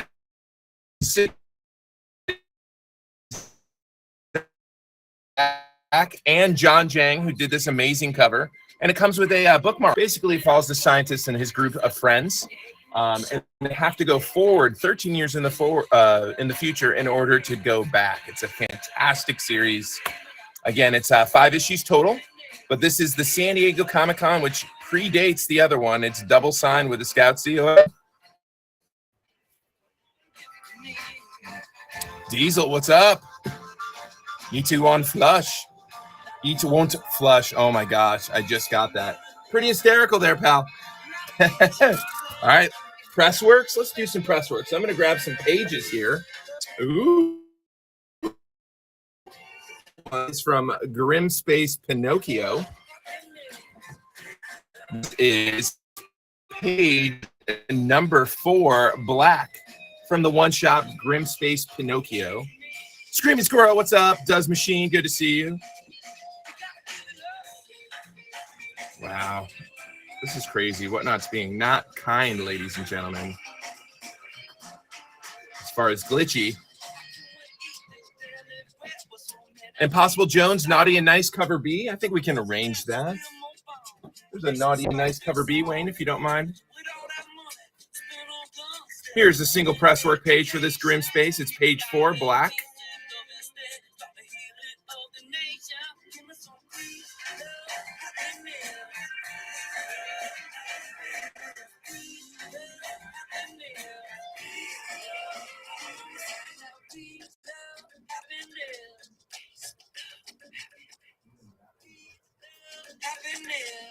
Start this for $7, 30 seconds on the clock. Again, the actual printer plate that was used to print this one-shot Nokia.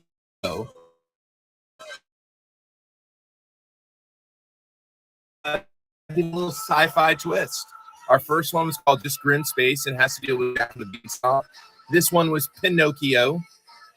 And that is the actual printer plate that was used to print this particular series. We call it Pressworks. They're pretty incredible. All right, I'm going to run another one. This one is... But a lot of times the magenta bleeds through on the plate. Full one nut. And this little away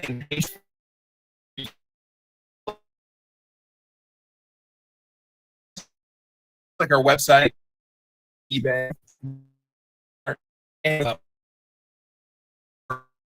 run the blue ion for that very same page, which is it's page 4 from Grim Space Pinocchio #1.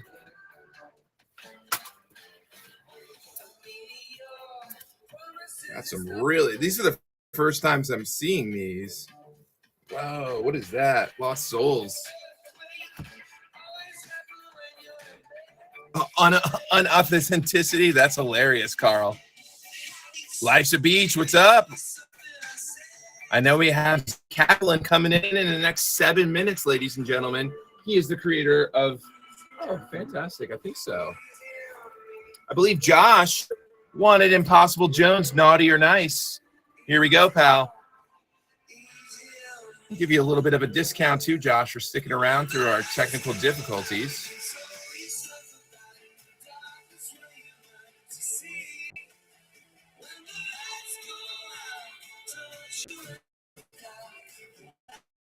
Start this bad boy, $4. Do some 20-second sudden deaths, everyone. There you go, Josh. Josh is in the lead. Hope everybody's having a great Saturday. It's been pretty kind of crazy here at internet is down because we had another car accident out front where a car flipped in the ditch. It happened yesterday. It happened today. It's pretty insane. And this time they have our internet hold. So we are pretty much patched up here with bubble gum and masking tape. There you go. Congratulations, Josh. Again, let us know in the chat if there's anything that you're for. I'm going to do a little switch some gears here. This is By the Horns, Dark Earth, #7, page 16. It's a splash. And that's a black splash page. Let's go ahead and run this. Oops, I did a Pinocchio. Sorry, everybody. We'll do this one next. This is what's up for bid right now at $4 sudden death. Is this Grim Space Pinocchio yellow with a magenta. It is page number 6. And someone might get it. All right, no takers. Let's go and find this one up. Yes, in the somewhere in the box in the back room. All right, let's do this. By the Horns, Dark Earth. Let's find it here.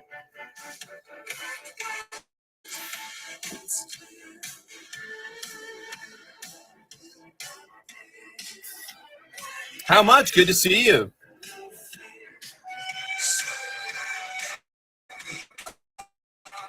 And this is from issue number 7, the actual printer plate used to print. Issue 7, page 16, black.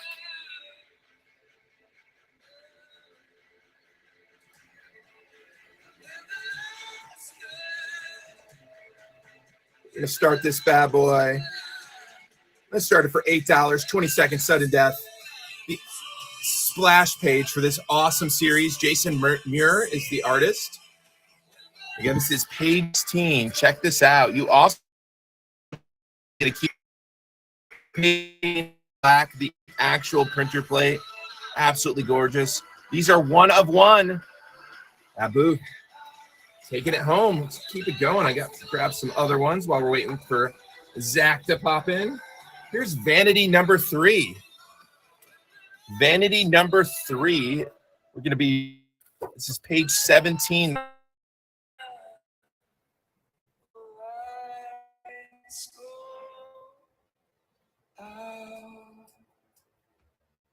Vanity number 3 printer plate. Let's see. We'll start this. I'm going to start it for $5, 20-second sudden death. Let's do it. JDM, Venomized Comics. Good to see you. What's up, J-Roll?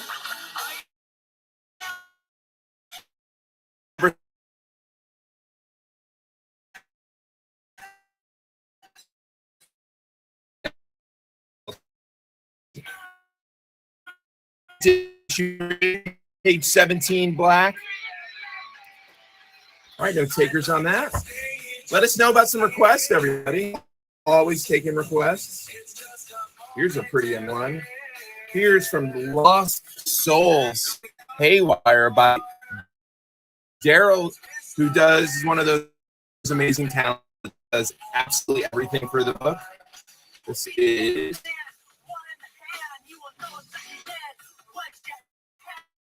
Lost Souls. And we're going to start this for its beautiful page. We normally sell these pages for $80 online on our other revenue channels, store, eBay, etc. $20. Check it out. This is page 50.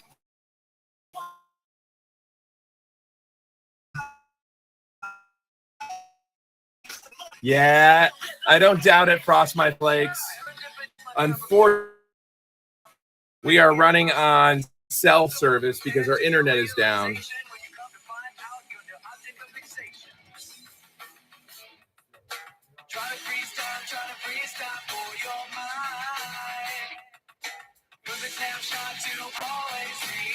Sydney to Sydney, what's up?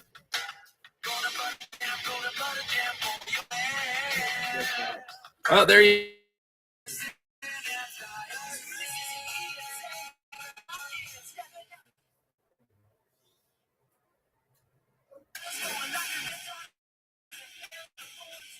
All right, everybody, we're gonna attempt to do this with our down internet, and I can reconnect with Zach. It's been a while. Let's go ahead and prop up some of these awesome Forever Forward. Start off with some of these complete sets. Zach, how you doing, man? Mr. Weatherford, good to see you, sir.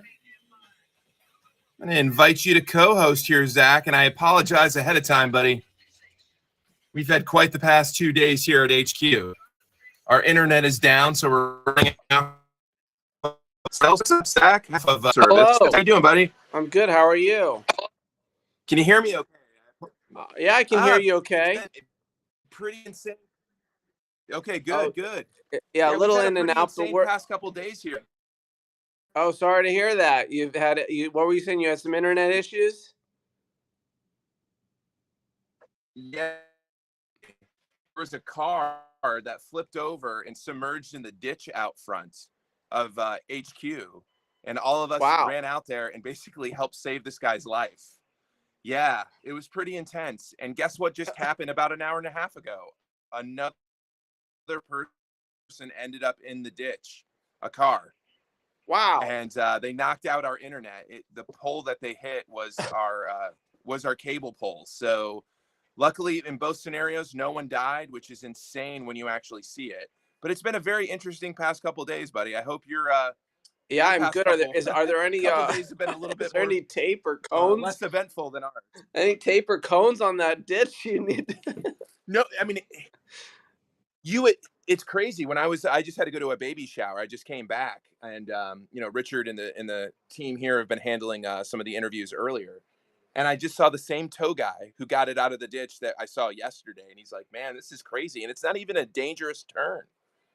It's just, I think both scenarios, from what he said, it's people texting and driving, man. So that's a little public service announcement for everybody. Do not guys. text and drive. If we can do anything today. So, well, anyways, man. I'm good. I'm good. How are you? Besides all that craziness. I'm in Chicago right now. I'm here for C2E. That was a couple weeks ago, a couple months ago. No, yeah, C2E2 was a few weeks ago. There's a convention now called ALA, which is the American Library Association, and it's really cool. It's a bunch of librarians and educators from all around the country who are here and just sharing a love of books and graphic novels. I'll tell you, I think Scout would be extremely popular here. You guys could take a look next year. It's a really great show and a lot of love for graphic novels. So it's been very cool. I just got in, just started today. So, someone there works for Frosty. Are you a guest or are you actually tabling there? Yeah, well, a couple of the other publishers I have books with. Frost My Flakes works for it. Yeah, a couple of the other publishers I've done books with are here. It's really more of a publisher-driven space. There is a very small artist alley, but a lot more of the comic creators and authors are here with other publishers, which is why I think Scout would do great at it. It's something that you guys could look at. But yeah, it's been a great convention. I just got in last night, and I've been just here today. So yeah, it's been good. I'm glad to hear you guys have been going Very along. cool, man. Yeah, if you don't mind. Huh? Yeah. Yeah, it's been a crazy 2023, that's for sure, buddy. It's been pretty wild. But yeah, if you don't mind, if you can actually if you can think of it and shoot forward the information about the show when you get back, if you don't mind, I'd love to look into it for next year. Because we're always looking to help push our graphic novels, man, because graphic novels are so important in my opinion. Like it's just and it's Frosty a real oh yeah, great.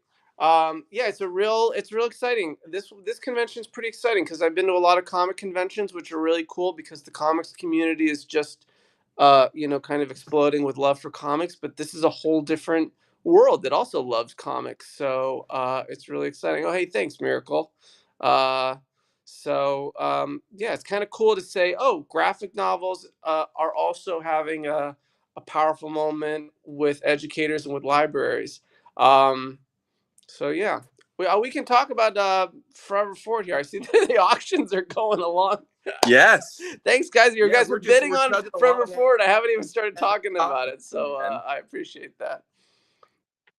tell everybody what it is. I love time travel stories, and I have to say, man, it's fantastic. I love this story. I think you do a heck of a job of grounding it and keeping it. And that's tough. I mean, just from one writer to another, it's not easy. I don't think it's easy to do something like this when you do such a, like anything with the future, because you always have that skeptic in your head questioning it, and you can tell that you had that skeptic in your head while you were writing it, and you do a hell of a job, man. I think it's a great series. But go ahead, let's hear exactly. Tell the community what this is all about. Who like for those of you who like sci-fi and like time travel, or those who just looking for something new to try, Forever Forward is a time travel adventure that only takes place going forward in time. It follows a young kind of brazen quantum scientist who breaks time travel right here in today's world, and accidentally launches himself, his evergreen crush, and his three friends 33 years forward in time. They find a message from their future selves that says the only way to go back is to keep going forward. And because this message has been written by their future selves, they decide they must keep jumping again and again forward throughout human history, and they see the rise and fall of civilizations and some crazy stuff as they're trying to make their way home. So it's very much a love of time travel, love of my interest in the future and seeing what time travel might look like, not going backwards to dinosaurs or cowboys, which is also fun, but just forward. And I think kind of there's a story going on about what might happen as human history transpires in the future. That is a John Jang cover. Absolutely. This is the we did kind of the most limited run, which was a kind of predominantly a San Diego Comic-Con exclusive, but there are a few left. That is signed by John Jang right there. That's his signature in silver, and that was our sixth cover, our most exclusive cover for the number one. Yeah, really cool. Very, I very came up with that concept. Yeah, just this kind of idea, because it is very much about the future, and perhaps the future not being everything that we think it could be. And so he really dialed into that concept and had this idea that maybe the Statue of Liberty is completely collapsing. This is our A cover, and I believe, as James said, it's a set of all 6 issues, and that's the first cover by Jacob. Correct. Yeah, this cover is really, I love this cover so much, and Jacob Phillips is doing that Texas Blood. I think he's working with like Francis Ford Coppola on a new Godfather story at some publisher, which is pretty cool. And we just loved this. Cover. Had to make it our A cover. Yeah, but that has all 5 issues. Sorry, I said 6. 5 issues. Yeah, wow. 50th Jang covers. That's incredible. Yeah, he's a fantastic. Wow. Glad you picked it up, Ham. That's great. That has the best glass cover. There is a very limited Scout. Yes, we have the glass of those kind of. Yeah, they're really cool. there are not many of them. We sent you one of 25, didn't we? Yeah, it might be. It might be. If I have one available, you need. It's rare. We have any of the glass left? Yeah. Yeah. It's such a good series. And yes, that cover, it reminds me, this Jacob Phillips reminds me of Alex Ross, man. And that glass, how they totally. Oh, here, Richard has it. Check it out. This is number 20 of 25. And plate glass. Ooh. And if you froze up there, they'll wait for them to come back. Yeah, that's are you gonna auction that one off, James? You're getting a spotty connection. You might want to hold on a sec. You want to option? You're gonna do? Yeah, I'm gonna hold on before we run the glass on that. Here, let's do a different number one. Let's do your cover C. Man, the covers that you've gotten, Zach, if you can still hear me, hopefully you can. You've gotten some tremendous covers, not just for your issue number 1, but for your subsequent issues. Every issue had at least 2 covers. We did a cover A and a cover B. And I believe number 1 has like 5 different covers. So hold on one second. You guys hear me? Guess not. Yeah. It probably makes more sense. The hotspot itself is pretty slow compared to just the device. Yeah. So eventually logging out on the iPad and logging back in on the phone instead. You guys see me? Yeah. You still got me? Looks like we lost. I can hear you. That's great, Silver's Age Sage. But Here we he's gone. go. All right. Are you back now? All right. Oh, this is Stefano Simone. Yeah, this is another cool one. This is our B cover. There we go. We got it. Yeah. And I'm just gonna start this bad boy for cover price. Yep, we got it. Here we go. Is that the B cover or the C That's cover? the B I can't cover. remember. That's the B cover. Yeah. Stefano's done several books, and he's also done several covers. But he's a great artist, and I really like this because it's got kind of a dual split. Glass Nest? Run the glass on. I don't know. That's up to James. Whatever you want to do, James. This one's kind of got a half a present day on that cover there. It's really cool.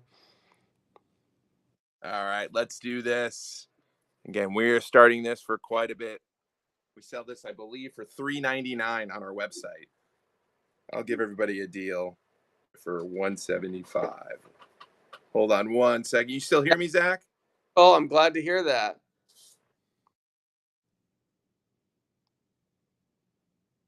Oh, we talked about this. People don't know, but we are for the very first part of next year. We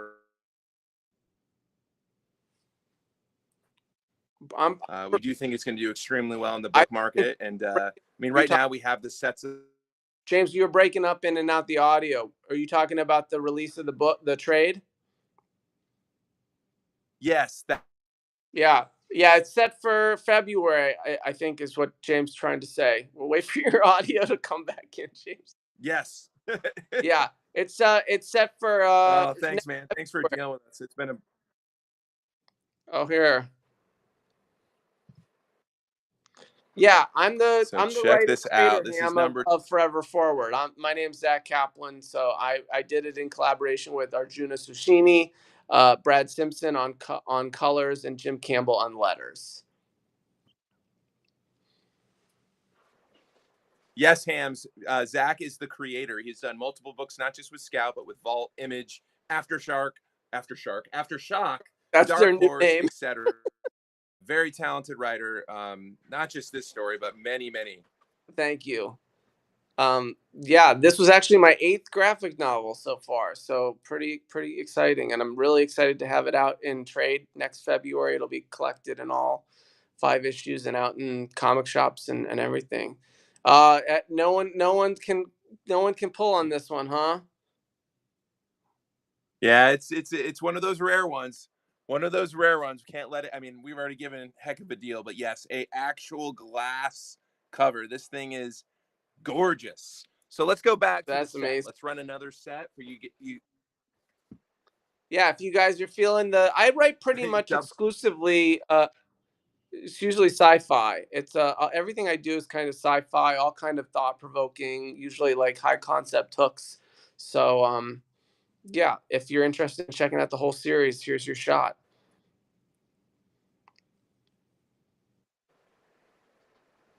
Here we go. Well, awesome, man. Well, thank you so much for joining. Just one more time for everybody. Can you give just a brief description of what Forever Forward is before we let you go, bud?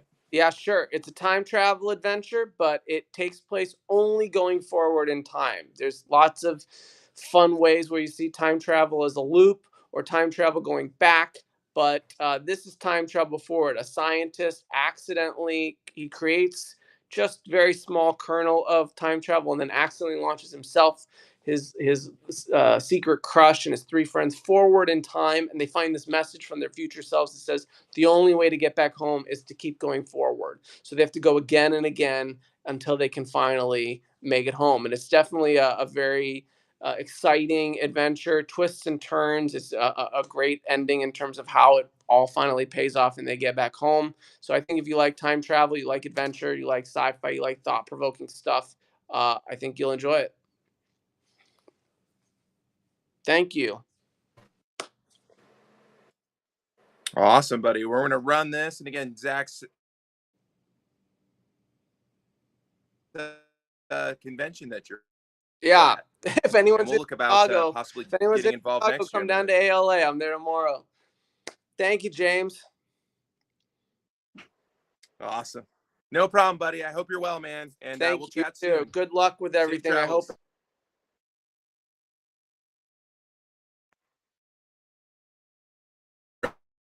Of this issue number 1. This is the cover B. Just gonna run this bad boy for cover price, which is $5. I'm gonna put 20 seconds. I'm gonna run one more set.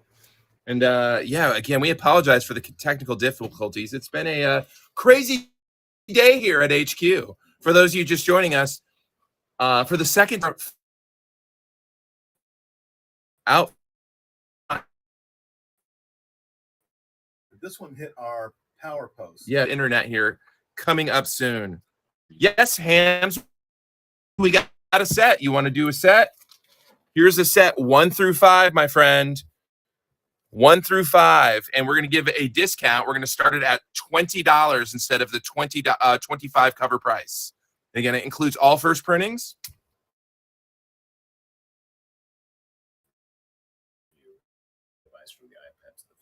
Gotcha.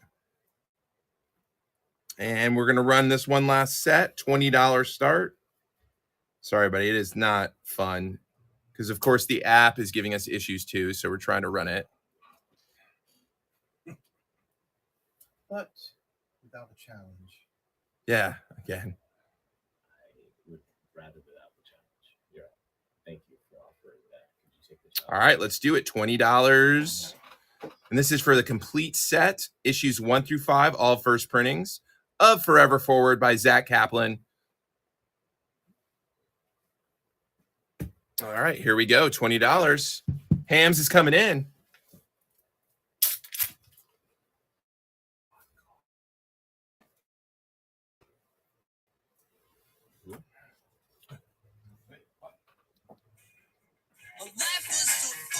Ham's taking it home. Congratulations, buddy. Let's grab it, and we're going to switch the... Everybody? How did you say to do this? Is it off the feed?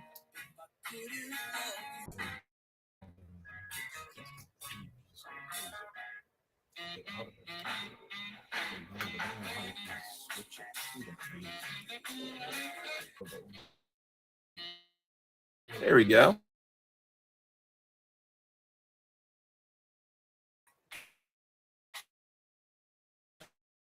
I just took it off. Can you guys still hear us? Are we good?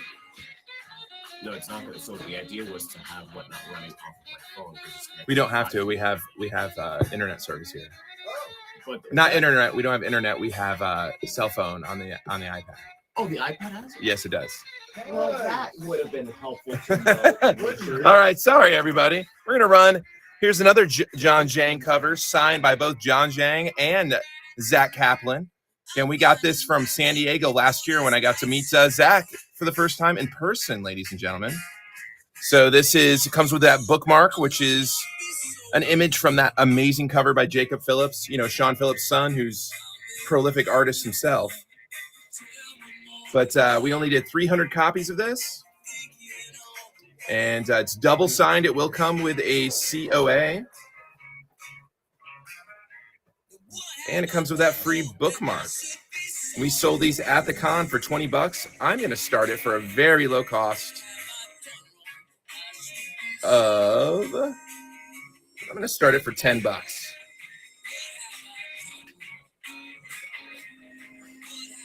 I'm going to attempt to send it.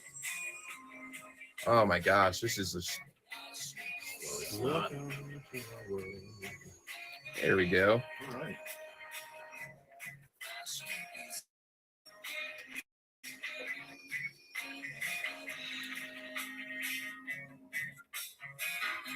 Vintage Toy Hunter, it's good to see you too, pal.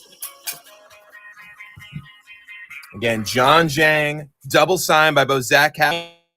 Can you get that?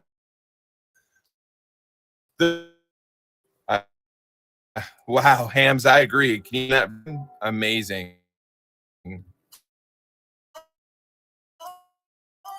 Phrasing. Sergeant Rock fan, what's up, buddy? Thanks for sharing the stream. We do wish the stream was going a little bit quicker, but it's been a hell of an afternoon. Taking it home. I'm going to do this 1 in 10. This is the 1 in 10 Ivan Tao Forever Forward variant cover. If you're a retailer and you ordered 10 copies of this beauty, or of the cover A, B, or C, you got this cover, I believe, for free. So Ivan Tao's an up-and-coming artist. He's done multiple books with Image, Marvel, Dark Horse. Again, amazing cover. Oh, looks almost photorealistic. Check that out, everybody. It's gorgeous. Again, Forever Forward is a story, a time travel story, a grounded time travel story that this group of friends have to essentially travel 13 years future in order to find their way back in the past.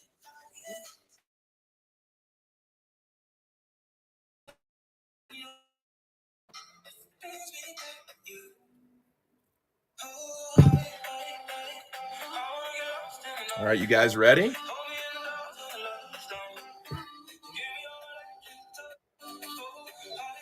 Here we go, Forever Forward.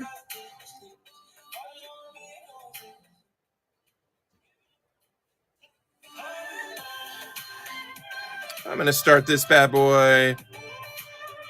$4.45. Again, the 1 in 10 retailer incentive of Forever Forward number 1, Ivan Tao cover. Tomfoolery, what's up? Sales of Suspense. It's stabby.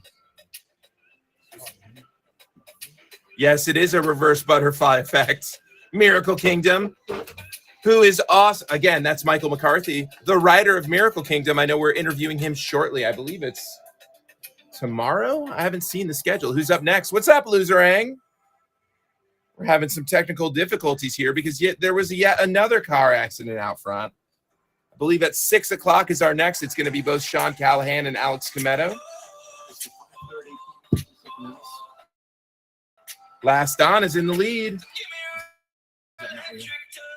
No, I think that is real. He just added at the end. Yeah. Last On taking it home. Any Scotties? No, man, we didn't have. Scotty hasn't done a variant cover for us yet. I think that would be pretty incredible. One day soon. He's at 5:30, and then it's the junior guys. Right. So we got PB coming next. PB is the artist extraordinaire of our book called Thud, which is incredible. I'm a huge fan of it. It's coming of age story. You'll find out here next. Again, thanks for sticking with us, everyone. It's been frustrating to say the least with our internet being down. And this is the cover C. I'm going to start it for $4.45. Again, issue number 1. Fishhook, what's up, buddy? Oh, that's cool, Sergeant Rock. Yes, Kelly is a hell of a talent. We've done numerous variants. Sergeant Rock, have you seen his or picked up that Pulp Bites number 1 Kelly Williams variant? Whoa. Man, just hooking it. Sorry, everybody.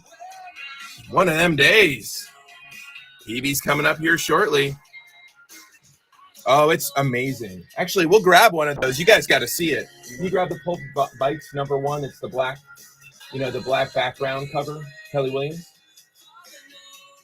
Josh 2023. Bill, what's up, buddy? All right, we'll start off with here's Thud, and this is PB who's coming up here in 5 short minutes. This is issue number 1. We did this one in regular guys, and then we did because the story is so awesome and his artwork is so unique that we decided to do it in these magazine style, like DC Black Label style. And we called it Double Visions. It's basically 8 different chapters, but this is the normal that predates the Double Vision. And just Thud number 1.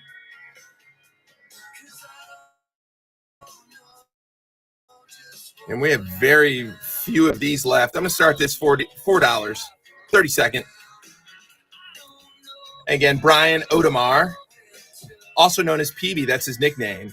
Again, it follows this gentleman who goes into a coma, and he envisions himself, he was an artist, and he envisions himself in as a superhero named Thud. It's a very powerful coming of age story. I absolutely love it. Again, Double Vision 1, 2, 3, and 4, which collects 2 chapters, the normal comic size of issue number 1. We released this first. Such a cool series. And PB is from, I think, Northern California. So he's going to be joining us here shortly. Hams is in the lead. We're going to bust out. We have a couple different versions. And I'm going to put up the 1 in 10 retailer. Hams taking it home. Congratulations, buddy. So here's the 1 in 10 retailer incentive for Thud number 1. If you're a retailer and you ordered 10 copies of that one we just sold, you had the ability to get this bad boy for free. So Thud number 1 variant cover. And I'm going to start this bad boy for $5. We normally sell it, I believe, for $15 here at the shop. Wondertron in the lead. Oh, it should be here. Yeah. What's up, Grand Gisley? Iron Lung, Paulino, Kevin. What's up, Kev, man? Wondertron's in the lead for this 1 in 10 retailer incentive of Thud. And then one of my favorites, Mogwai. Wondertron taking that one home. Congratulations. Check out this. Let's see, the first person who can guess what homage is this web store exclusive limited to 250 copies. What is this of homage of, ladies and gentlemen? I'm pretty easy. One of my favorite covers of all time was the original version of this, and PB did this amazing homage to it.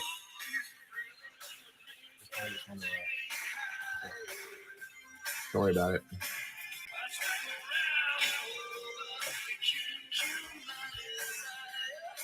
All right, let's start this up. We're going to start it. I believe we sell it for 15. I'm going to start it for 7. 30 seconds on the clock. Incredible Hulk. Annual one. Yes, you got it, Abu. Isn't that awesome? Limited to 250 copies. Such a cool cover. Again, Thud follows this artist who gets in an accident, ends up going into a coma, and then he envisions himself as this superhero, Thud. It's in a coming-of-age story. Such a good story. And PB, who's the creator, he writes it, draws it, letters it, colors it, is going to be joining us here in 5 short minutes. Abu. Taking it home. Yeah, let's see what else we're going to do while we're waiting for Funko Pop Punk. What's up, buddy? I'm going to run another issue number 1 of Thud. We did do a Whatnot Select of Thud. I'm not sure if we have any. Are those sold out? I'm not sure. Yeah. Let's see if I'm over here. All right, this is issue number 1. I'm going to start it for cover price, everybody. Again, this predates the Double Vision in his normal comic size. I started for $4. Thud number 1. Again, nearly sold out Thud number 1. And it's an 8-chapter coming-of-age story done by this incredibly talented artist, Brian Adamar, who is also known as PB. So we call him PB. That's a nickname that he's held for many, many years. He's going to be joining us here in a couple short minutes. Melody, it's good to see you. This is Thud number 1.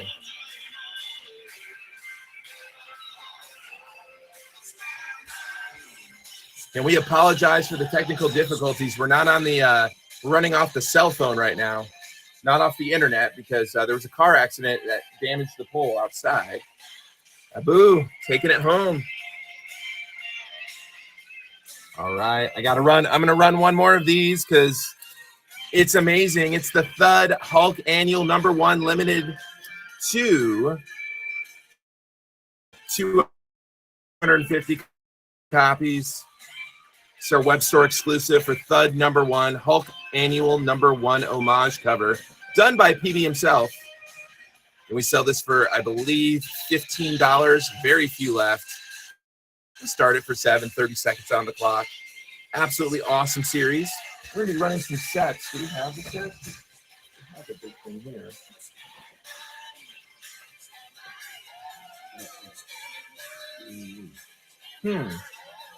Again, Thud #1, coming age story about an artist who goes in and has an accident, car accident, goes into a coma, envisions himself as this superhero that he draws. Pretty awesome, heartfelt story.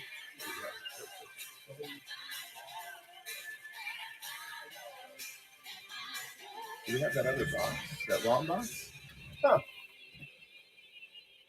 I want to sell you guys some sets here. Here, we're going to run this one again. Grab a set.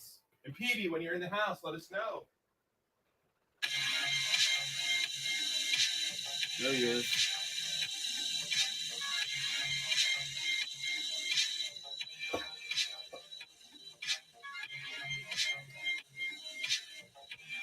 He's in there. Is he in? All right.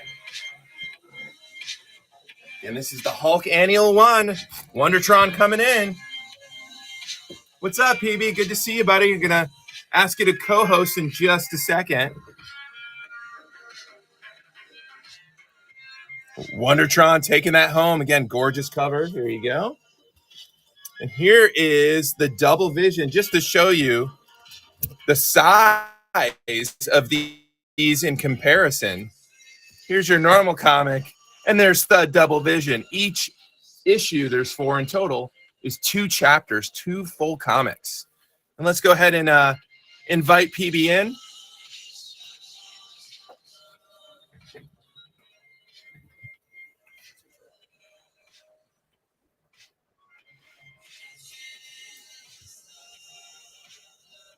PB, are you on a laptop or are you on a cell phone, sir? Let us know. In order to co-host, you have to be on a cell phone or a tablet. No more Zhangs or Scotty. Sorry, bud. Wait, I do think we have one Zhang. We have a glass cover Zhang, actually. Canceled #1. It's super expensive, though. There he is. Oh, no, that's Zach. Nope. Are you there, PB? Yeah, okay. Technical difficulties. I'm here now.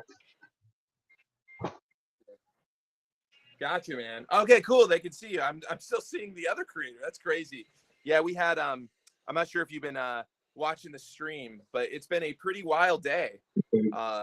Really past 24 hours. There was a car accident yesterday in front of Scout HQ. And we all helped rescue a guy who was submerged underwater in a ditch. It was pretty insane. Whoa. And lo and behold, the same thing happened today. A guy, same ditch, the next day, less than 24 hours after. And what? The guy hit the internet, the pole. Yeah, he hit the pole and knocked out our internet. Luckily, in both cases, no one died. But oh my gosh, man, it's like Dead Man's Curve in front of HQ. So it's been a very interesting 24 hours here in Florida. How are you doing, man? I know you're out in Northern California. No. I actually live in Santa Fe, but I'm currently in Colorado right now, in Pagosa Springs. Oh, wow. So okay. signal might be way off wonky. Well, cool. I used to live in Oakland before. Yeah, we're running off. Used to live in. I'm a diehard Oakland A fan. That's why I think I remember you being in Northern California. Yeah. So, as a former Northern California, are you an A's fan? Are you? That's a personal question. Are you? So I want to know. I'm a Sox fan. Oh, no shit. Oh, cool, man. Yeah. Very cool. My wife's a Cubs fan. Yeah. She's a Cub fan. Yeah. Nice. Well, again, I praise your book. I remember the first time we got it submitted to us, and I'm such a big fan. I know all the back office staff here are too of Thud. Thank you. I just think you're incredibly talented. Your story is very heartfelt. Again, coming of age story, and just it's a really powerful story. And why don't you tell all the Whatnot fans out there what Thud is about? And we'll go ahead and run one of these complete sets. Yeah. So yeah, I don't know. It's what this. the story's about. You know. Yeah. Oh. Yeah. You know, as a creative who's been a creative my whole life, and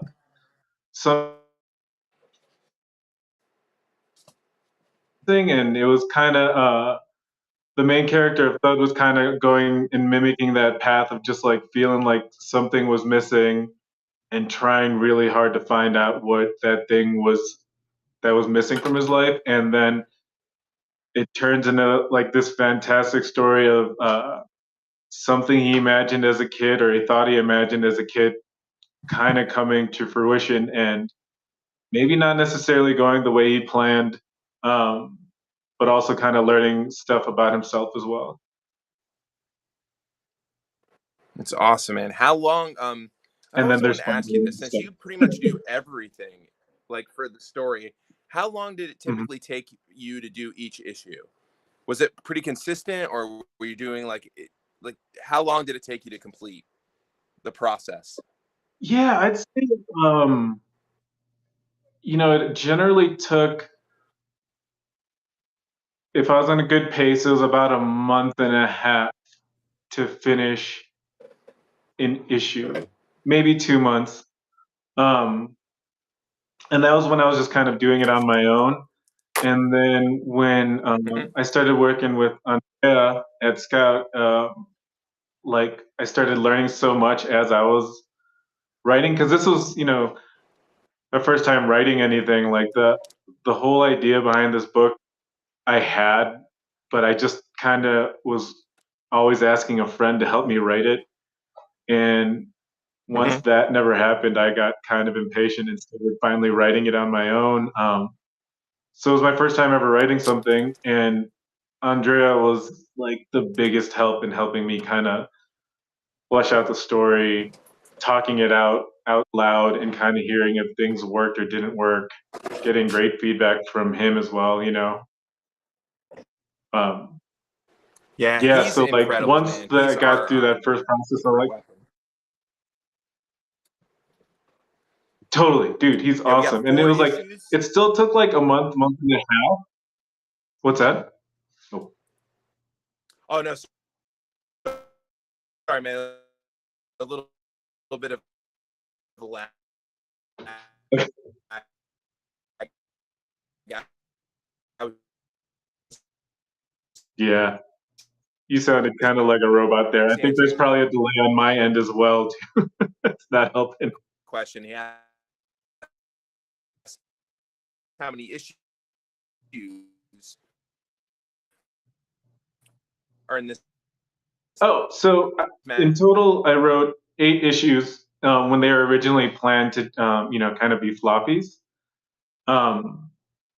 And sometimes I went through them in less than a month and a half, and then sometimes, I would just get stuck, and they'd take like 2, maybe 2.5 months. Um, but it also depended on like whether we just kind of hit the right rhythm, or whether Andrea had some great feedback to make me just kind of go back and re-explore what I was trying to say in a certain part of the story.